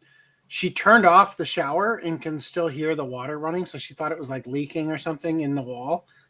Turns out her brother was just also in the shower in the next room, so in his room. So yeah, that's why we heard water. Anyway, so not a big deal. Let me get back to this. Where was I? So turning to address industry leaders, take this warned, quote, "You may be inclined to be quiet or cautious, but that's actually not helpful. Failure to clearly and unequivocally denounce Gamergate and the harassment and abuse done in its name created a space for that hate and abuse to flourish, spread, and become normalized. Hate, harassment, and toxic behavior have no place in our games. By taking direct, targeted action in a timely manner, we can mitigate further harm to talented, dedicated folks in games and help prevent additional recurrences of these harmful events." So what specifically, just you think that the situation is going to get better if every single gaming company says, "I denounce Gamergate"? You who are making lists that tell people games that Sweet Baby worked on, "I denounce ye." Okay, and that's like when Trump supporters are at his rallies and he's trying to take credit for how great the vaccine is, and they're like, no, like all of a sudden it's like it's like, that's great, man. I'm still not getting it, like. So this bottom part here basically can be summed up by, oh, come on. Why we know work now. There it goes. They say hate and harassment have no place, but what they mean is you aren't allowed to disagree with them. And when you do disagree, they cry on Twitter and try to get you banned, right? So effectively, the denouncing of Gamergate and all this stuff is an effort to they want you to feel as though you don't have any allies, right? Or that you have no power. And that has been largely, the effort of the left or groups, that have these nefarious ends, is convincing you you're alone. Convincing you that there are enough people who would have voted one way or the other, so that if we do steal an election, you would believe that it's possible that the country is dumb enough to have voted the way that they did. Right? And to convince you you're alone keeps you quiet, keeps you from speaking up, keeps you from organizing. Right? That's the whole point, is to make it so that the fear of holding your ground and the repercussions for holding your ground. I mean, I think that there's a good chance Brutus will eventually get his Steam account banned and he'll lose all the games that he paid for, right? That's the fucking point. They're going to try to make an example of you, right? By physical bitch, right?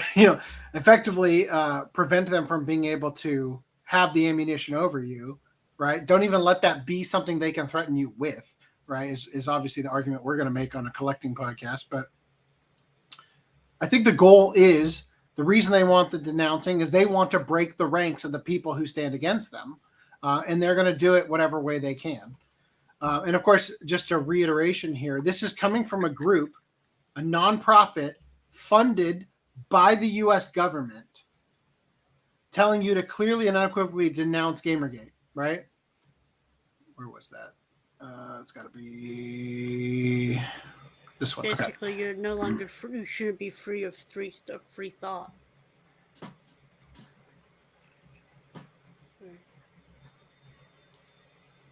All right, so let's. Well, you shouldn't have thoughts they disagree with. Yeah. So, an article got written. I can't cover everything, all right, but a lot of articles have been written about this. A fuck ton of articles have been written out, crusading for Sweet Baby Inc., like on their behalf, right? Why are Valve and Discord permitting harassment against Sweet Baby Inc., right? So, if they can't get the video game industry to clearly and unequivocally denounce Gamergate, if they can't get that to happen, then what they'll do is they will pressure, the same as Kim, they'll pressure you. Oh, fuck it. God damn it. Wrong brand. Hold on. They'll pressure you in this way. Many years. Put this stuff up to your higher-ups, and if they don't see the value in what you're asking for when you ask for consultants, when you ask for research, go have a coffee with your marketing team and just terrify them with the possibility of what's going to happen if they don't give you what you want.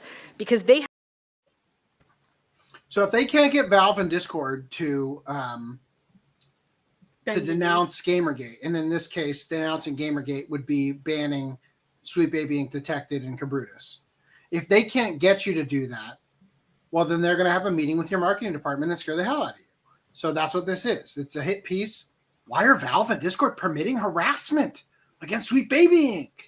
Right? Like, the author here tweets this out and says, we reached out to Valve and Discord multiple times to ask how a group using their platform to target a company was within the bounds of their terms of service. No answer back yet. To which Mark Kern replied, that's funny. I reached out to Game Developer, which is the outlet we were just reading the article on, and PC Gamer and Kotaku, and asked why they are defending a company with documented bans for harassment, doxing, and racist/homophobic remarks. No answers back yet. So Mark Kern has been one of the strongest voices in Gamergate, and has basically said, like, I am not putting up with your bullshit. Like, I am not going to sit back and let you guys do this again, and has come out swinging and has been a goddamn champ over it. So Vera Dark tweeted out a timeline here that I thought we should go through. I saw a fuck ton of timelines. So the way that I aggregate information for the podcast is throughout the week when I'm scrolling through whatever website or whatever, and I see something that seems relevant to a topic or just like about a topic, I will copy the link and I will post it somewhere where I can retrieve it later so that I can pull it all up. And the amount of timelines people were doing was shocking to me, right? There's just so many of them. So I thought we would look at a couple of them here. So Vera says, August 1st, 2023, announced feminist frequency was shutting down. October 26, 2023, a niche gamer article released highlighting Sweet Baby Inc.'s existence, bringing the company to many gamers' attention after several game releases like Alan Wake 2 and GVH. What is GVH? Do you know off the top of your head? Nope. Is that God of War Valhalla? No. I don't know what that is. Anyway, Months Maybe. pass of gamers crapping on the company. January 29, 2024, Sweet Baby Inc. detected list is created. January 31st, 2024, Feminist Frequency began their final rundown. February 2nd, 2024, Suicide Squad Kill the Justice League gains notoriety and kicks off the largest wave of backlash against Sweet Baby Inc. March 1st, 2024. It's a game called Goodbye Volcano High. It's one of the games Sweet Baby worked on. I think I know it because it's been like the header image of some of the articles we covered, and it looks like dog shit. It's like a weird angel. It's like a has-been hotel style artwork. Almost. Yeah. So March 1st, 2024, Sweet Baby Inc. detected blows up in popularity and kicks off Gamergate 2. Isn't it interesting how one of the major companies part of Gamergate 1 shut down, then directly after Gamergate 2 begins?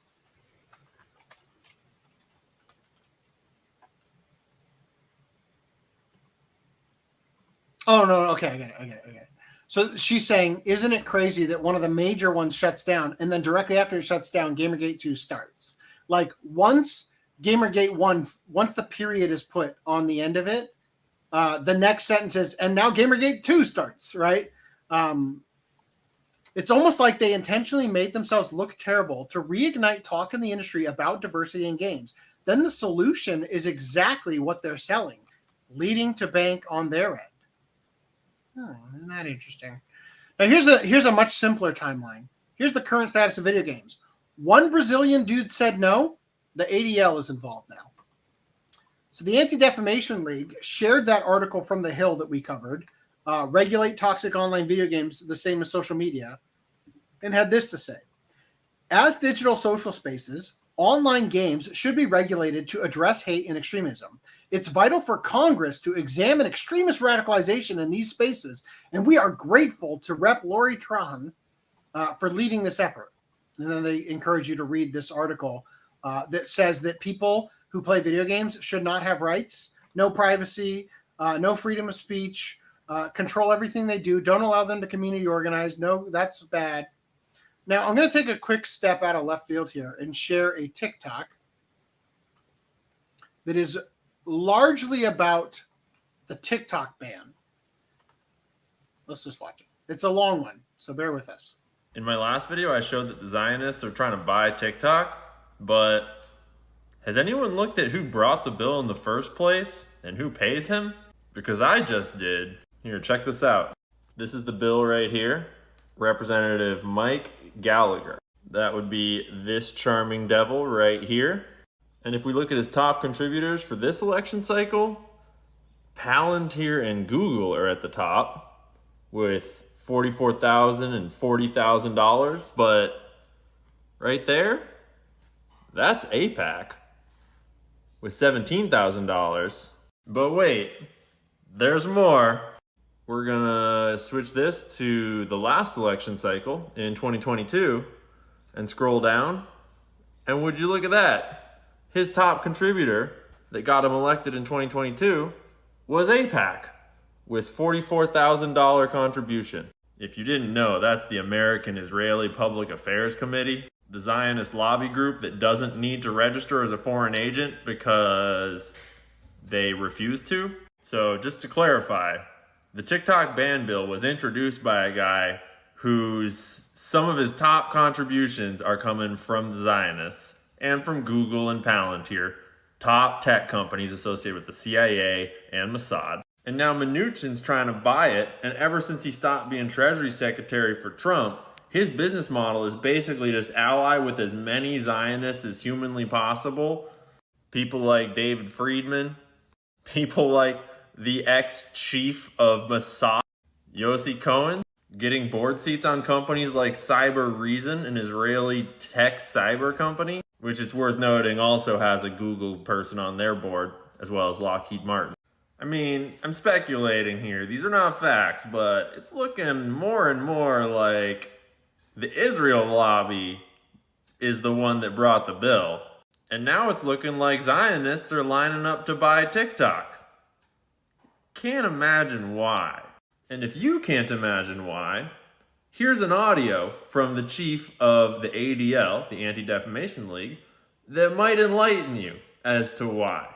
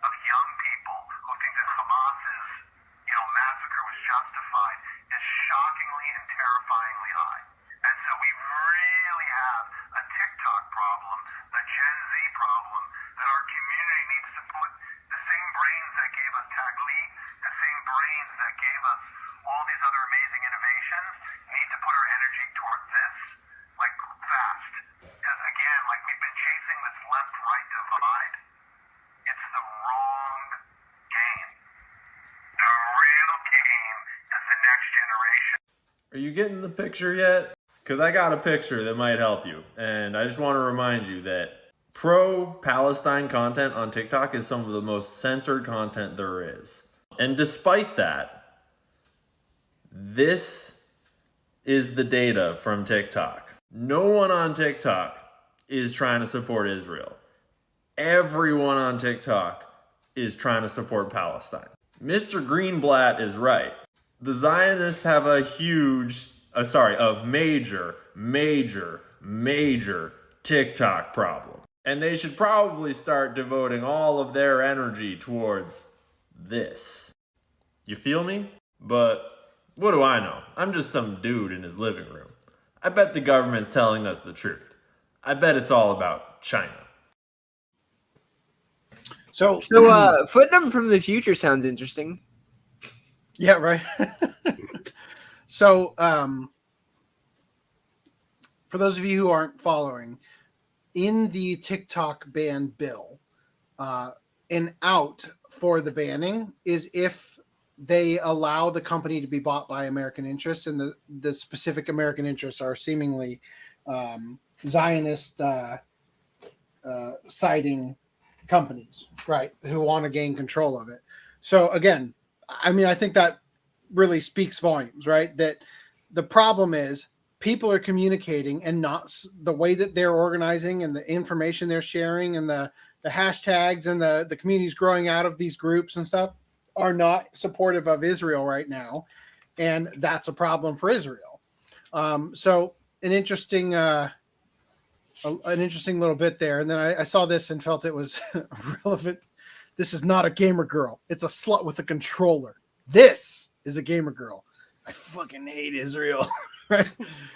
This is the world that we live in now, right? Like, this is why I started the podcast with you get canceled for being anti-Semitic, but you also get canceled for being pro-Semitic, right? Like, we live in an upside down world right now where it just doesn't make sense. There's no clear path, right, on surviving this climate. And so at this point, because it's impossible to not be canceled with standards like this, I think that in some ways it's emboldened people to just like, fuck it, I don't even care if you cancel me anymore. I'm going to speak my mind, right? And that's sort of what we're experiencing. Now, let's see, where are we? Okay. So let's bring this up.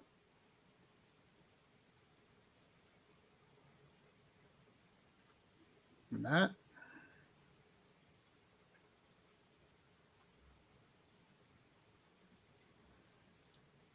Old man says, I think ultimately thought crime comments will simply disappear or go silent, like shouting into the void.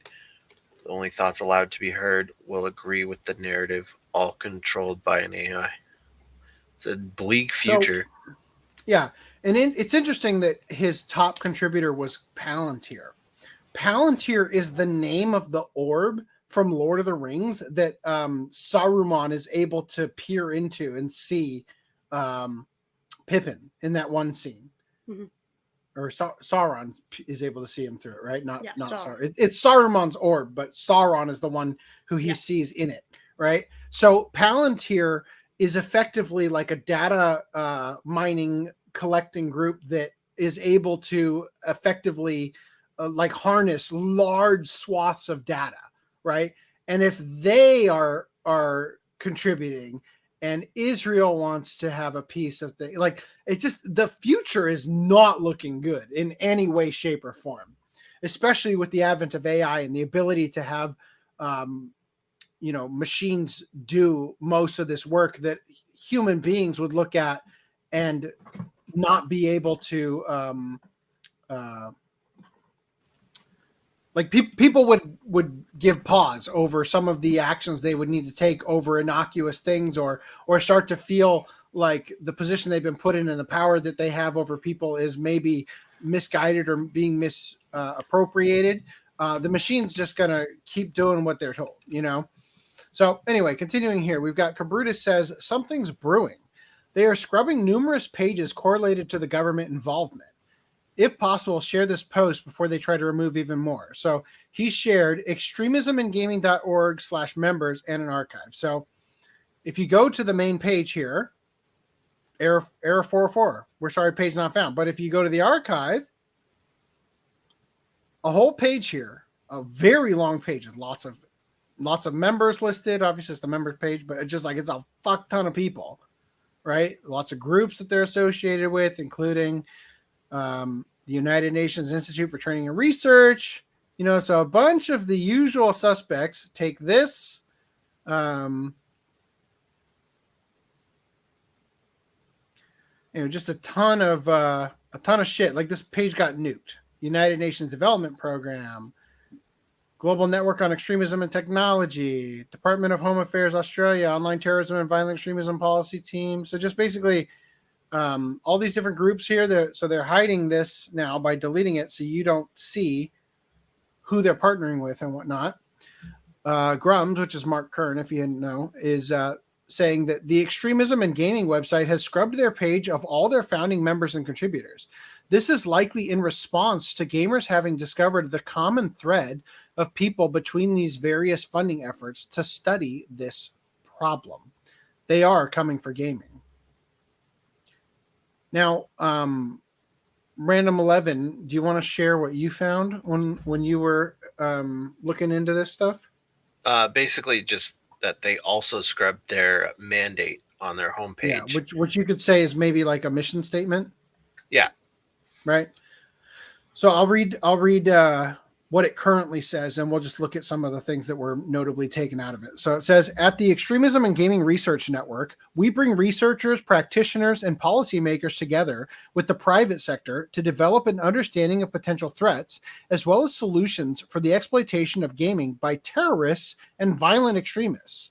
Our work includes supporting research development and reporting, advising, and training tech platforms and governments, and generating best practices. It's so fucking hard to read this.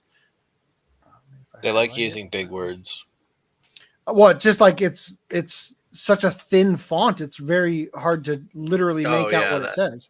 That too. I wonder if on the actual stream, if that's going to be basically unreadable. The EGRN, the Extremism and Gaming Research Network, was set up as an independent, self-led initiative in 2021 in response to the knowledge and research gaps relating to games and extremism.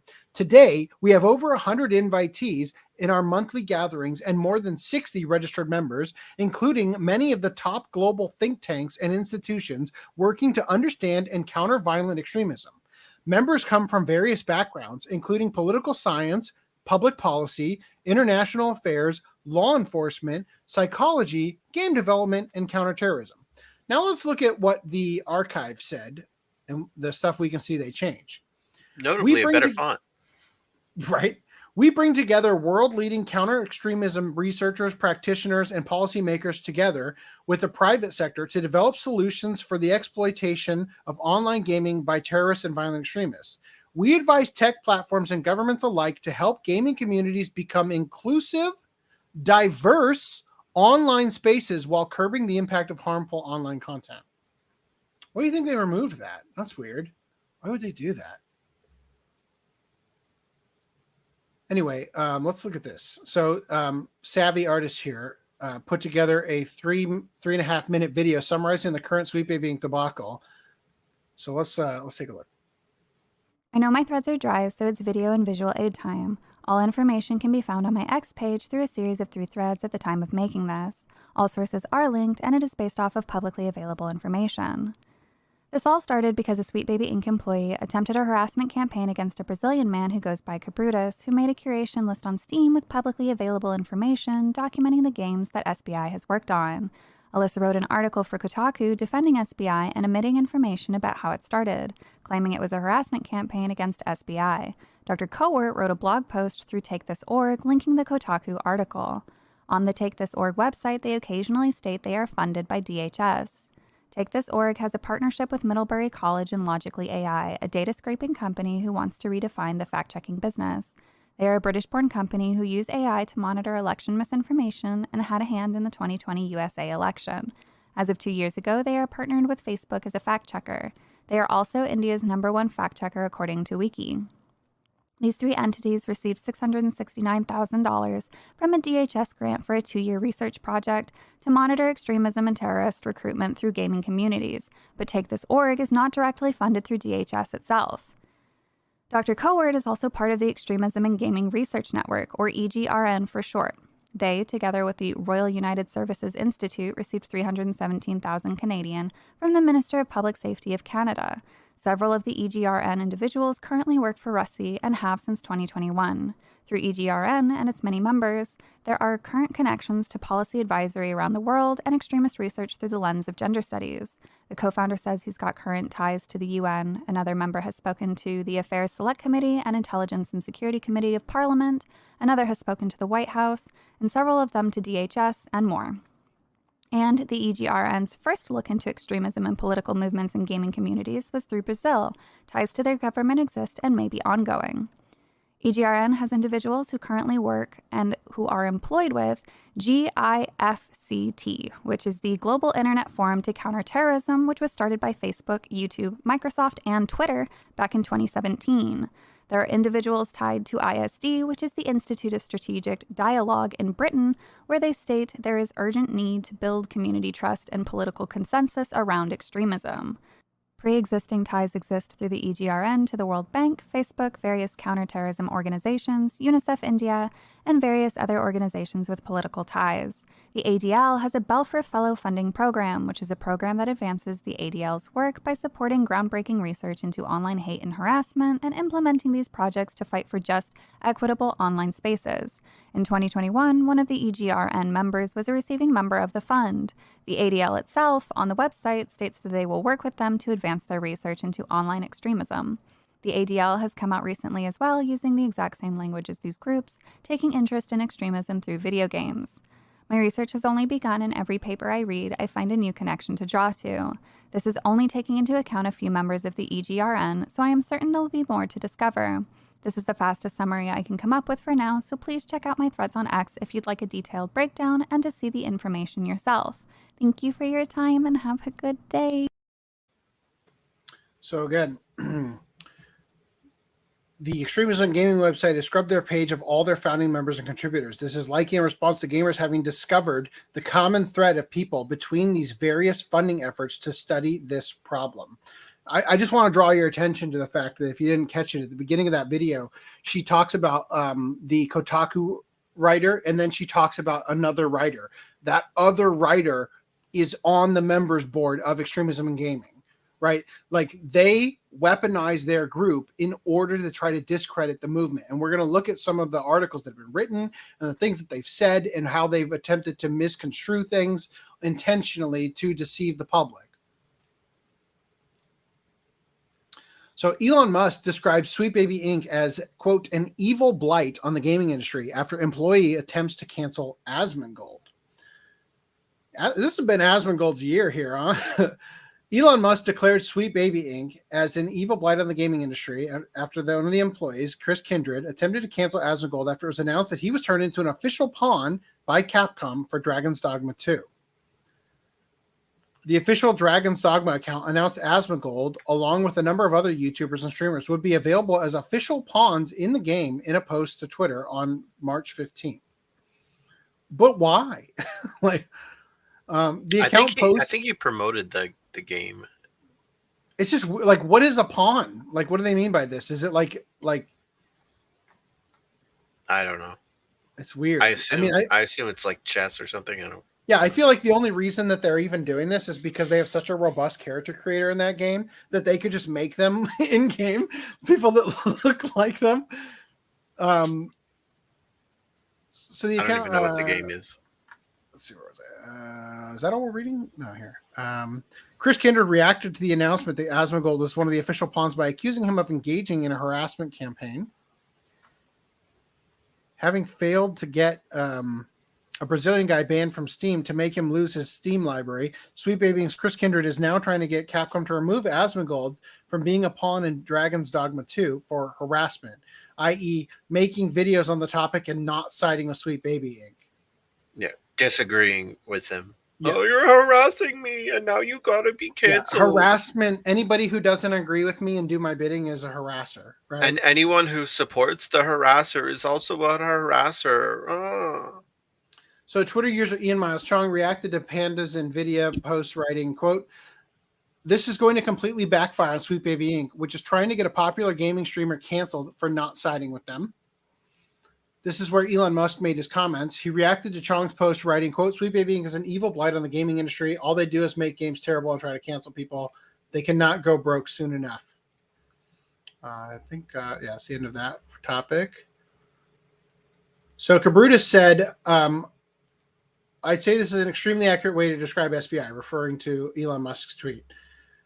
"I think that they should start building their own franchises and growing an audience on their own. They should stop trying to turn already well-established franchises into basically political agendas disguised as games to cater to an audience that simply isn't the same that buy these games.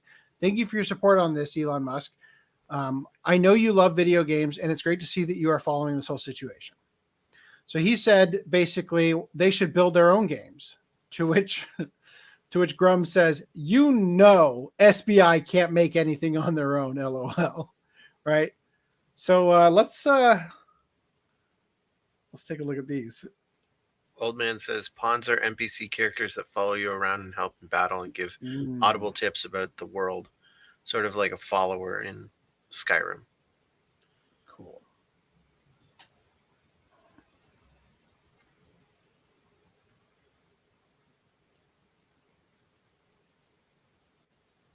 All right.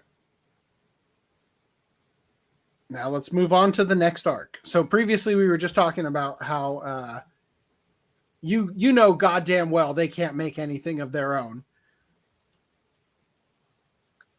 They have tried. So there was this game called Validate.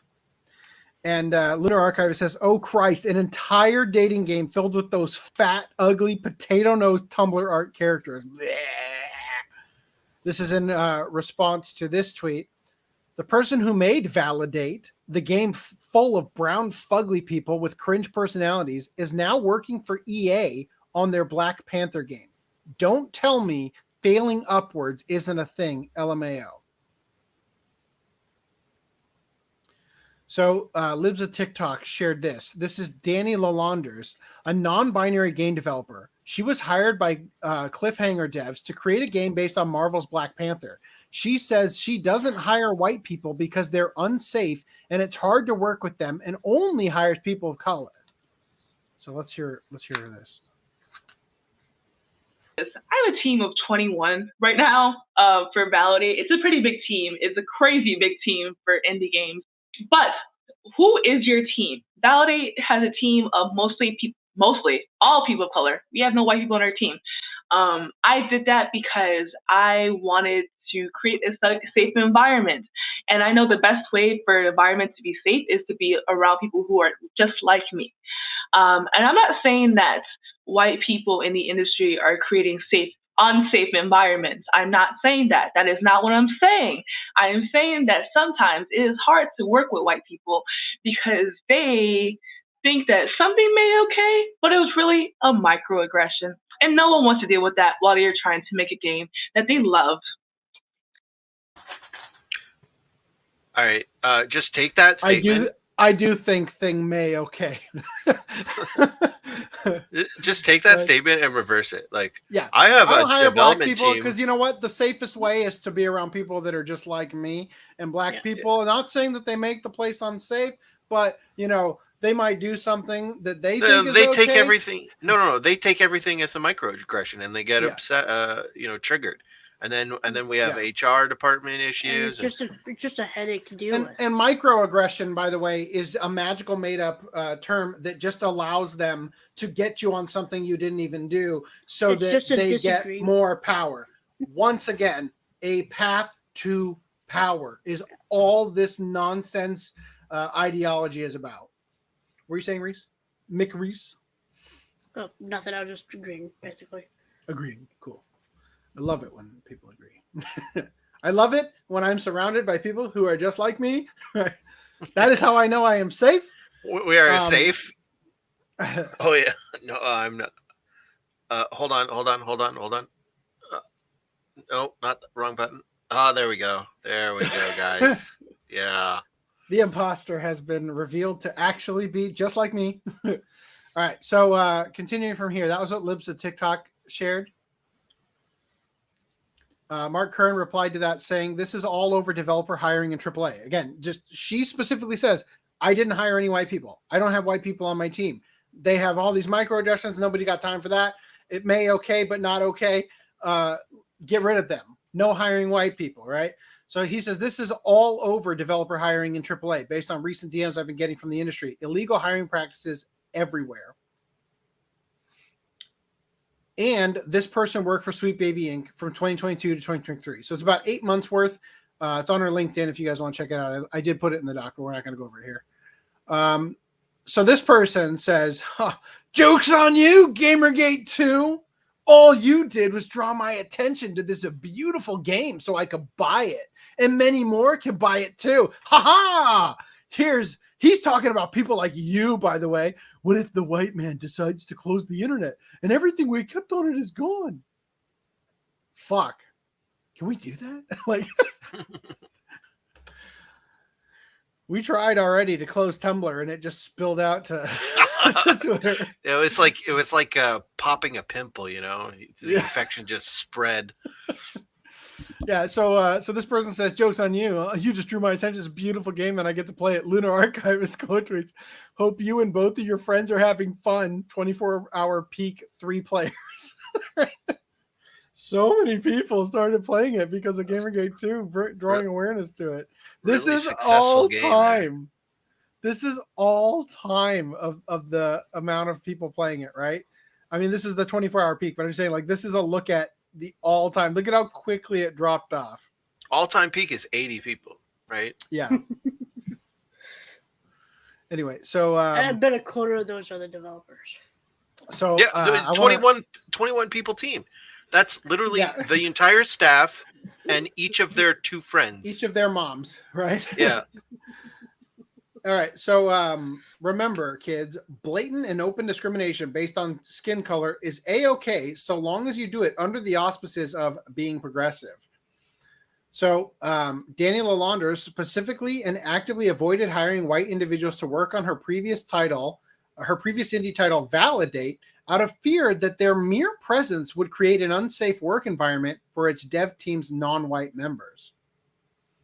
Validate, Struggling Singles in Your Area, is a visual novel / dating sim wherein players are tasked with not only choosing who to date amongst the veritable United Colors of Benetton ad of the most stereotypically diverse characters one could imagine, but also choosing whether or not to enable each character's awful behavior and leave a trail of broken hearts behind them or help them along a path of self-betterment with mixtapes, poetry, and cosplay thrown into the mix.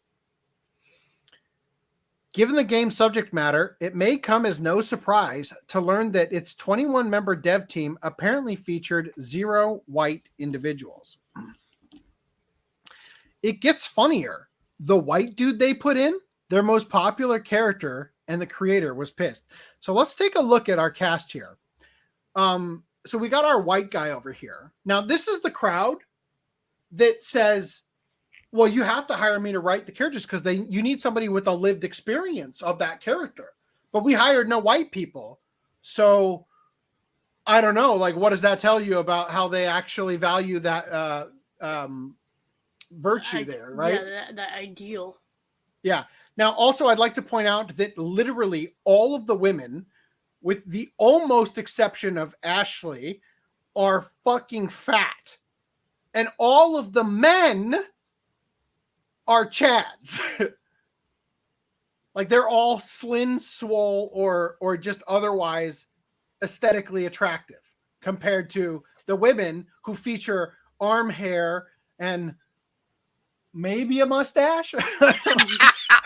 I was just looking tell. I was just looking at the Biggs there.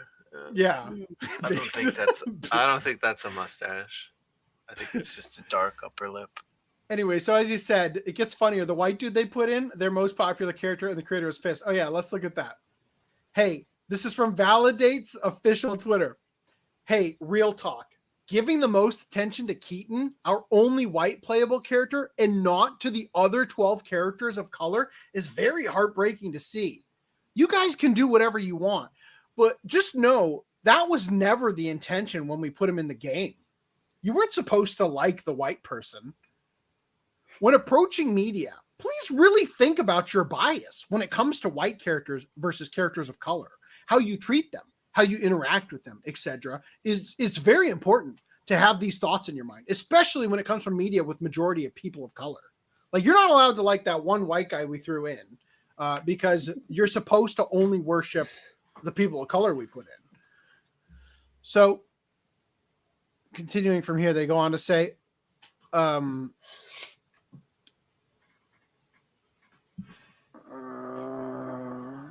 especially when it comes to this is weird. Address this in the replies, but I'll do it again. I'm talking about Keaton right now, not his mom. Keaton's mom isn't even a playable character. She is just one of the romance options. Keaton is the playable character, not anytime soon. I don't know what that means.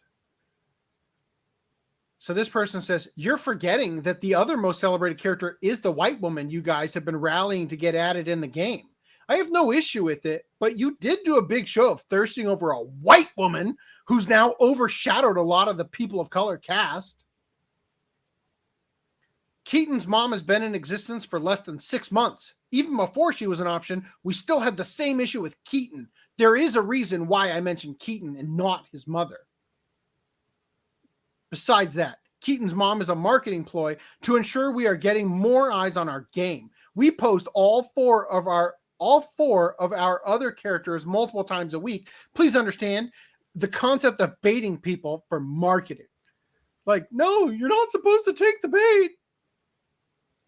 Oh my God, thanks. Many people of color, including myself, are really unfortunate.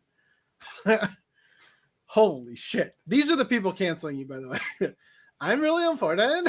Like, what? I'm actually a big deal. Yeah, I don't know. Many people of color like myself. We're so important. I'm really Holy important. shit. To give me a clip for sure. Let's see. The reason they focus on thought crime instead of real crime is because it's easier. Real criminals are violent and scary, but cracking down on kids playing games and regular citizens is easy. I think ultimately thought crime comments will simply disappear or go silent. Like shouting into the void, the only thoughts allowed to be heard will agree with the narrative, all controlled by an AI. Yeah, so I think it's worth noting that, you know, this game is an online game, like through Steam or whatever, but the developers get access to all the romance options being taken by the players, right? So they have a back end, you know, like reporting of the decisions being made in the games for bug tracking purposes and whatnot.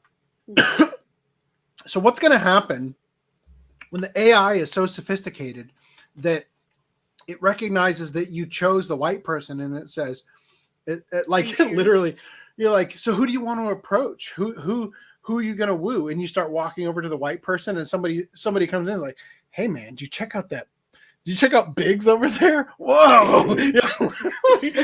like that meme that guy walking out of the store towards the girl and the black guy comes up. Yes, like, exactly. No. The Gillette ad, like, not cool, man. That's a white person. Go over there and make out with Biggs. You know? The fact that it's called Validate too, it's like, oh, Okay. Be on the nose. Be as on the nose as you can. So I didn't previously intend on covering this, but I'm just curious because I didn't realize there was more to this originally. But they said, I recognize all of what you're saying, but now you have 2 white people being talked about more than the people of color cast. The tweet about his mother has more likes than most of the profiles for the characters of color. Yes, it was a marketing ploy, but the one that out white people up front. I think it means put white people up front. Shame on you. That's a microaggression. Shame on you for having a preference for your own race. If you are making the choice to pay attention to the 2 white characters out of the cast of 14, that is really not my problem. And it isn't me being rude. Like I said, I post the other characters of color literally every day. I'm not trying to fight about it because I get the struggle. I'm just saying that a constant advertisement campaign for a white woman to get followers means that many people are following for her. Hell, I'm a Malik fan myself and can't wait to see him in the game. Oh, I got to see this Malik.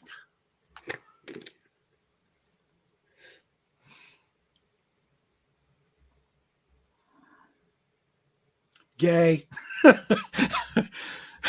Malik was the Ghanaian. That's how you pronounce it, not Ghanaian. Sorry, it was my mistake.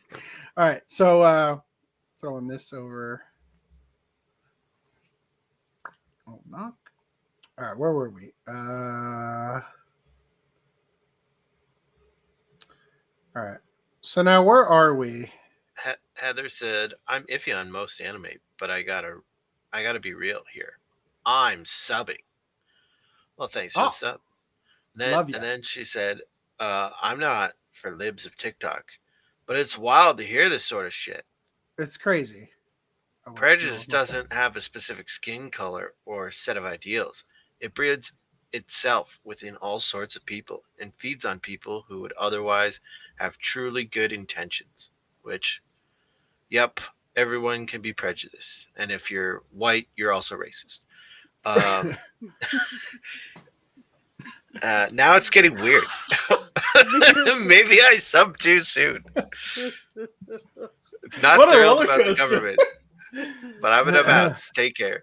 Right I don't think she liked your fat woman comment. I stand by it. All right. I said what I said. So this is modern advertising for gamings. You don't like our games? Don't buy it. Sure, I'll make an SBI curator list to not buy your games. You're racist. You're Nazis. Please buy our games. Or another way to look at this: 2024 will go down in history as the year indie games officially defeated AAA. Suicide Squad killed the Justice League, 780 players. Helldivers 2, 300,000 players. Forspoken consultant Black Girl Gamers appears to discriminate in their hiring practices while claiming they are being harassed. Man. Do we have highlights or do we choose to just read this whole one? Yeah, okay, that's how we did this one. Okay.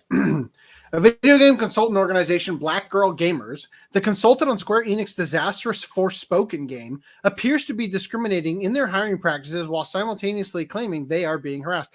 Whoa, I can't believe it. They were involved with Forspoken? That's unbelievable.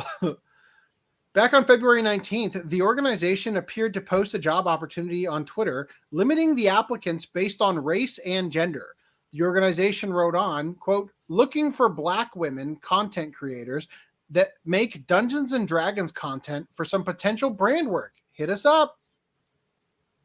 Ironically, a little less than a month later, the organization claimed it was being harassed while not providing any evidence. It posted on Twitter, quote, the amount of harassment we've had recently due to this Gamergate 2 is not surprising. Gamers that thought the industry revolved around them and their comforts are now realizing it doesn't. We've had emails, comments, and threats, but you know what? We're not going anywhere. Stunning and brave. Interestingly, in a post shortly after that one, the organization implied that telling it, quote, "you're not being harassed" is harassment. It wrote on Twitter, "You're not being harassed while simultaneously partaking in the harassment is insane." As noted above, the organization consulted with Square Enix on Forspoken. Their website details just how involved the company was.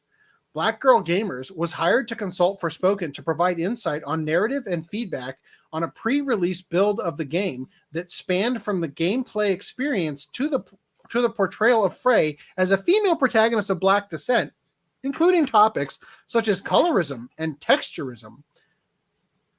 This was an important consultation given that Frey is one of the first female protagonists of Black descent in a fantasy game genre. Whoa. Square Enix president and representative director Yosuke Matsuda admitted the game sales were not good during the company's financial results briefing in February. He said, quote, "Reviews of Forspoken, which we released on January 24th, 2023, have been challenging." Damn. So what you're telling me is that the real first game to have a Black female protagonist was Godshard Chronicles. They just took their sweet-ass time releasing their Kickstarter. Its sales have been lackluster, and while the performance of new titles with February and March release dates will be the ultimate determinant. Okay, we see considerable downside risk to our fiscal year 2023 quarter 3 earnings. Sorry, I was thinking about I was like the Determinator.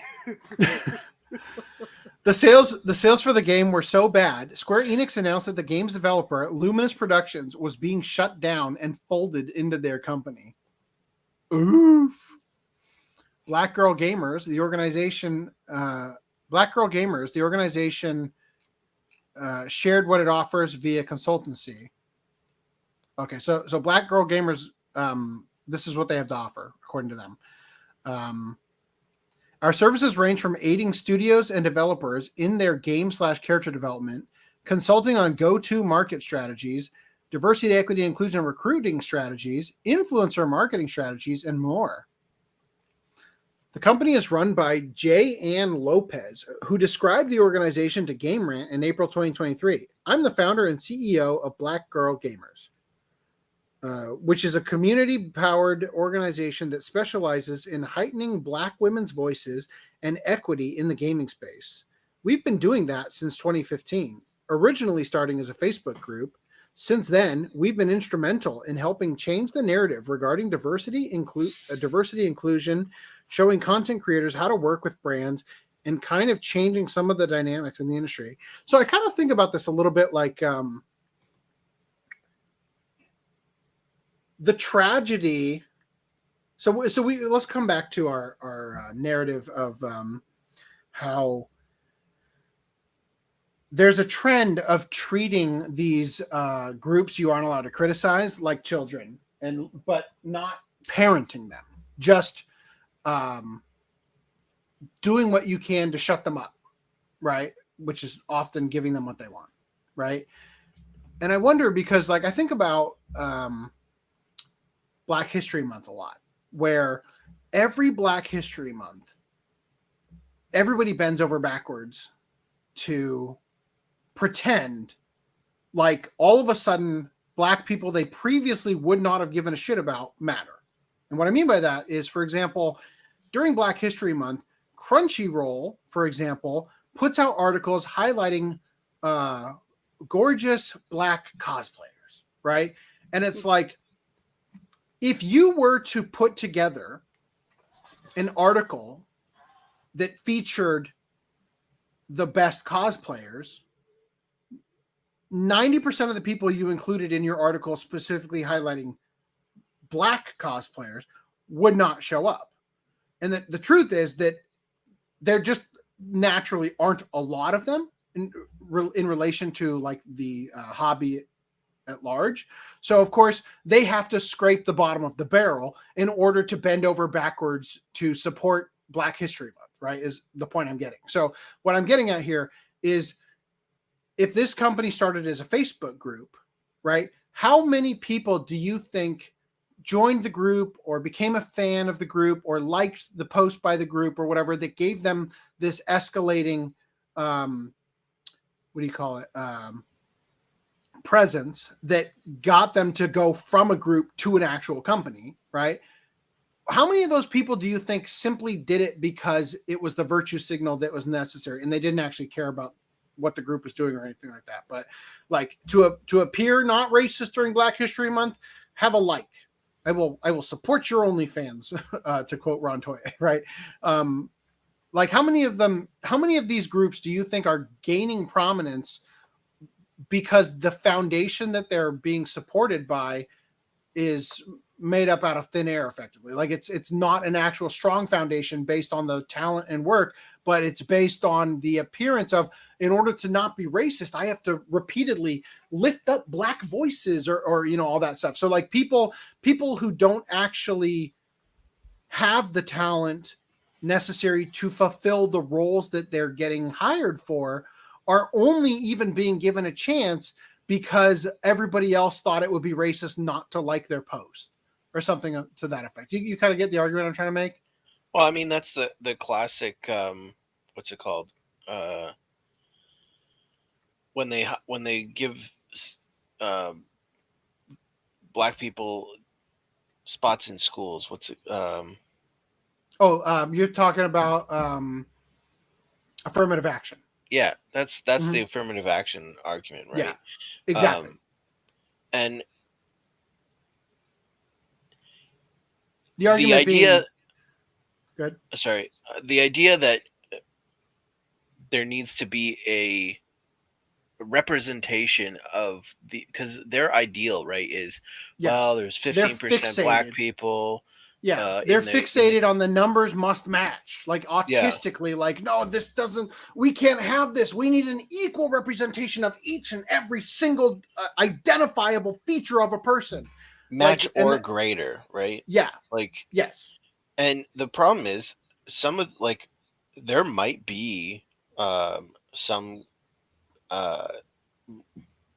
Black people or Chinese people or whatever that want in the industry and they're having a hard time like getting in, and I get that. That could happen, but if for what, like, I'm not saying it is, I don't know, but if there was a natural lack of people that wanted to get in the industry, like let's say Black people, just didn't want to make video games for some reason. Well, then they're not gonna, if they now want to then force the diversity percentages, they're gonna have to pick the bottom of the barrel, right? Like that's just the way it goes. So well, so real quick, the argument about affirmative action, for anybody who isn't familiar with it, affirmative action is where in order to increase the number of Black students, for example, this is just, it applies to more races than just that, but just because of what we're sort of talking about here, to use one example, to increase the number of Black students at a university, they will lower the bar for entry to get more Black people there, right? They will actually basically give away spots that could have gone to, like, for example, somebody who had a perfect 4.0 GPA or whatever, kind of thing. They will stop them from being enrolled in order to give it to somebody who deserved it less, right? Because of their skin color, right? And so the idea behind affirmative action is that there are plenty of students of African-American descent who work their ass off in school.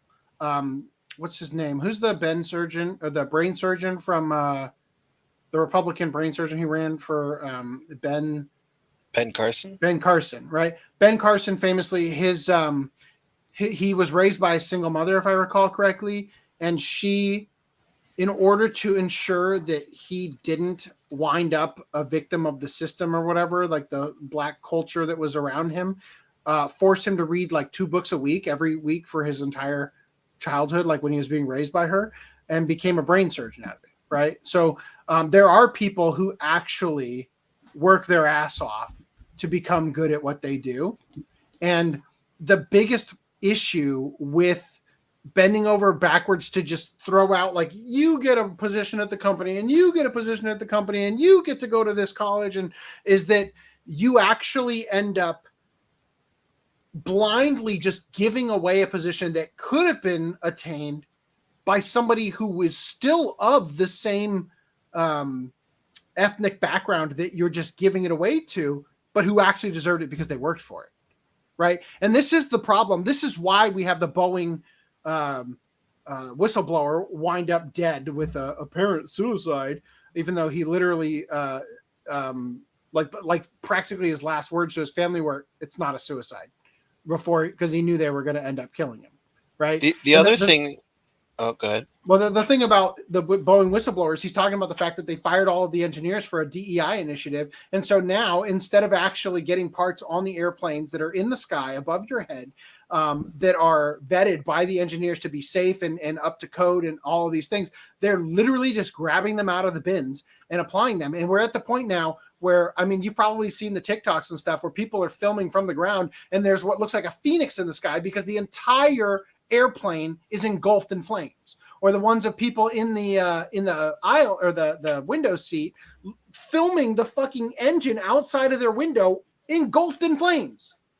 You know, like doors are ripping off of airplanes and falling to earth because of these initiatives they're taking. And this is the end result of lowering the bar. This is the quote from Elon Musk when he was interviewed by Don Lemon for that thing that they did recently, where he said, if you lower the bar enough in the medical field, people will die from it. And Don Lemon said, but nobody's died yet, or nobody's died. And he's like, yeah, but if you continue to lower the bar, eventually people will die.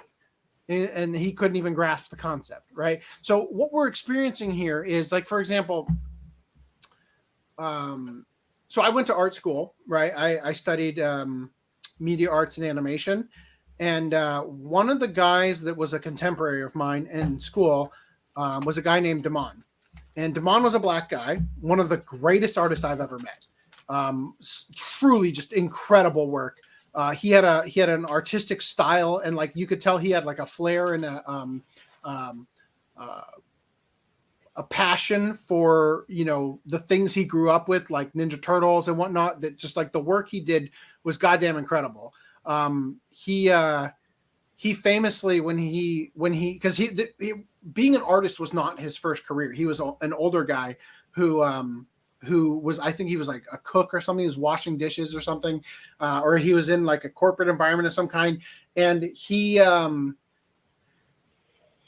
burned the bridges of the people that he was working with. He used to say, sometimes you have to burn a bridge to light a fire under your ass, by making it so you can't go back to what you were doing to force you to move forward, right?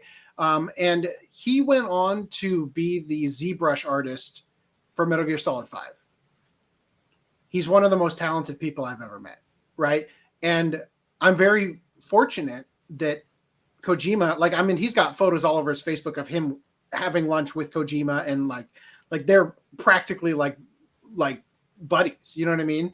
And I'm so thrilled that he got that position, because even though I think Quiet looks a little weird in the face department of the character, it could have just as easily gone to somebody who's going to do the fat, ugly woman look. You know what I mean? Like, it could have just as easily been handed to somebody who wasn't qualified based on their skin color.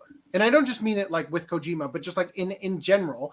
I know somebody who worked his ass off, was an incredible artist, and came out the other side with a happy ending. But there are countless numbers of people who put in the work to actually write stories and do something as more than just a hobby, like a serious study of the science behind writing, right? And this is sort of what I was talking about at the beginning of the stream when it came to the Callisto Protocol DLC, where it's like, it just kind of clicked for me that writing is so much more than just what's happening in the moment. Right. The overarching theme and what kept me going through it was the unraveling of the mystery and all sorts of different stuff that's occurring that you don't even really realize unless you actually study writing. And there are people who do that their whole life, and they work their ass off that are not being given opportunities because you're blindly handing them out to people who don't deserve them, just simply to virtue signal and appear not racist. And that's, I think, what we're seeing a lot with Sweep AB Inc. and Suicide Squad Kill the Justice League, right? Is that you gave it to people because you had a false vision of what their qualifications were, because we had a Facebook group that had a bunch of people follow us, and it's like, well, you had people follow you because they wanted to appear not racist. So of course I support what was it, Black Girl Gaming, Black Girl Gamers, right? Of course I support that, And so how many of these people are being inflated on false support, or like just insincere support that is being offered as merely a virtue signal, and get put into positions where they fail catastrophically like this, So anyway, they said that it originally good. What I was going to say was in terms of affirmative action, right? When a company is trying to be forced to hire a number of X race, right? Normally, when you're in a system that is looking for merit, they would go through 100 candidates or whatever, and often when you're interviewing, you don't know who you're going to interview next, right? So if you get to this is a grade A candidate, well, maybe there's an even better candidate that I'll see tomorrow, right? And so you kind of go through and you got to a good one, and then maybe you never found the next good one, right? And so you hit up the best one that you found, and he already took a job because maybe it's been 2 weeks since you interviewed him. So then you go down the list and you find the best qualified one that still is looking, right? But if you're in a situation where, I got to hire X race just for some quota, or I have to hire this diversity person that's going to teach me about Black people because I'm getting some grant from the fucking government and it's part of the conditions. Yeah. Okay, just give me the first one. I don't even give a shit, right? So that's the other thing that happens with affirmative action is the concept of the people who did work hard will always wonder, did I earn this or did I get it because I'm Black? Right? Well, did I actually have the talent to succeed on my own? And eventually, I think for some people are already there, but I think eventually there's going to become a realization that people are going to have that they have been given special treatment because they're part of a protected class. And eventually it's going to be I think as we've seen with the whole Black Samurai thing, I think there is a major identity crisis that is occurring amongst these people, that we are lifting up marginalized voices. But in reality, what you're doing is you're white savioring them. You know what I mean? Once again, it's you are the people who are pushing this shit are the most bigoted because they believe you can't do it on your own. The system is scaled against you, so you can't do it. Therefore, I will lift you up for you, and I will, defend you when people point out the fact that the piece of work you put together for the game sucked. I will pretend it didn't in your honor because you need me, to be there to defend you at all costs, and pretend like people are doing illegal things by simply making a list of your games and whatnot. I will be there to defend every step of the way because you need me. It is not something you could handle on your own, and it's dangerous if we let these people continue to spread their thoughts about your game sucking, because that could be catastrophic for you. At the end of the day. So that's also an issue, right? You don't know if you've done, but that's not actually what I was getting at. I was getting at that the people that are looking to hire, Black Girl Gaming, because they have some quota or some need besides a merit base. I want a good thing, right? It's just like, well, we need someone to tell us how black people work because we're stupid game developers. I don't know. There's two issues, actually. The first issue is we don't give a shit. Just find someone that does it. They're back, especially, in 2016, I bet there weren't many of these companies around. And I'm sure a lot of them popped up when, one of them probably got a job and was like, did you know you could get paid doing this? And told a bunch of people. And then they all made their companies. But with grants from different government groups and whatnot that allow them to even start in the first place. Yeah. Yeah. So there's, again, two issues. One is the company doesn't give a shit about the merit at all. So they're not even finding like the best minority person. So a good example of this would be like California has a thing where like if you have a company over 500 employees or whatever, your CEO or the board or whatever must have X number of women on it, right? So it's like, well, shit, we don't have X number of women on it. So Phil, you're out, and we're gonna get Mary, the receptionist. Yeah, get her in here. She's the only female employee we have that we can just put in this position, right? So now Mary comes in and she's elevated to this extremely high status, but nobody takes her seriously. Nobody even listens to her input because the only reason she got that status is because the government in California made it illegal for them not to just give it to somebody, right? Yeah, more likely it'd be like the CEO's daughter or something. Yeah, but so sure. Of course, right? Yeah, mom even. Yeah. Or Phil, you've been voted. You now have to go get the sex change. You're a woman now. If you want to stay on the board, you drew the short straw. Yeah, but real quick. No, go ahead. My second point was that, so once you do hire these people that you haven't really vetted, because one, there aren't many people that are selling the service that you're looking for, and two, you don't really give a shit to find the best one because you just want someone to do it. You don't really think it's important. Then they start getting in your company, and like we said earlier, then they start gatekeeping behind themselves, right? And filtering out the people they don't like, and then it starts affecting your company. So it's like a slow rot. So I want to catch up on this chat real quick. So Nuxie says, well, first of all, Old Man says she's racist as fuck. If a white person said that they wouldn't hire black people because it creates an unsafe environment, they would be canceled, probably by the government. Nuxie says, I don't care what color the main character was, referring to Forspoken. It was a shit game. Wanting to see yourself in a character has backfired on them a few times in anime. They'll turn a character black only to find out later the character is a slave. Yeah, there was that one light novel with the character that they thought was black because the outfit that she was wearing that was skin tight looked like black skin, but the face wasn't black, so they colored the face in black. Turns out that character was a slave, right? Old Man says, I would be interested in how many black graduates these schools have as opposed to how many just got accepted. So let me take an opportunity to talk more about my schooling life.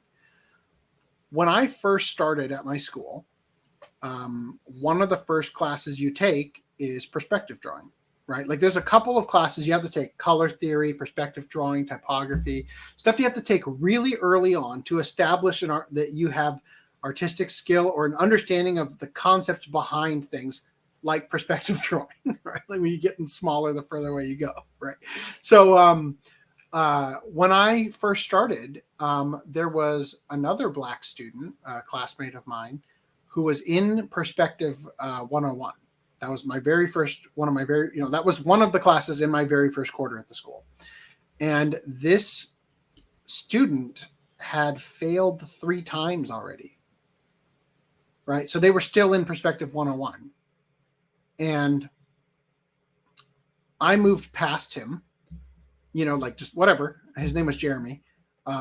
So I can see, and trust me, there were a lot of people. I went to an art school. There were a lot of people who were exclusively there because they didn't have a future at a real school.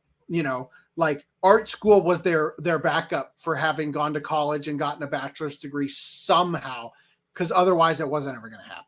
right? There were a bunch of people like that.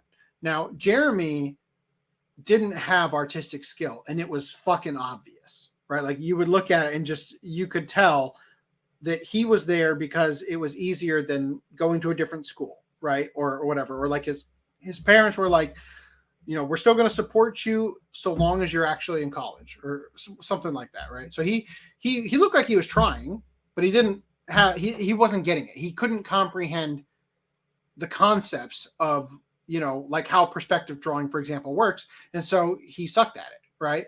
Now, fast forward a few years, and I barely saw, I mean, I saw him in the halls every once in a while. I didn't have anything against the guy, really. I mean, as a person, he wasn't an asshole or anything.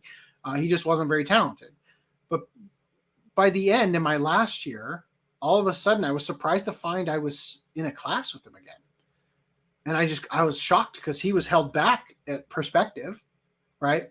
Well, it turns out eventually the school demanded that they start passing students at whatever cost necessary because they needed their graduation rates to increase, because that's how you improve your funding and your enrollment, right? If you have to tell people the real number of how many people are graduating, then it starts to reflect badly on the school, right? And they had another strategy where, because it was an art school, they required you, even though you obviously could just fuck off and never talk to them again, but they required you as part of the schooling thing. And they had entire classes where this was drilled into you. You have to report back to the school what jobs you got for like 3 years after graduating. And they needed to know that because they needed a metric that they could market off of. X number of students have a job in the industry within X months of graduating.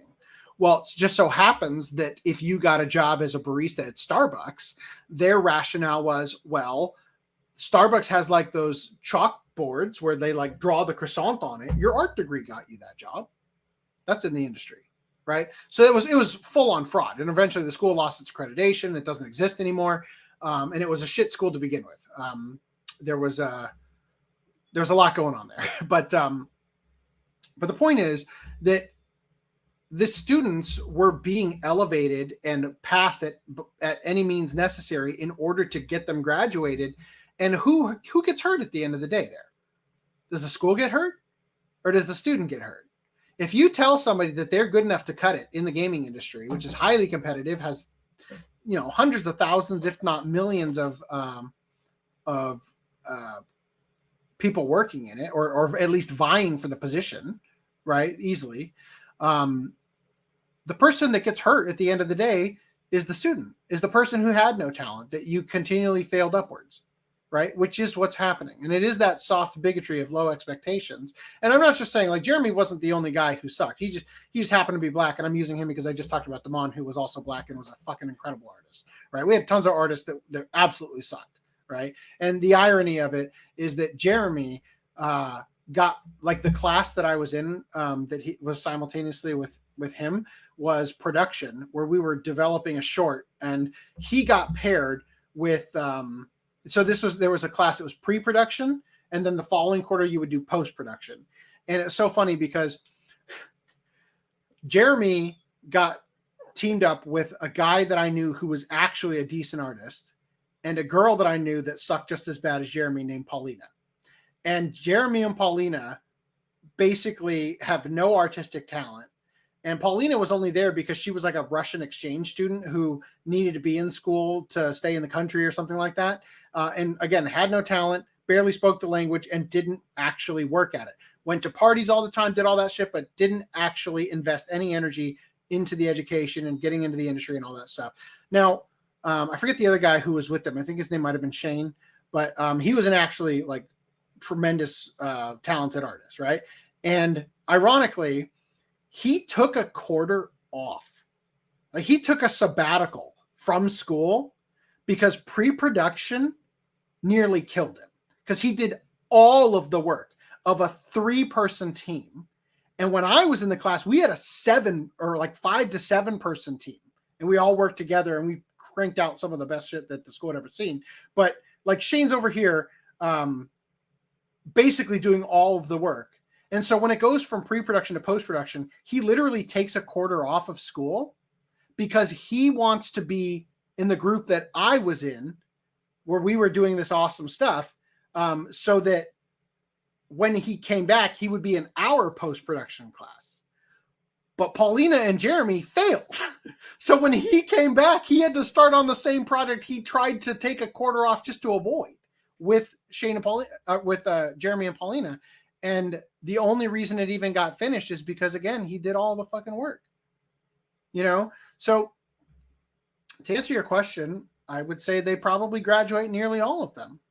And again, when you lower the bar, you lower the value of the degree that you're giving to people because you're giving it away and it has no meaning anymore, which is why, as we're at now, college degrees are actually almost a death sentence. Like, having a degree actually hurts your employment opportunities in some ways because you get your brain is broken after going to college and getting brainwashed by all the nonsense they try to fill your head with for political points and all that. So Old Man says, I think it was Thomas Sowell who said those students will be better served going to a college they could actually graduate from instead of going to a college that is above their academic ability. That failed Jeremy, that failed perspective artist, sounds like they work at Marvel Comics now. Many of their woke comics look like they hired failed artists on the cheap. Yeah. So coming back to this. So they created it originally as a Facebook group. Since then, we've been instrumental in helping change the narrative regarding diversity and inclusion, showing content creators how to work with brands, and kind of changing some of the dynamics in the industry. Not for the better. We also have a niche agency internally to help broker Black women for opportunities, sponsorships, campaigns, TV, etc. She was asked, were there any video games that made you wish that the character was a woman of color or a Black woman?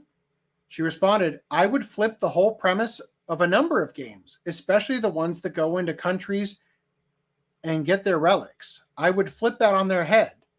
That's always been a dream of mine in general. But to be honest, no. I'm not averse to having white characters, just annoyed at how prevalent they are. She would then claim she's not interested in race replacing characters, but admitted it works in some ways. Lopez said, quote, I wouldn't want to change an existing character that I can think of at the moment. One of my favorite games, The Witcher 3, is predominantly based on a Polish novel. I have seen no need for me to change that main character. What I want is more stories that are authentic to Black, brown, and non-white people of color to be reflected in. I don't want to necessarily have to race bend an existing character for me. That's not the epitome of representation. It works in some ways and other ways. I want some original content. Fuck, that's what I want too. We have common ground here. So something that should be noted too is Forspoken kind of is that. Yeah. It's like an original. It's an original. It is like fully original.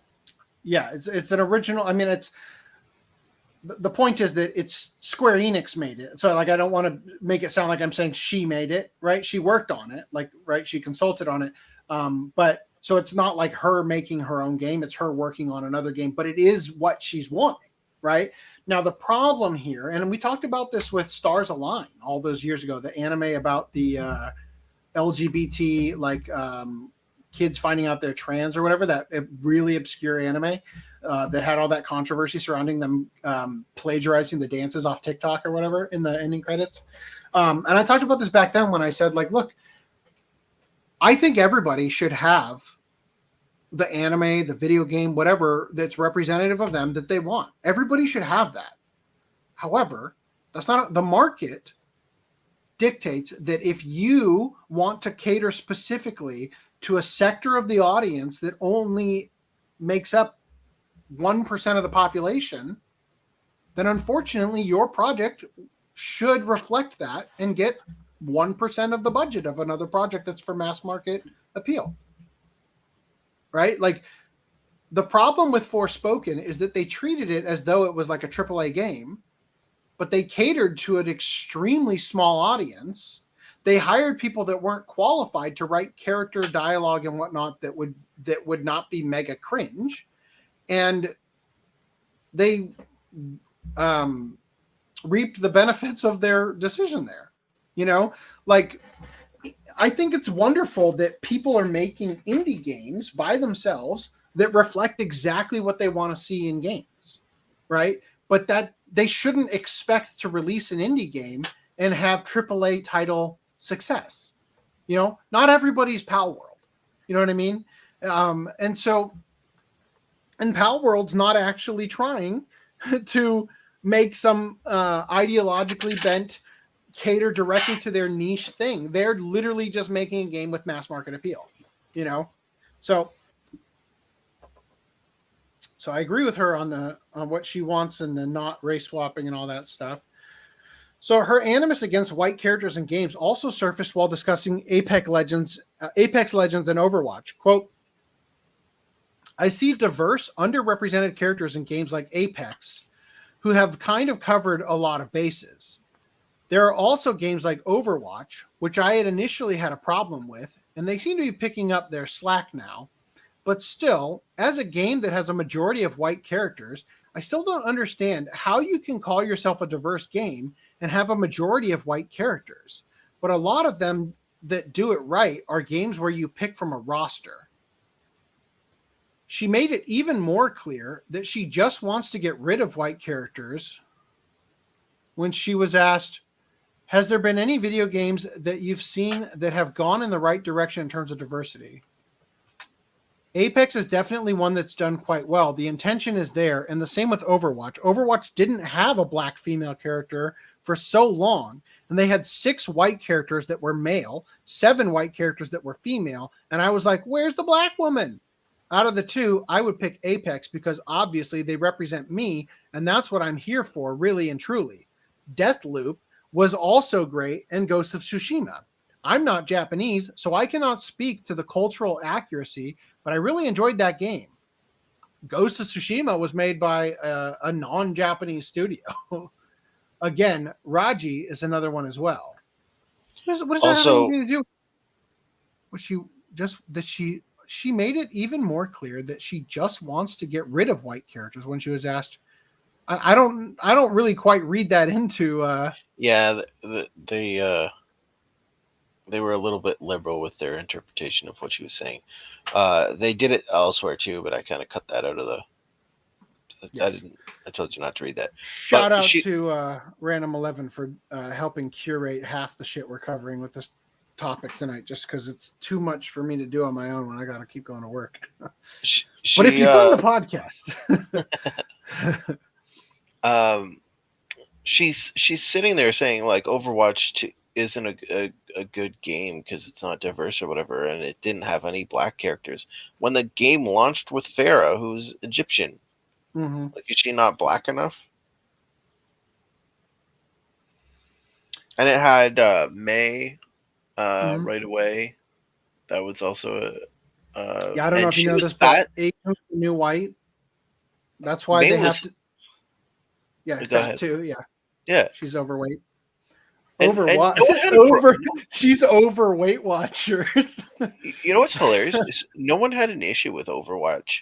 Like when they announced it, no one was like, "Oh, look at all these diversity characters," until after a little bit, they started getting some sexual harassment issues over there, and then they started throwing in all of the characters, and it's like, okay, well, yeah, now it seems like you're throwing in diversity characters, and like it's a deflection at that point. Yeah, and the game went downhill.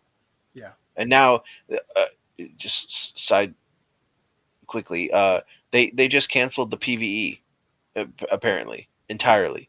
So the whole point of Overwatch 2 was that they were going to add PvE. Then they were like, oh, well, it's taking too long. We're just going to push Overwatch 2 out now, and you'll get PvE later. And then it was, oh, well, it's kind of expensive, and maybe we're going to cut it back a little bit. It'll still be a little bit of PvE, and not really what we promised, but PvE being player versus everyone? Player versus environment. So basically not multiplayer. So you're playing by yourself, basically. A single player version of Overwatch. Yeah. And that's a difficult thing for them to do because it requires AI on the behalf of the... Probably. I think it is I think you could do multiplayer too, but it would be against AI people. Yeah, that's the thing. The CPUs. Yeah, and anyway, and then so long story short, now no PvE, and so the whole reason for updating to Overwatch 2 gone. It's like, okay, come on, guys. I don't know. I mean, maybe it's because you're white, even though you're clearly Mr. Popo. But I do find it interesting that when you have a criticism of the game, it is about gameplay and game mechanics and actual gaming versus, well, I'm not enough white people or whatever. This is from a protected account. Hold on. What was that? Here. Okay, this one.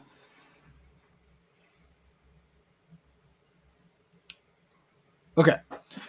So Richie DeWitt says, quote, I've been seeing more and more hateful Gamergate-esque opinions. I want to be clear on where I stand. I won't tolerate any harassment, violence, or threats towards devs, minorities, and women in our industry in any space that I own or have control over. I don't care about your opinions and won't go into discussions with you.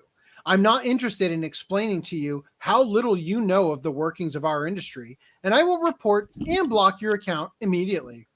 And if, by any chance, you happen to be working in this industry and you are voicing said opinions, I'll screenshot you, put you on a person list, and advocate that you'll never work for a company I work for or associate with. Cheers. White Knight harder. Yeah. Richie DeWitt puts himself as founder of It's Bare Knuckle, helping Kayla make games, Merge Conflict, Bunny Hug games, right? So these are the things that he's putting here. So the first thing is that he's the founder of It's Bare Knuckle. So Bare Knuckle is an inclusive business development consultancy for experienced and up-and-coming game developers who self-publish their games. Now, Mark Kern says to this post, I love it when they reveal that, yes, it's true. We are forcing DEI crap into our games, or else you will never work here again. This is exactly what we're talking about, Richie. Thanks for taking the mask off and confirming everything. So, game developer consultant Richie DeWitt promises to destroy careers of video games. So this is just a continuation of that. I just want to share this series of tweets from former Bungie lawyer Don McGowan, who admitted that he had been using the tactics within the video game industry for years. He detailed on Twitter, quote, and it never occurs to them that the reason nobody made games for them was because nobody wanted to make those kinds of games. Nobody wants your money because nobody wants you in their environment. Take it from someone most of whose job was figuring out ways to get rid of you.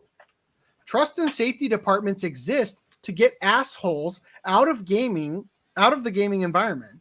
You end up creating them to get rid of assholes because adult humans don't want to spend their leisure time with assholes.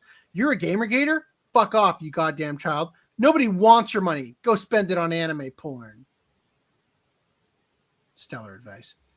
So Colonel Otaku Gatekeeper here makes a point that, remember, when a game lacks content, it's not because of a lack of resources. It's where the resources were allocated. So this is a response to Sea of Thieves NPC revealed to be trans. Fans delighted.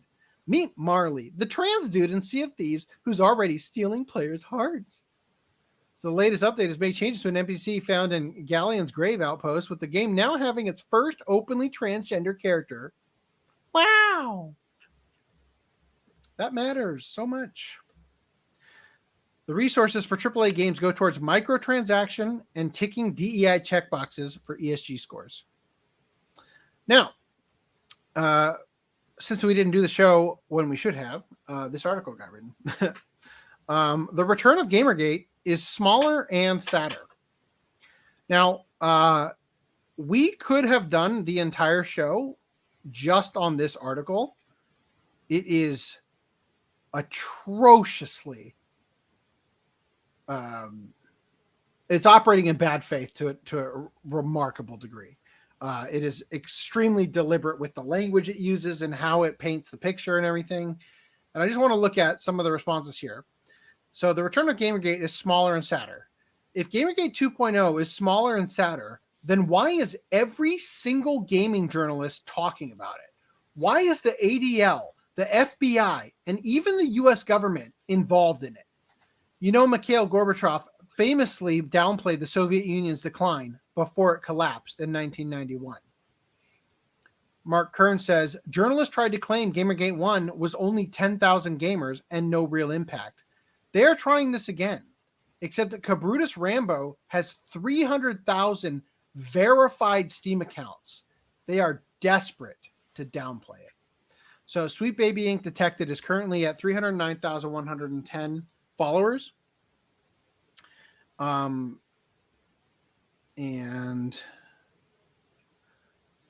this person put out a series of tweets on their Twitter. I'm just going to highlight what they actually said here because it's just quicker.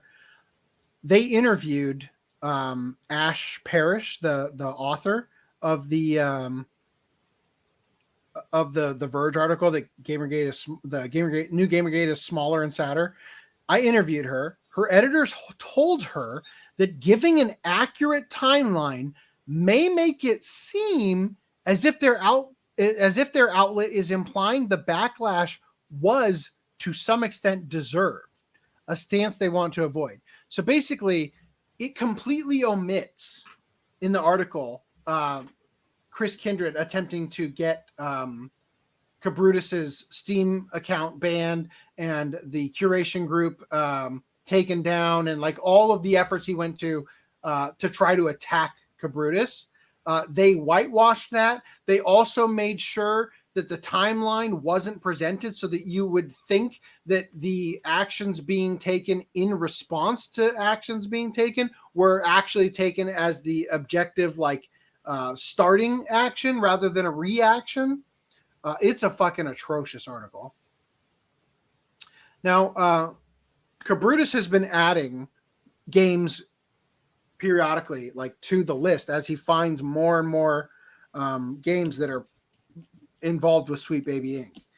And we're going to probably look at some more of this in the next podcast, just because there's a lot. We pulled some stuff out just because it's already 5 hours into this show. But he said this: hey guys, I added another game to my curator list. The game is called Flintlock: The Siege of Dawn. And as shown in this physical copy of the Edge magazine, it involves Kim Belair, the Sweet Baby Inc. CEO. I have waited a bit before deciding to add this one because a dev from Flintlock team reached out to me through my mail, stating that they eradicated the Sweet Baby Inc. part and basically remade it completely. At this point, together with my staff, I have decided to give them the chance to prove this, allowing us access to the game pre-release and asking their manager to have a conversation with me. They openly refused on both points, leaving me without any way to confirm what they were telling to us. This doesn't speak very well about them. So yeah, new game on the list. This is the source here. Kim Belair. She took the wonderful base layer Derek had, the world, and just elevated it. So, two things. When I look at this, I think that Cabrutus is I think that he is doing his due diligence, but by hunting down everything that these, and I think he's completely warranted with the way he has been treated, to simply stay on course when they attempt to get him banned, get his Steam account removed so he loses every game he's ever bought, all these things. I think merely staying on course of just simply keeping the list going is a valiant thing to do. but it does almost come across like a witch hunt after a certain point. You know what I mean? And then alternatively, it's just not a good look to hold it ransom like your fucking Yelp. Like, well, you want that review removed? Well, you got to pay us. Pay us in pre-release to your games. I think it's better to include everything that's touched Sweet Baby Inc. on the list so that nobody can come out and say, what if we just tone it down a little bit? And then we give Cabrutus the ability to play the game, and the version of the game we give him has everything removed, and then the real game doesn't, you know, like, so after we get our sales, like, it's better to just make it, put your fucking foot down and say, look, you hired them? No, you're on the list, right? Because then what you do is you prevent companies from wanting to hire them. They got to take a sink or swim choice here. Do you want to actually, you know, virtue signal for ESG that's drying up, or do you want to actually make a game that doesn't have political narrative junk shoved down everybody's throats? Well, so a couple things. Just because a game has hired Sweet Baby Inc., right, it doesn't mean that it's necessarily going to be bad, because they have different involvement. Well, actually, I'll rephrase that. Just because a company has hired a DEI company to come help them with some stupid thing, right, doesn't mean their game is necessarily going to be bad. I would say that Sweet Baby Inc. happens to have a really bad track record, and I don't know. I mean, Spider-Man 2 is right on the edge of, like, it was good, but like the mechanics were good, the story wasn't really good. So it's just because it's on the list doesn't mean that the game is going to be like, wow, we're blackballing this game. It's clearly going to suck, and if you're on this list, you're not going to sell any copies. But it is a red flag that a company would want to hire someone like Sweet Baby Inc. And so that is at least something to, as a customer, that you may want to know before you go in. And it's like a warning for microtransactions, right? Like, oh, this game contains microtransactions. It's like, yeah, okay. Well, this game was, or like the mobile games that where the ad is nothing like the actual game. Like when you see an ad for a mobile game that gets you to download it, and then you actually start playing it, and it's absolutely nothing like the ad. Well, I mean, are there warnings for that kind of thing? No, but I'm just saying, like, that's an example of something that you would rightfully want to create a warning for. Like, don't waste your time. This is. Oh yeah. If someone made a list of like those types of games, that would be good too, right? And I mean, potentially there could be a good game in that list, but so Andrew brings up a good point. They said, I think if he put it on the list but added context, if that's possible, that could be an option. Yeah, it is possible because, let's see,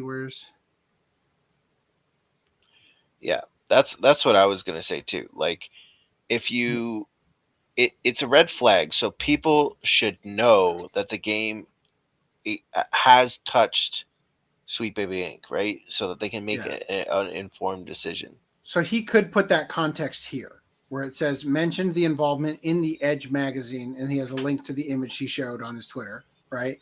So he could include it here, or a link to his tweet that says take it with a grain of salt, but the developer claims that they removed everything,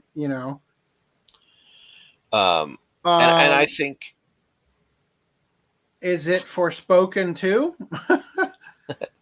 Because that it's kind of what it looks like. I think that would be the best solution, and just not like, even if they said they took it out, like, because even if he got, while I don't agree that asking developers to give him like early copies as if he's like I guess he did create the list and it's his list, I guess, but he I don't know, it seems like he's being very like high and mighty if he's like, oh well, you have to get my personal approval to not be on the list if you so like Just put it on the list. It's going to be funny when the pendulum swings back the other way and they hire people like Cabrutus to approve that their game's not woke. Like the anti-woke division of our team has determined that it is the most based game ever. You know, I don't see that happening. So remember at the 5 hours ago when I was talking about how you take a step too far? I think this might be Cabrutus taking a step on the line of. So I do want to say Cabrutus has 29.2 thousand followers, right? That is a recent phenomenon, right? He has been catapulted into a position, and honestly, I think he's handling it fucking incredibly well. He's kept his head very level. I think a way you could read this feels a little there's this could be concerning, but it also is I feel like he's doing his due diligence. I just think that personally, you're on the list if they were involved. I don't care if you scrubbed absolutely everything. You still hired them. That is a bad sign, right? Yeah. And again, the message is for the other people who would choose to hire these types of groups, right? It's not about putting this game or that game on the list and making the game go bankrupt. It's about striking the fear. It's literally meeting with the marketing team and put the fear of God. That's what Cabrutus is doing on the other end. He's saying, look, if you want sales, don't be involved with Sweet Baby Inc. because we've seen their handiwork and we don't want it. Well, I agree that most of their handiwork is bad, and I think it's a red flag. I don't think it's necessarily a death nail, but they, again, like I was saying earlier, they have different levels of influence on the company. And so if Flintlock did hire them and they gave them some advice and they said, oh, you're crazy, get out of here, and they reworked all of the stuff in the game, maybe they've had zero influence on the game, then fine, but you still were the developers that decided to hire that company. So that's the red flag, right? So at one point you thought it was necessary for you to go down that route. And so you should be wary about that.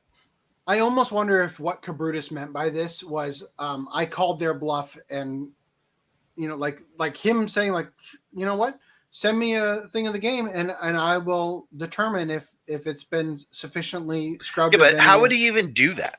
Yeah, but see, that's what I think is. I think you could read this as, okay, show me. Show me. If you don't want to be on the list, fine, show me. Show me the game. Let me determine, right? And of course, no, we're not going to let you see the game. No, of course not, right? And so that's sort of calling their bluff.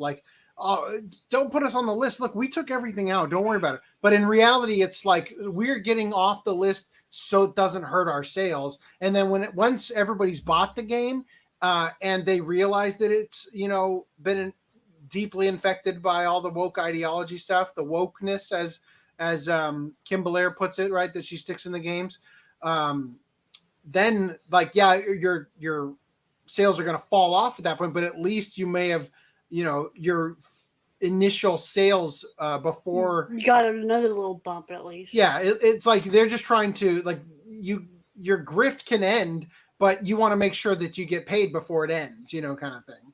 So I could kind of see it as a little bit of a calling their bluff and showing that they aren't serious about proving that SBI stuff was removed. Well, what company is going to give some random this guy in everyone? Sorry, of course, but I'm just saying, from the perspective of 99% of the world, this guy just created a list. That's all he's ever done. Like, why would anyone give him a early copy of a game? It kind of feels to me like when Trump had dinner with Mitt Romney. And to be honest, he copied the list from the website. It's like he stole the work.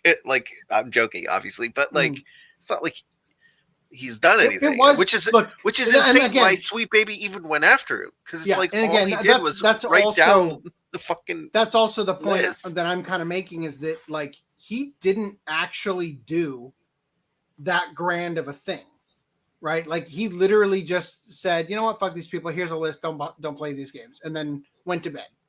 And then it blew up, most specifically because two very prominent employees, if not more, from Sweet Baby Inc. attempted, with their own accounts that are tied back to their involvement with Sweet Baby Inc., attempted to get him banned and canceled and all those things. Right, so he didn't, by any stretch of the imagination, do work that should have resulted in the fame and power, effectively, that he currently has, and the leadership-ish position he finds himself in right now with the group that he's fostered. But in spite of that, that's where he finds himself, and I think he's done a very decent job keeping a level head when he's been put into the position he's been put into. So we're just bringing this up as it's like this is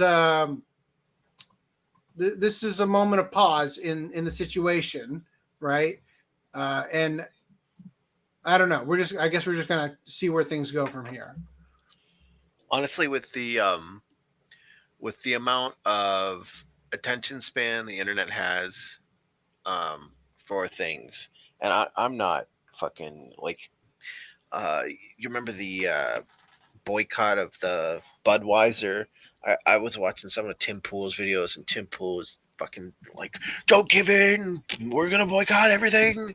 Don't buy the beer. Don't do it. Don't do it. They said they're sorry. Don't take it. Don't take the bait." And he kept like going on and on and on. It's like I don't want to do that. I'm not at all saying that is what should happen in this case. I think that's actually stupid, but I do see this as a flag, not necessarily the end. The red flag, yeah. But sounds to me like your Spider-Man fandom is talking, my friend.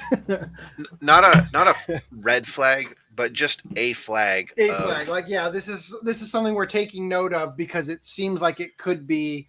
It could become an issue, like no. I'm not even saying it's an issue.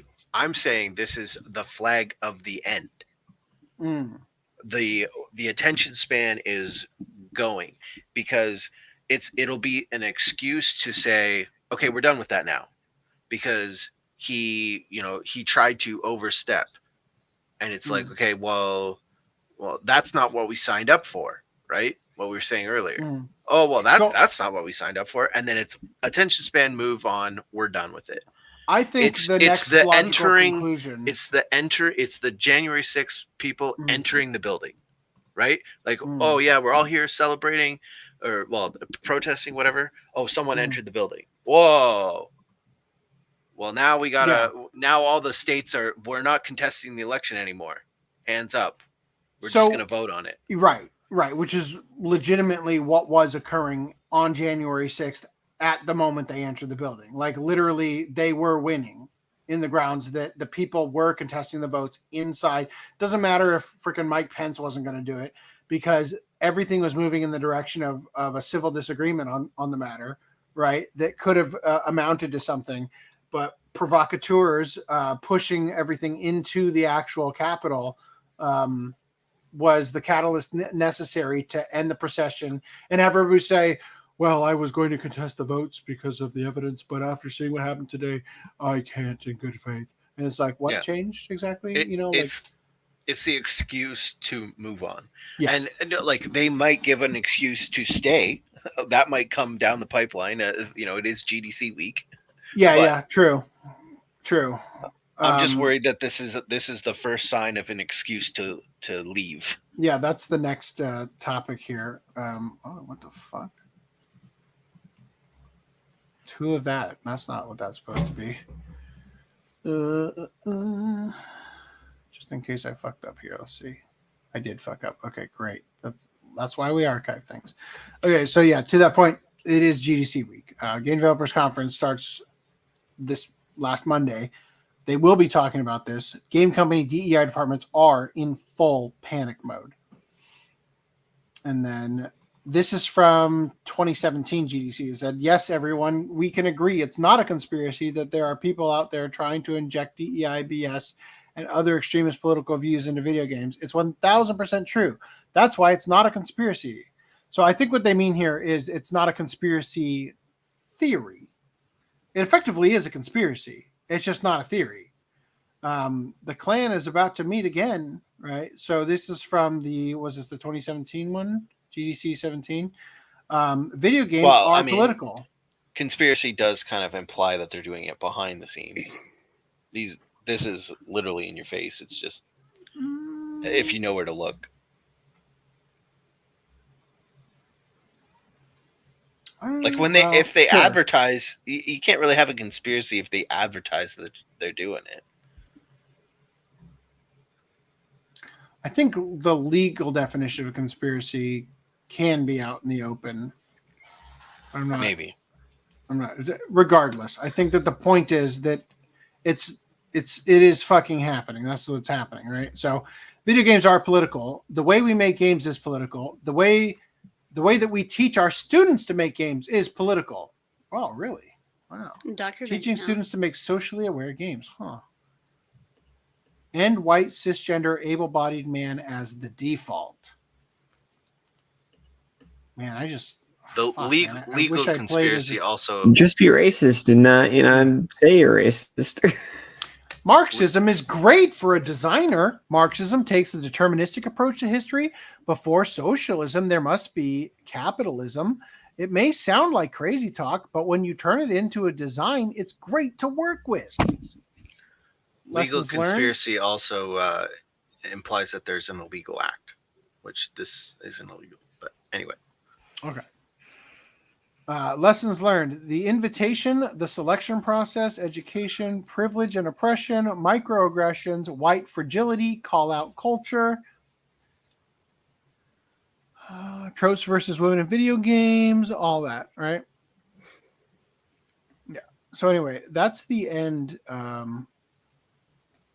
We're going to end our coverage of Sweet Baby Ink stuff here tonight. There probably will be more on Sunday. I do have some wonderful other news for us to look at. Did you not get the tweet from Mark? Mark, where it was saying that like 15% of the entire GDC is scheduled for DEI topics. No, I didn't see that tweet. So, Stellar Blade Eve practically naked in sexy skin tight costume. She's in a costume, YouTube. She's not naked. Yeah, this is a costume, and more incentive for Brad and Greenline to buy Stellar Blade. Fuck, I pre-ordered that shit, bro. I pre-ordered that shit before I had the Anyway, so the outfit. So again, Eve was photo scanned from why are you just from that Korean model, and oh fuck, I gotta bring something in here. Let me. Thank you for pausing on the right shot. You're welcome. I've got an even better shot. You're gonna love it. 1 second. I can't wait till we get to a point where we do the show where I'm not fucking exhausted because I keep doing it after I get home from work. Let's see. I have this super special important thing that must be discussed right this moment. Which window did it open in? Did it not open? Open in a window. There it is. Okay. I think. Look at me opening it multiple times now like a genius. Just be patient, my son. All right, Greenline, this one's for you, buddy. Yay. Holy shit. Who knew one fucking tweet? Oh my god. So badly. Whole career. It's like, Save it for the money shot. I don't know if I can wait.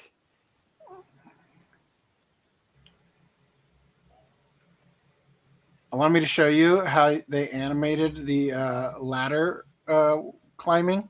I've seen this, but I'll watch it again. Oh my gosh. I'm with Gohan. I'm with Gohan right now. Like, yes.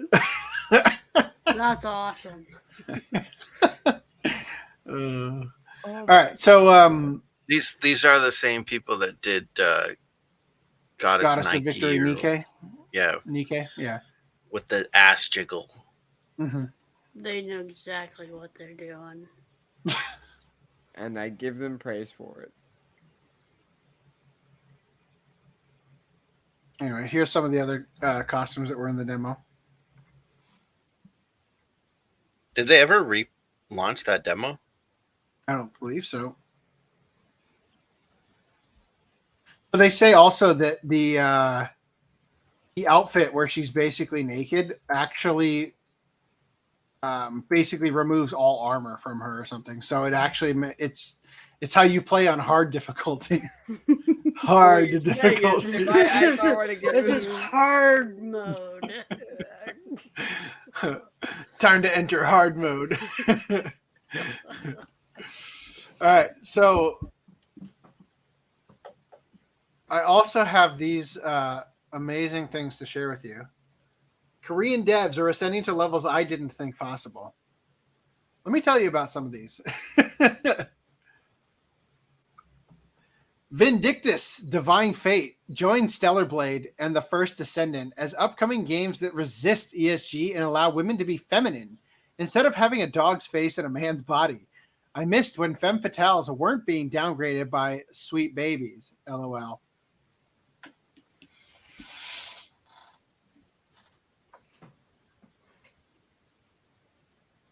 Nice.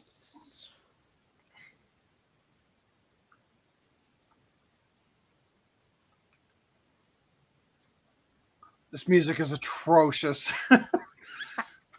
Oh my god. I can't hear any of it. I'm glad you're saving us from it.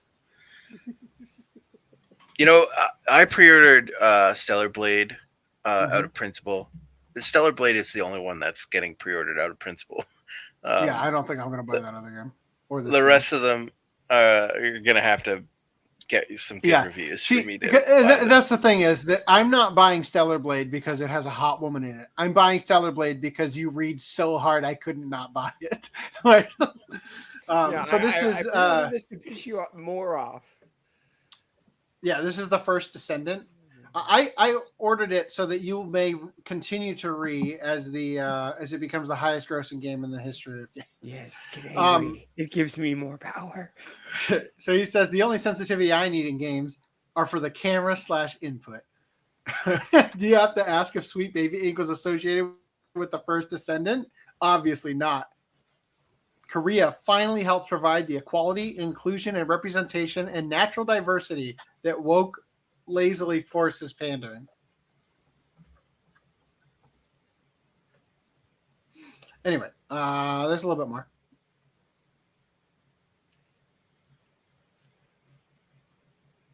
The planet is healing. We come full circle. I hope it is. Wish they were bigger, though. God put me on this earth to do one thing. Draw big anime titties. Yep. Bigger!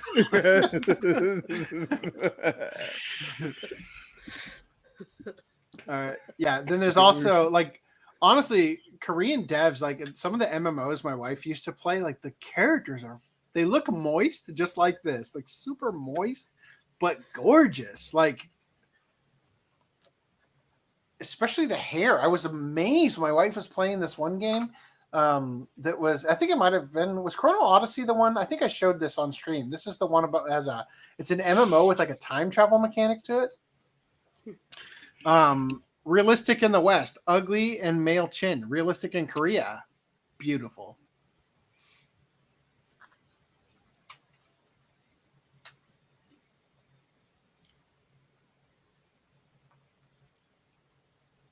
Anyway.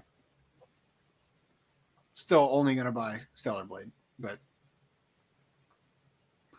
AAA. If you oppose Sweet Baby, we will blacklist you from working in this industry. Oh, okay. See ya.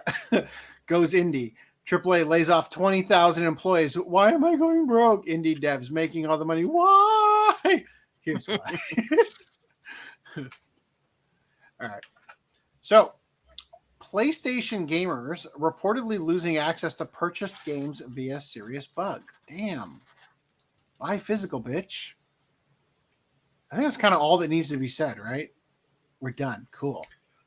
It is only affecting a very small amount of people, but yeah, and those people, you know what they all have in common? They didn't buy physical, bitch. there is an error. You may want to say the error. I don't know. Okay. Apparently, there's some Google error that pops up, and that's how you kind of know it's going to happen to you. And they were saying if that shows up, something about like they got to re-authenticate the licenses.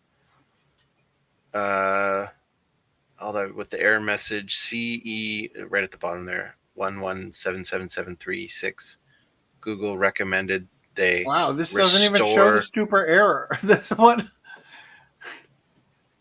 I don't know what video you're watching. I'm reading this bottom paragraph here. I'm watching this video because it's right underneath the part where it says the user believes the bug began following an error message displayed when launching Helldivers 2.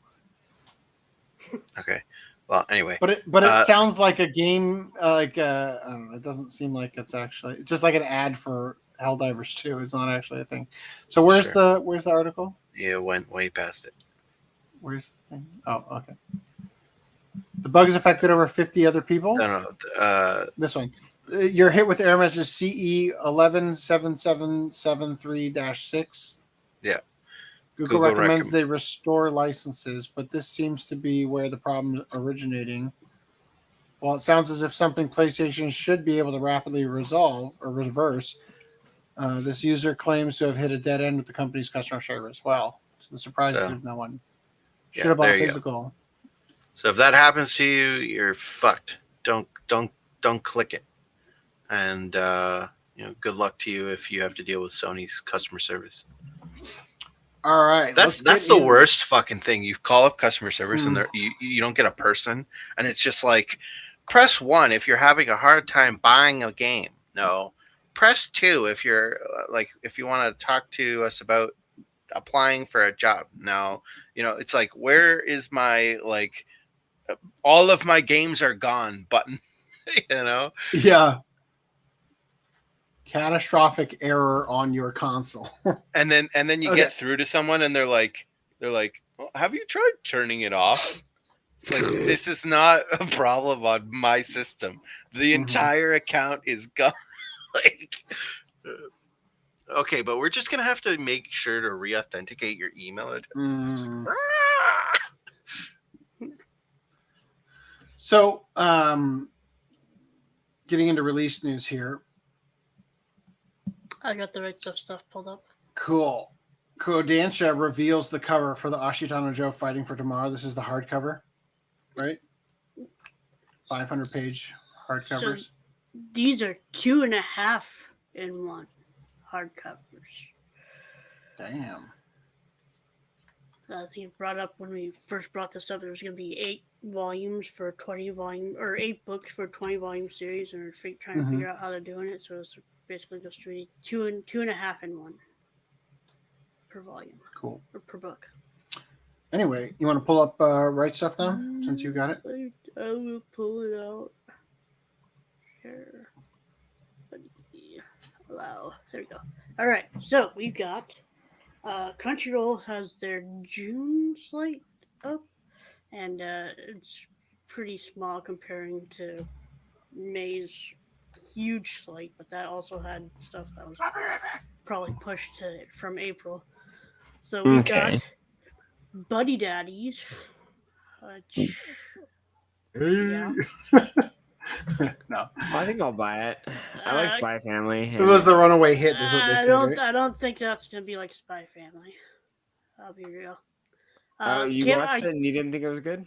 No, I did not watch it, but just by the sound of it, it sounds like it's not going to be exactly like Spy Family. Okay. Well, I didn't think it was going to be exactly like Spy Family. I just thought, Anyway, yeah. So, campfire cooking in another world with my absurd skill.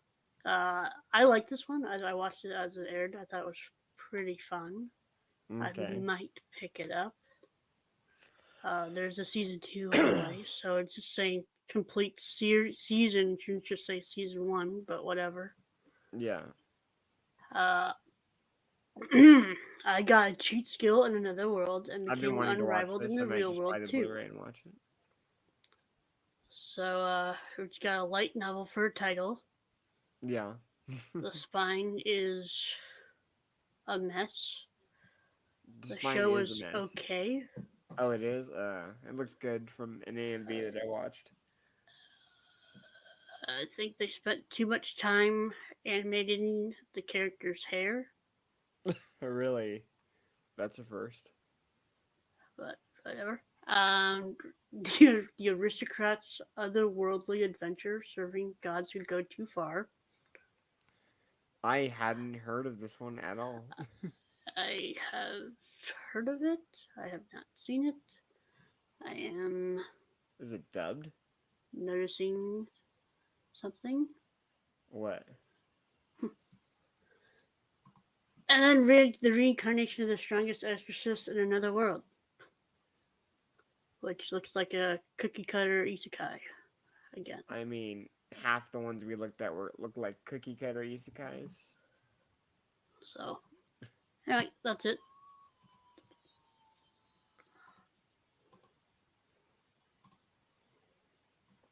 There we go.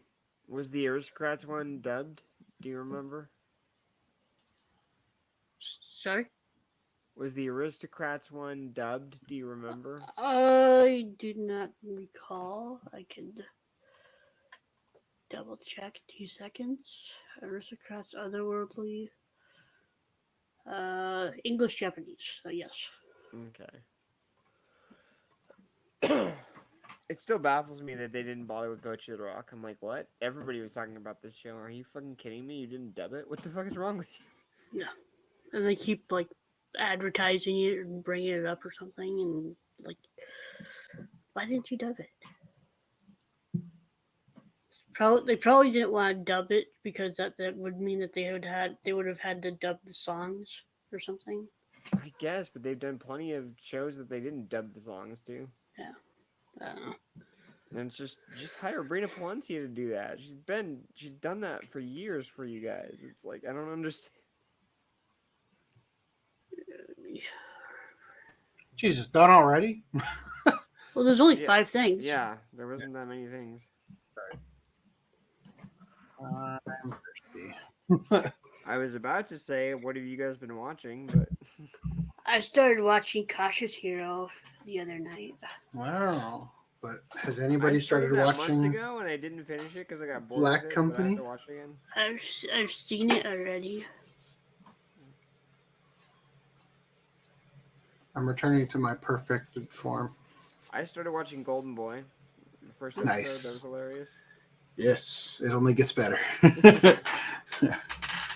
Can't wait to find out which mommy was your favorite. I mean, the first blonde one was pretty... I mean, her tits were out there. Holy shit. I did not expect the levels of... I think he's got 2 good reasons right there out front. I mean, yeah, can't go wrong. Yeah. And then I'm also rewatching Slime. It's pretty nice. Nice. I'm really enjoying that again. Preparing for season 3 in April for next month. Yes. If you wanted to rep your favorite show, but aren't bold enough to do it the way I do,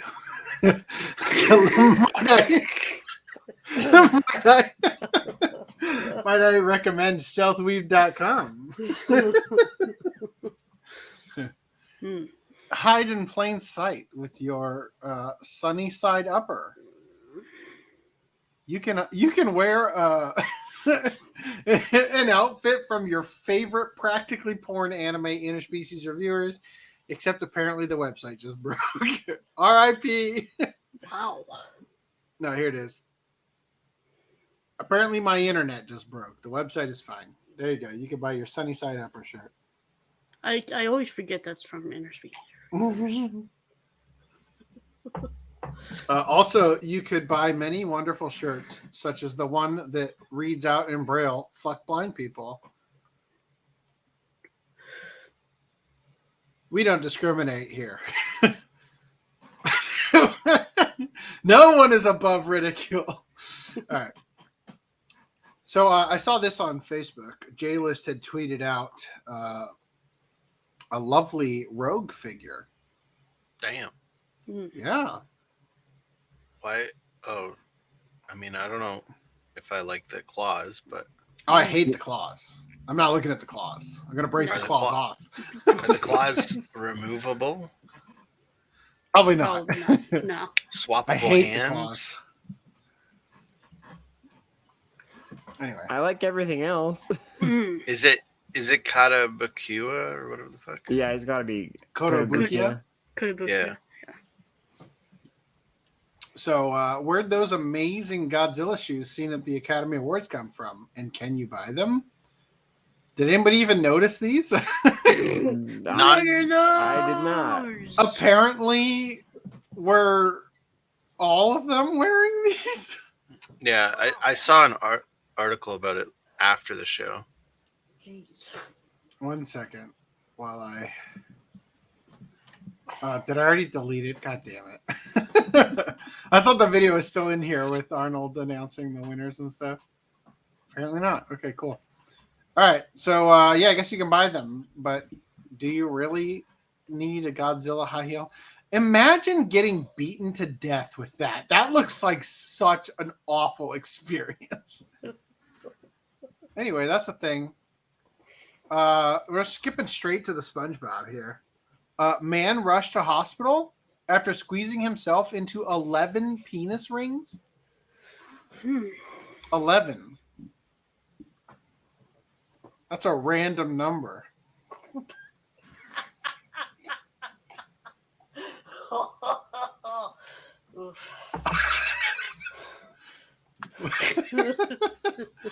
right.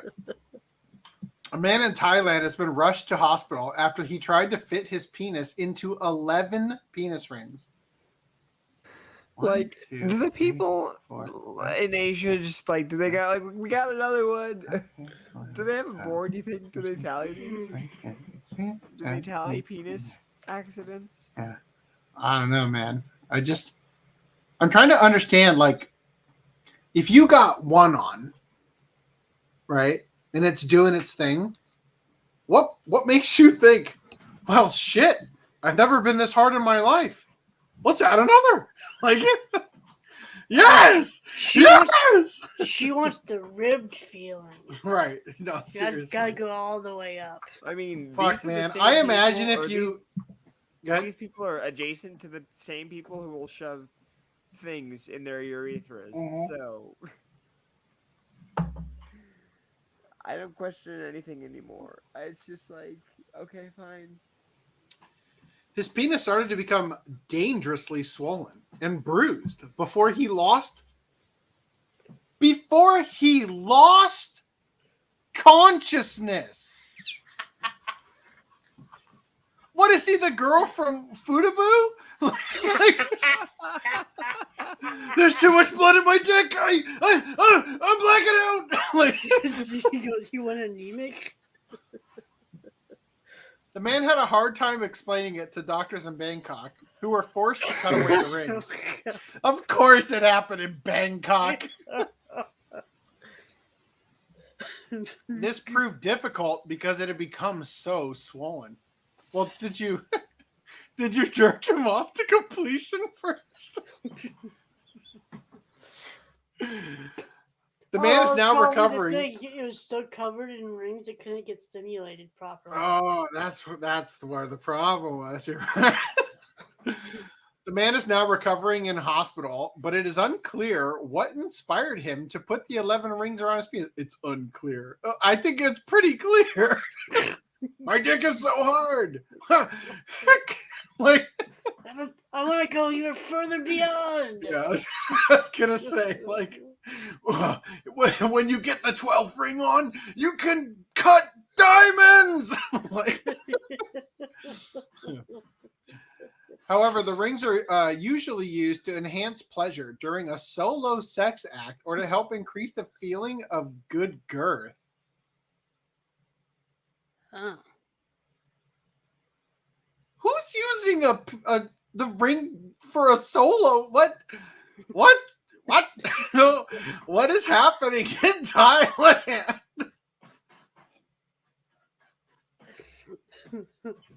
Oh no. Oh, okay.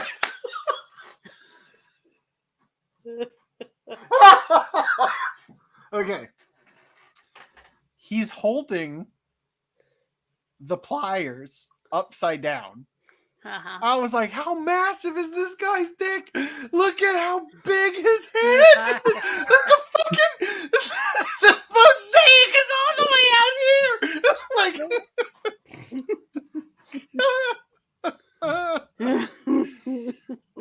Why is this mosaic? Is this a diaper? What the fuck? I have no idea, but I'm just trying to think of like the stories that these people tell from after coming home from work. Well, babe, I did another one today. Another penis. Yep, another penis. Man, they're really not letting survival of the fittest do its job.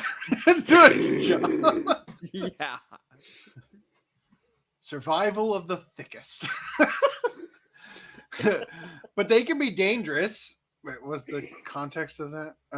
The rings are usually used to enhance pleasure during a solo sex act or to help increase the feeling of good girth. What a weird phrasing.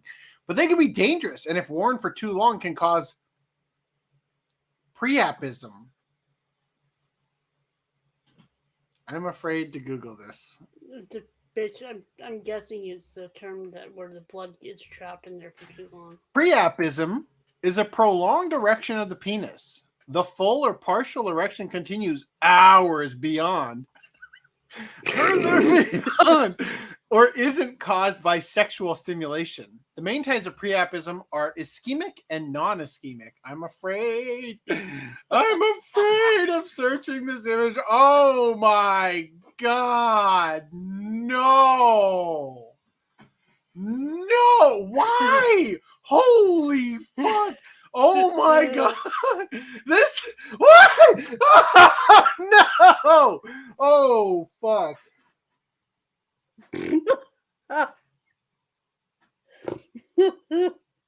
Oh, dear God.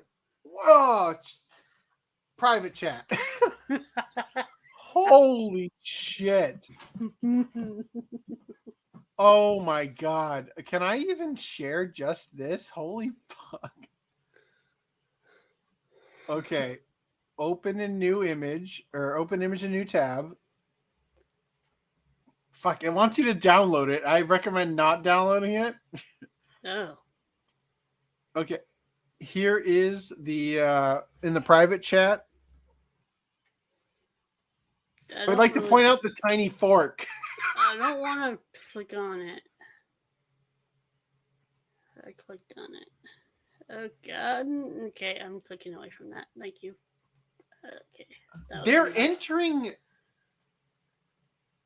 territory not thought be entering territory. At beyond first the thought, confident. at first glance, I thought they were entering through the urethra. They are not. That is the albuginia, or whatever it's called, the tunica albuginia. They're entering. It. The image is on the side there. Like, is that gangrene? He looks like he's. You're like, the image on the side The there. skin on the sausage is decaying. Like, I can't. I didn't want to look at the image. I'll be honest with you. I looked at it for a split second. And I'm like, nope. My brain just couldn't process that. What is the forceps in there for? Why? I don't want to think about it, man. Why is it? Why is there an almond stuck in this guy's Tunica albuginea. I'm not going to be able to have good dreams tonight. All right, let's just move on. This 'cause guy has one of those 180 degree. Oh no! Oh fuck! Stop looking at people's Why? dicks. Why? What if the real harassment is when you send these dick pics? Oh Jesus! Oh, let's close that before I go to work tomorrow with that on my computer. Let's go back. Oh Jesus! Okay. All right. They can be dangerous, and if worn for too long, can cause priapism, a disorder where the penis maintains a rigid erection without any stimulation. Fuck. That's my constant. No. The condition can result in permanent damage, including penile gangrene. That's definitely what was happening in that image, which can sometimes lead to amputation. Oh no. A man in South Africa pulled a similar stunt, but this guy decided to put his wedding ring on it. Are you fucking serious? He's got to have big fucking fingers. I would like, let the record show for a minute. I mean, this is my silicone ring, like, so I don't lose a finger at work. Like, on your dick. On your fucking dick. All right? Look, one moment, please. Oh, God. You scared the shit out of me. Nuxie, it's in the Discord and the Velvet. Random 11? Yes. Okay.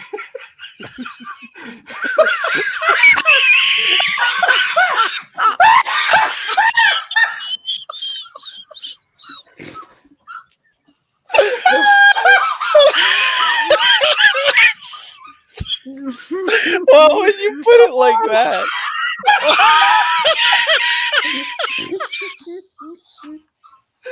Oh, fuck.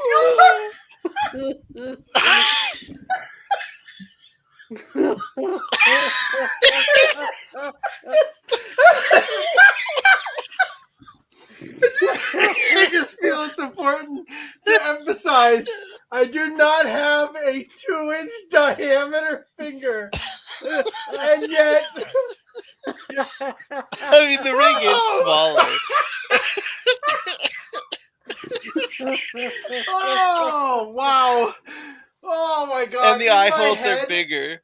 In my head, I pictured so much black around it, but when I put it up there, the wow. Holy shit. Stunning and brave. Incredible. Oh, my God. 10 out of 10. Can't even believe it. Holy shit. Oh, this guy decided to put his wedding ring on his penis. Surgeons failed twice in attempts to remove the ring once the patient was sedated, with one attempt made by an orthopedic oscillating saw. Oh, Jesus. Whoa, whoa, whoa.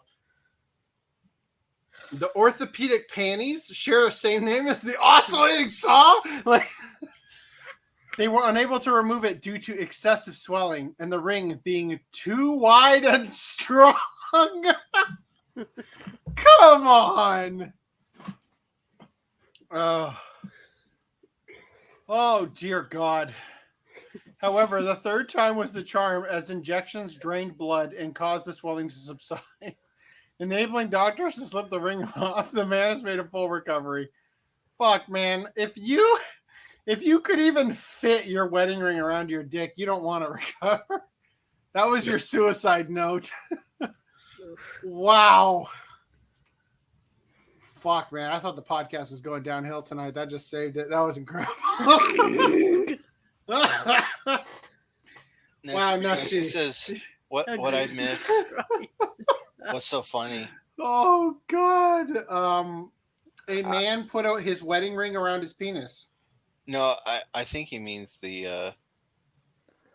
well, I don't know. Did you miss the thing about the Mononoke plushie. Oh fuck.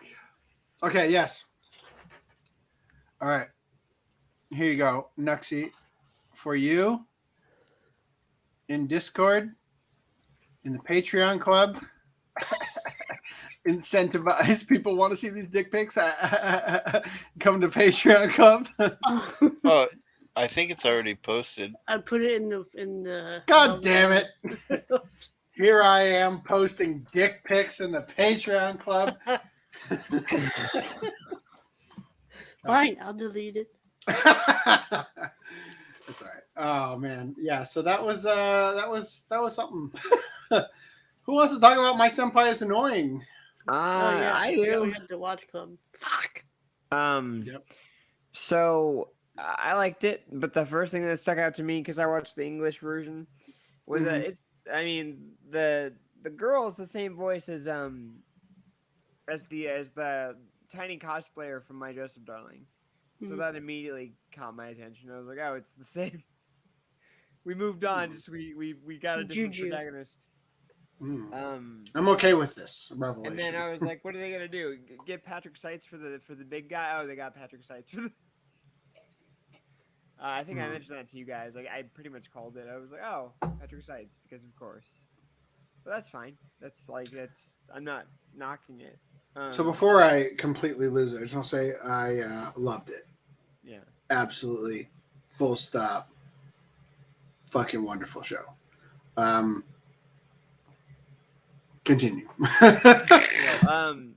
Randy's in perspective. Oddly enough, I would consider this, honestly, it's kind of weird, but I'd consider this like almost like a Christmas series that you could watch around Christmas time. There's a lot of like winter episodes that revolve around like Christmas and the New Year's, and like I thought that was interesting.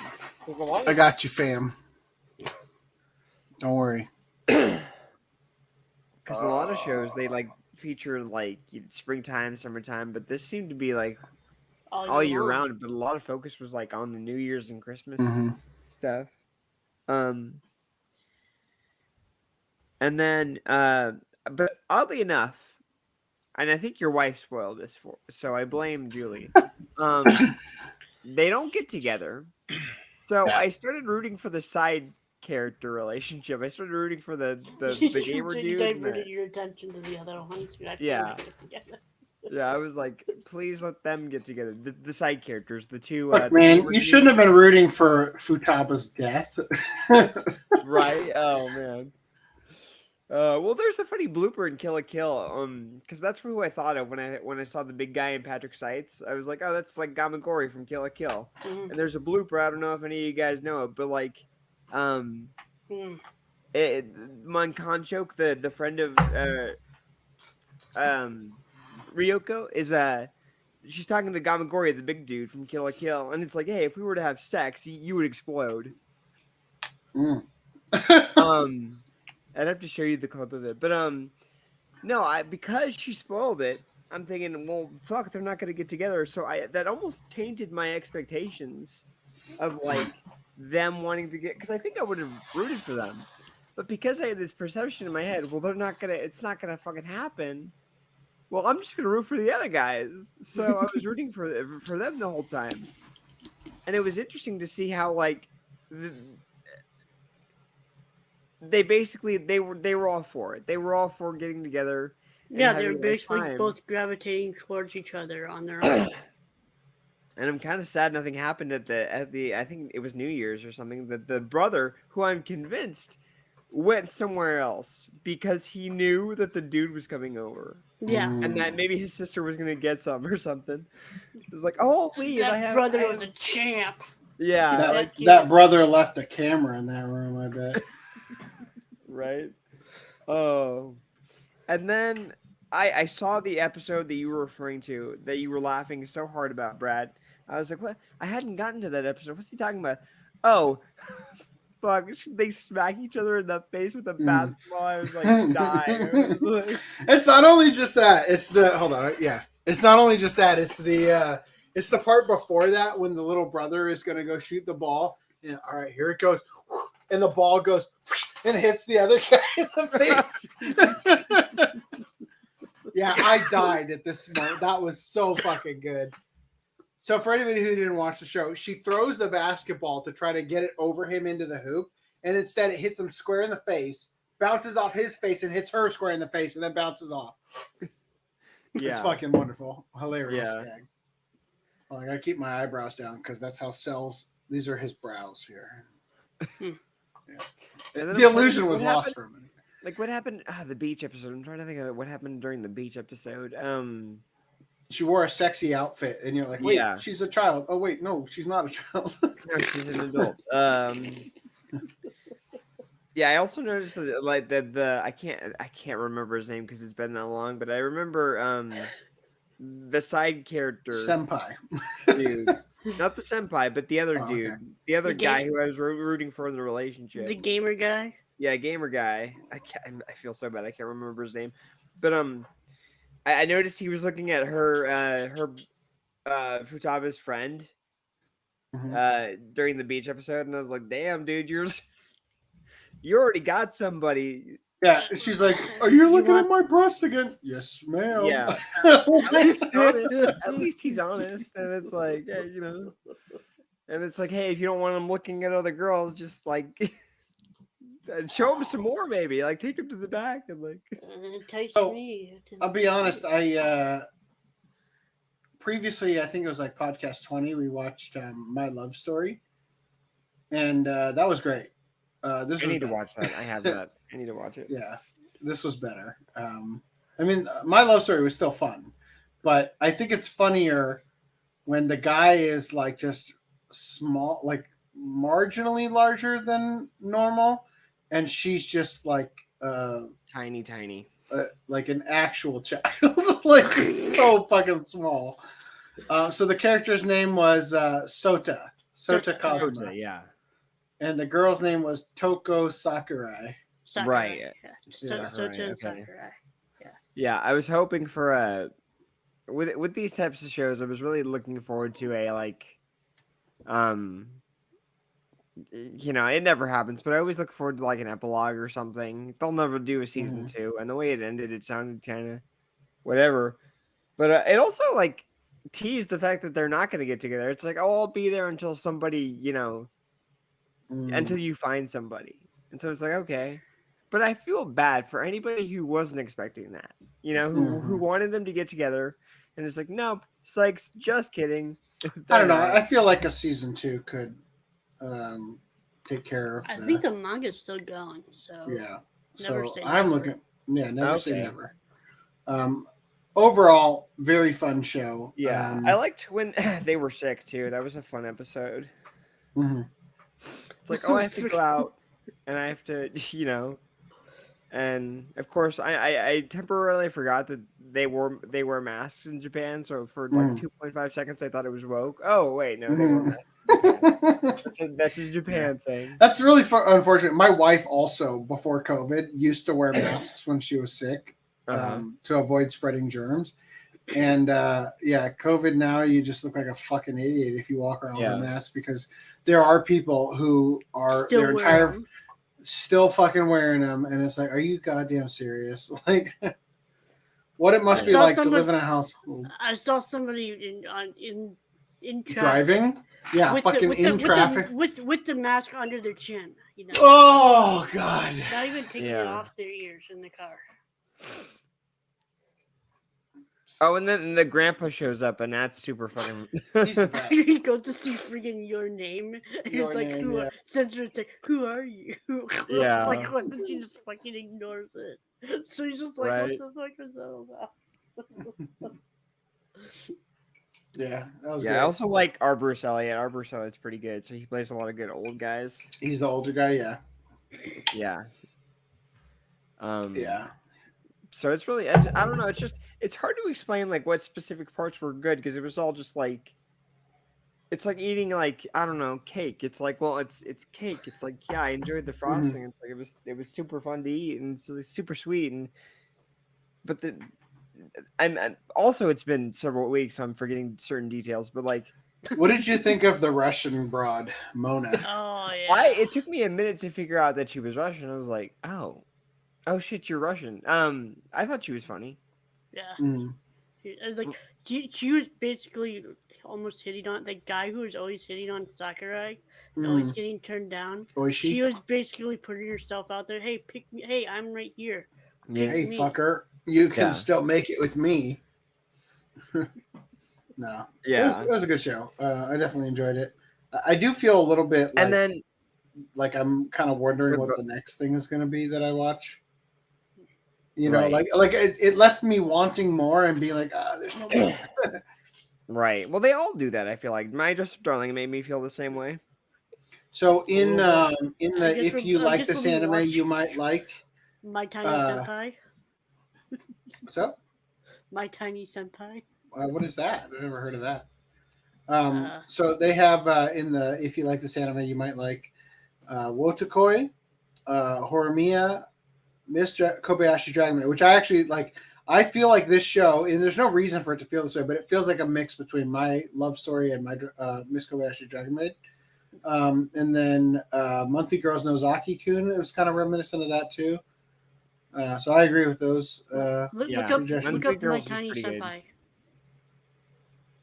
But I remember us covering this in the podcast, and I remember the sperm monster, and I don't think he's like plays a significant. I don't think they draw attention to it. He's just there, the sperm mascot. Yeah, well, yeah, the ghost mascot. Oh, it's a ghost. Yeah, it looks Excuse like a me. freaking sperm. It looks like a sperm. You'll forgive me.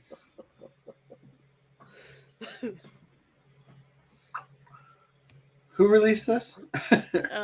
Crunchyroll. It's on Crunchyroll. So this will probably be getting solicited in the next couple months. Nice. Adults don't know how to do love. What the fuck? No. Adults don't know how to talk. That looks like a hentai that I've seen. Oh. This anime has two different versions. The broadcast version, a censored cut broadcast TV, and extended That's version, why it looks which features explicit sex. Oh. Never heard of it. But That's it's why. Okay, and Reese will know what I'm talking about. Oh, it's one of those. There's the stupid like 5 minute, 5, 6. Yeah, it's one of those. This is the other one, XL Boss. It's so dumb. Oh, no, he's like knee deep in her asshole. There's also the one like fire in his fingertips. That one. There's the one where what's it? Like she was like I think there's one where she is like the host of a children's show or something. Yeah, I remember that one. That one was decent. I got that one confused with the. I wouldn't do this with a kid. Oh fuck. The rabbit hole. Anyway, The rabbit hole. let's just end that. The 5-minute porno.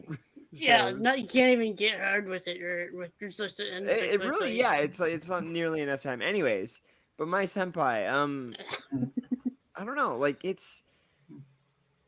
I liked the friend, and I was jealous because it seemed like the show was pushing the fact that maybe they'll get together. The friend, the best friend of Futaba, and the little brother. I'm like, bitch, she's mine. First of all, and you're too young.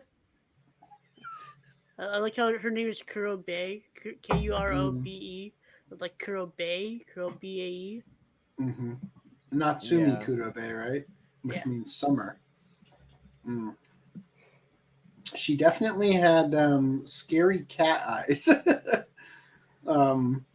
Yeah. You've never been turned on and afraid at the same time? Yeah, exactly. I was. Yes, I was. Yes, please. I'll take that. Afraid of how much you're turned on. No, it seemed like the show was pushing her and the little brother, and I'm like, that's kind of weird. Okay. It was definitely something. Favorite moment? Favorite moment. Let's see. Give me a second.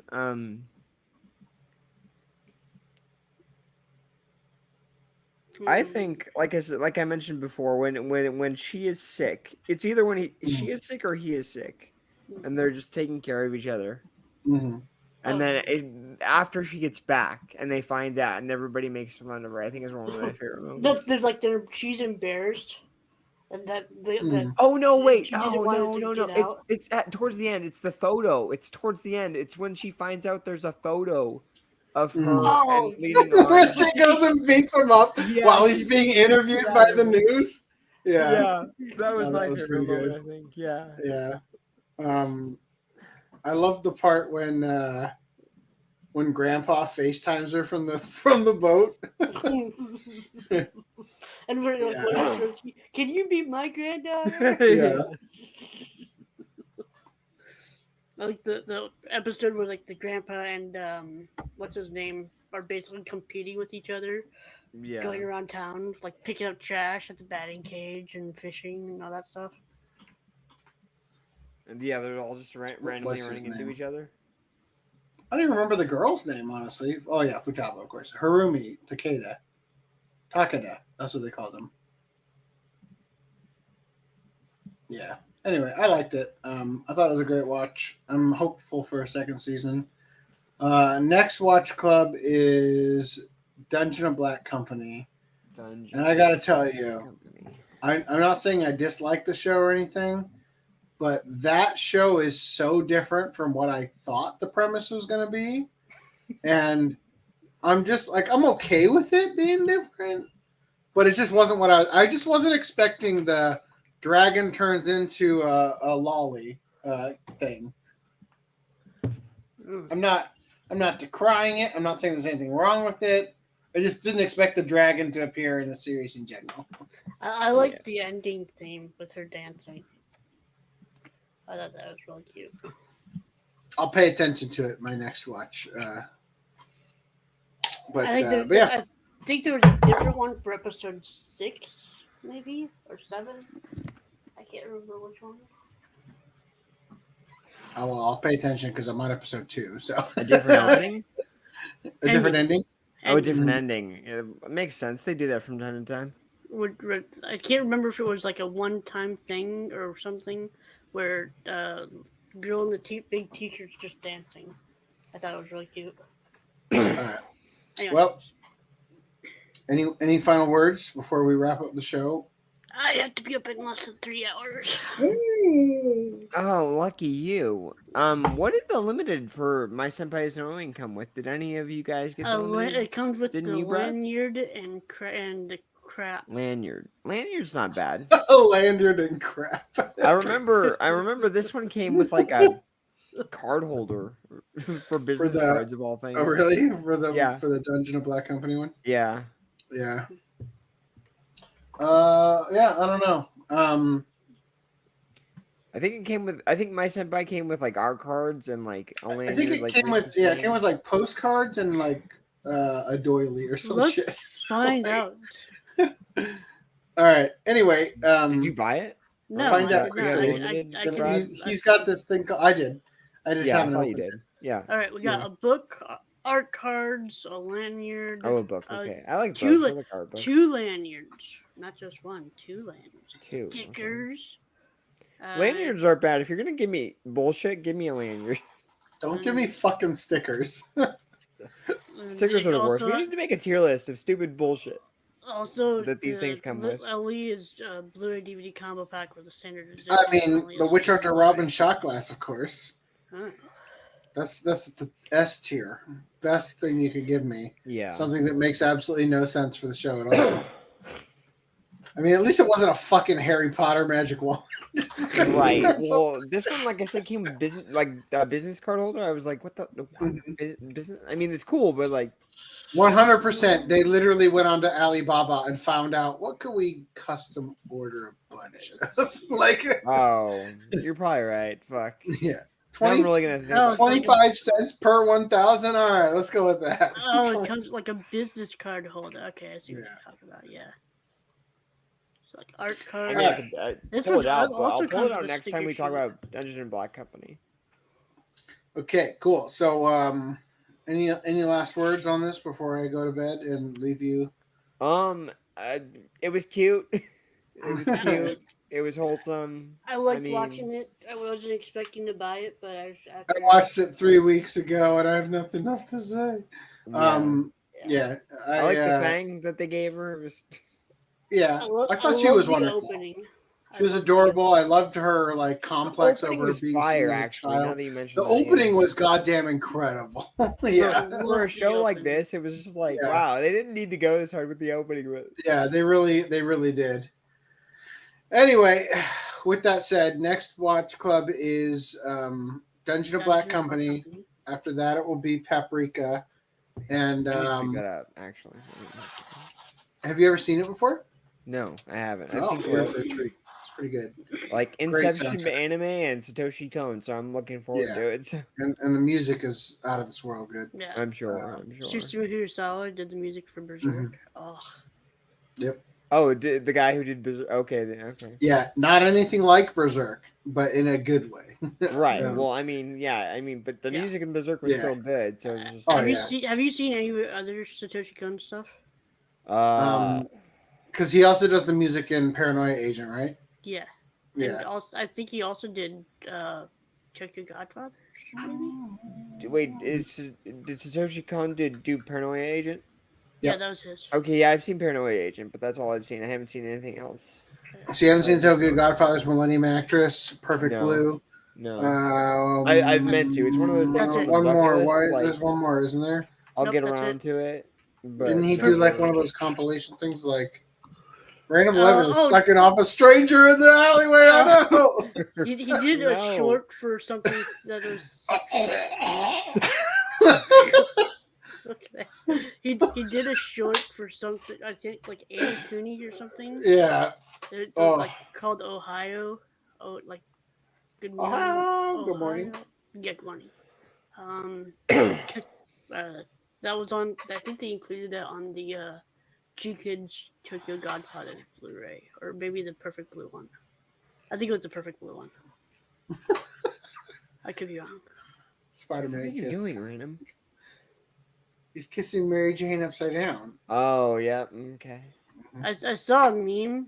He's with giving a Deadpool. blowjob upside down. I saw a meme with Deadpool. Doing Reese is the giving fist- me a blowjob now. Oh no. I finished the rest of this bottle of whiskey, so I'm That's cool.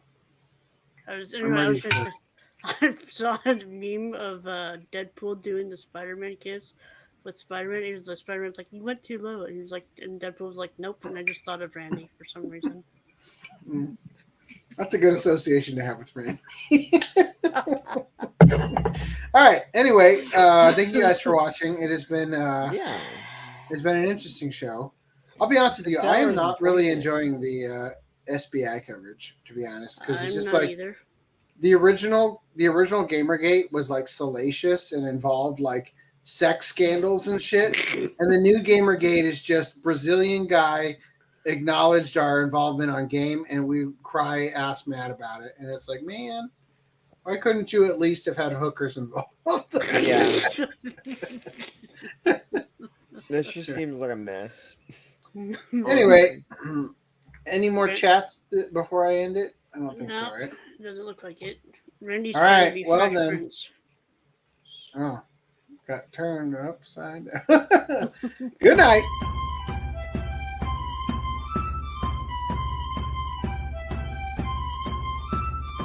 Cerveza cristal, cerveza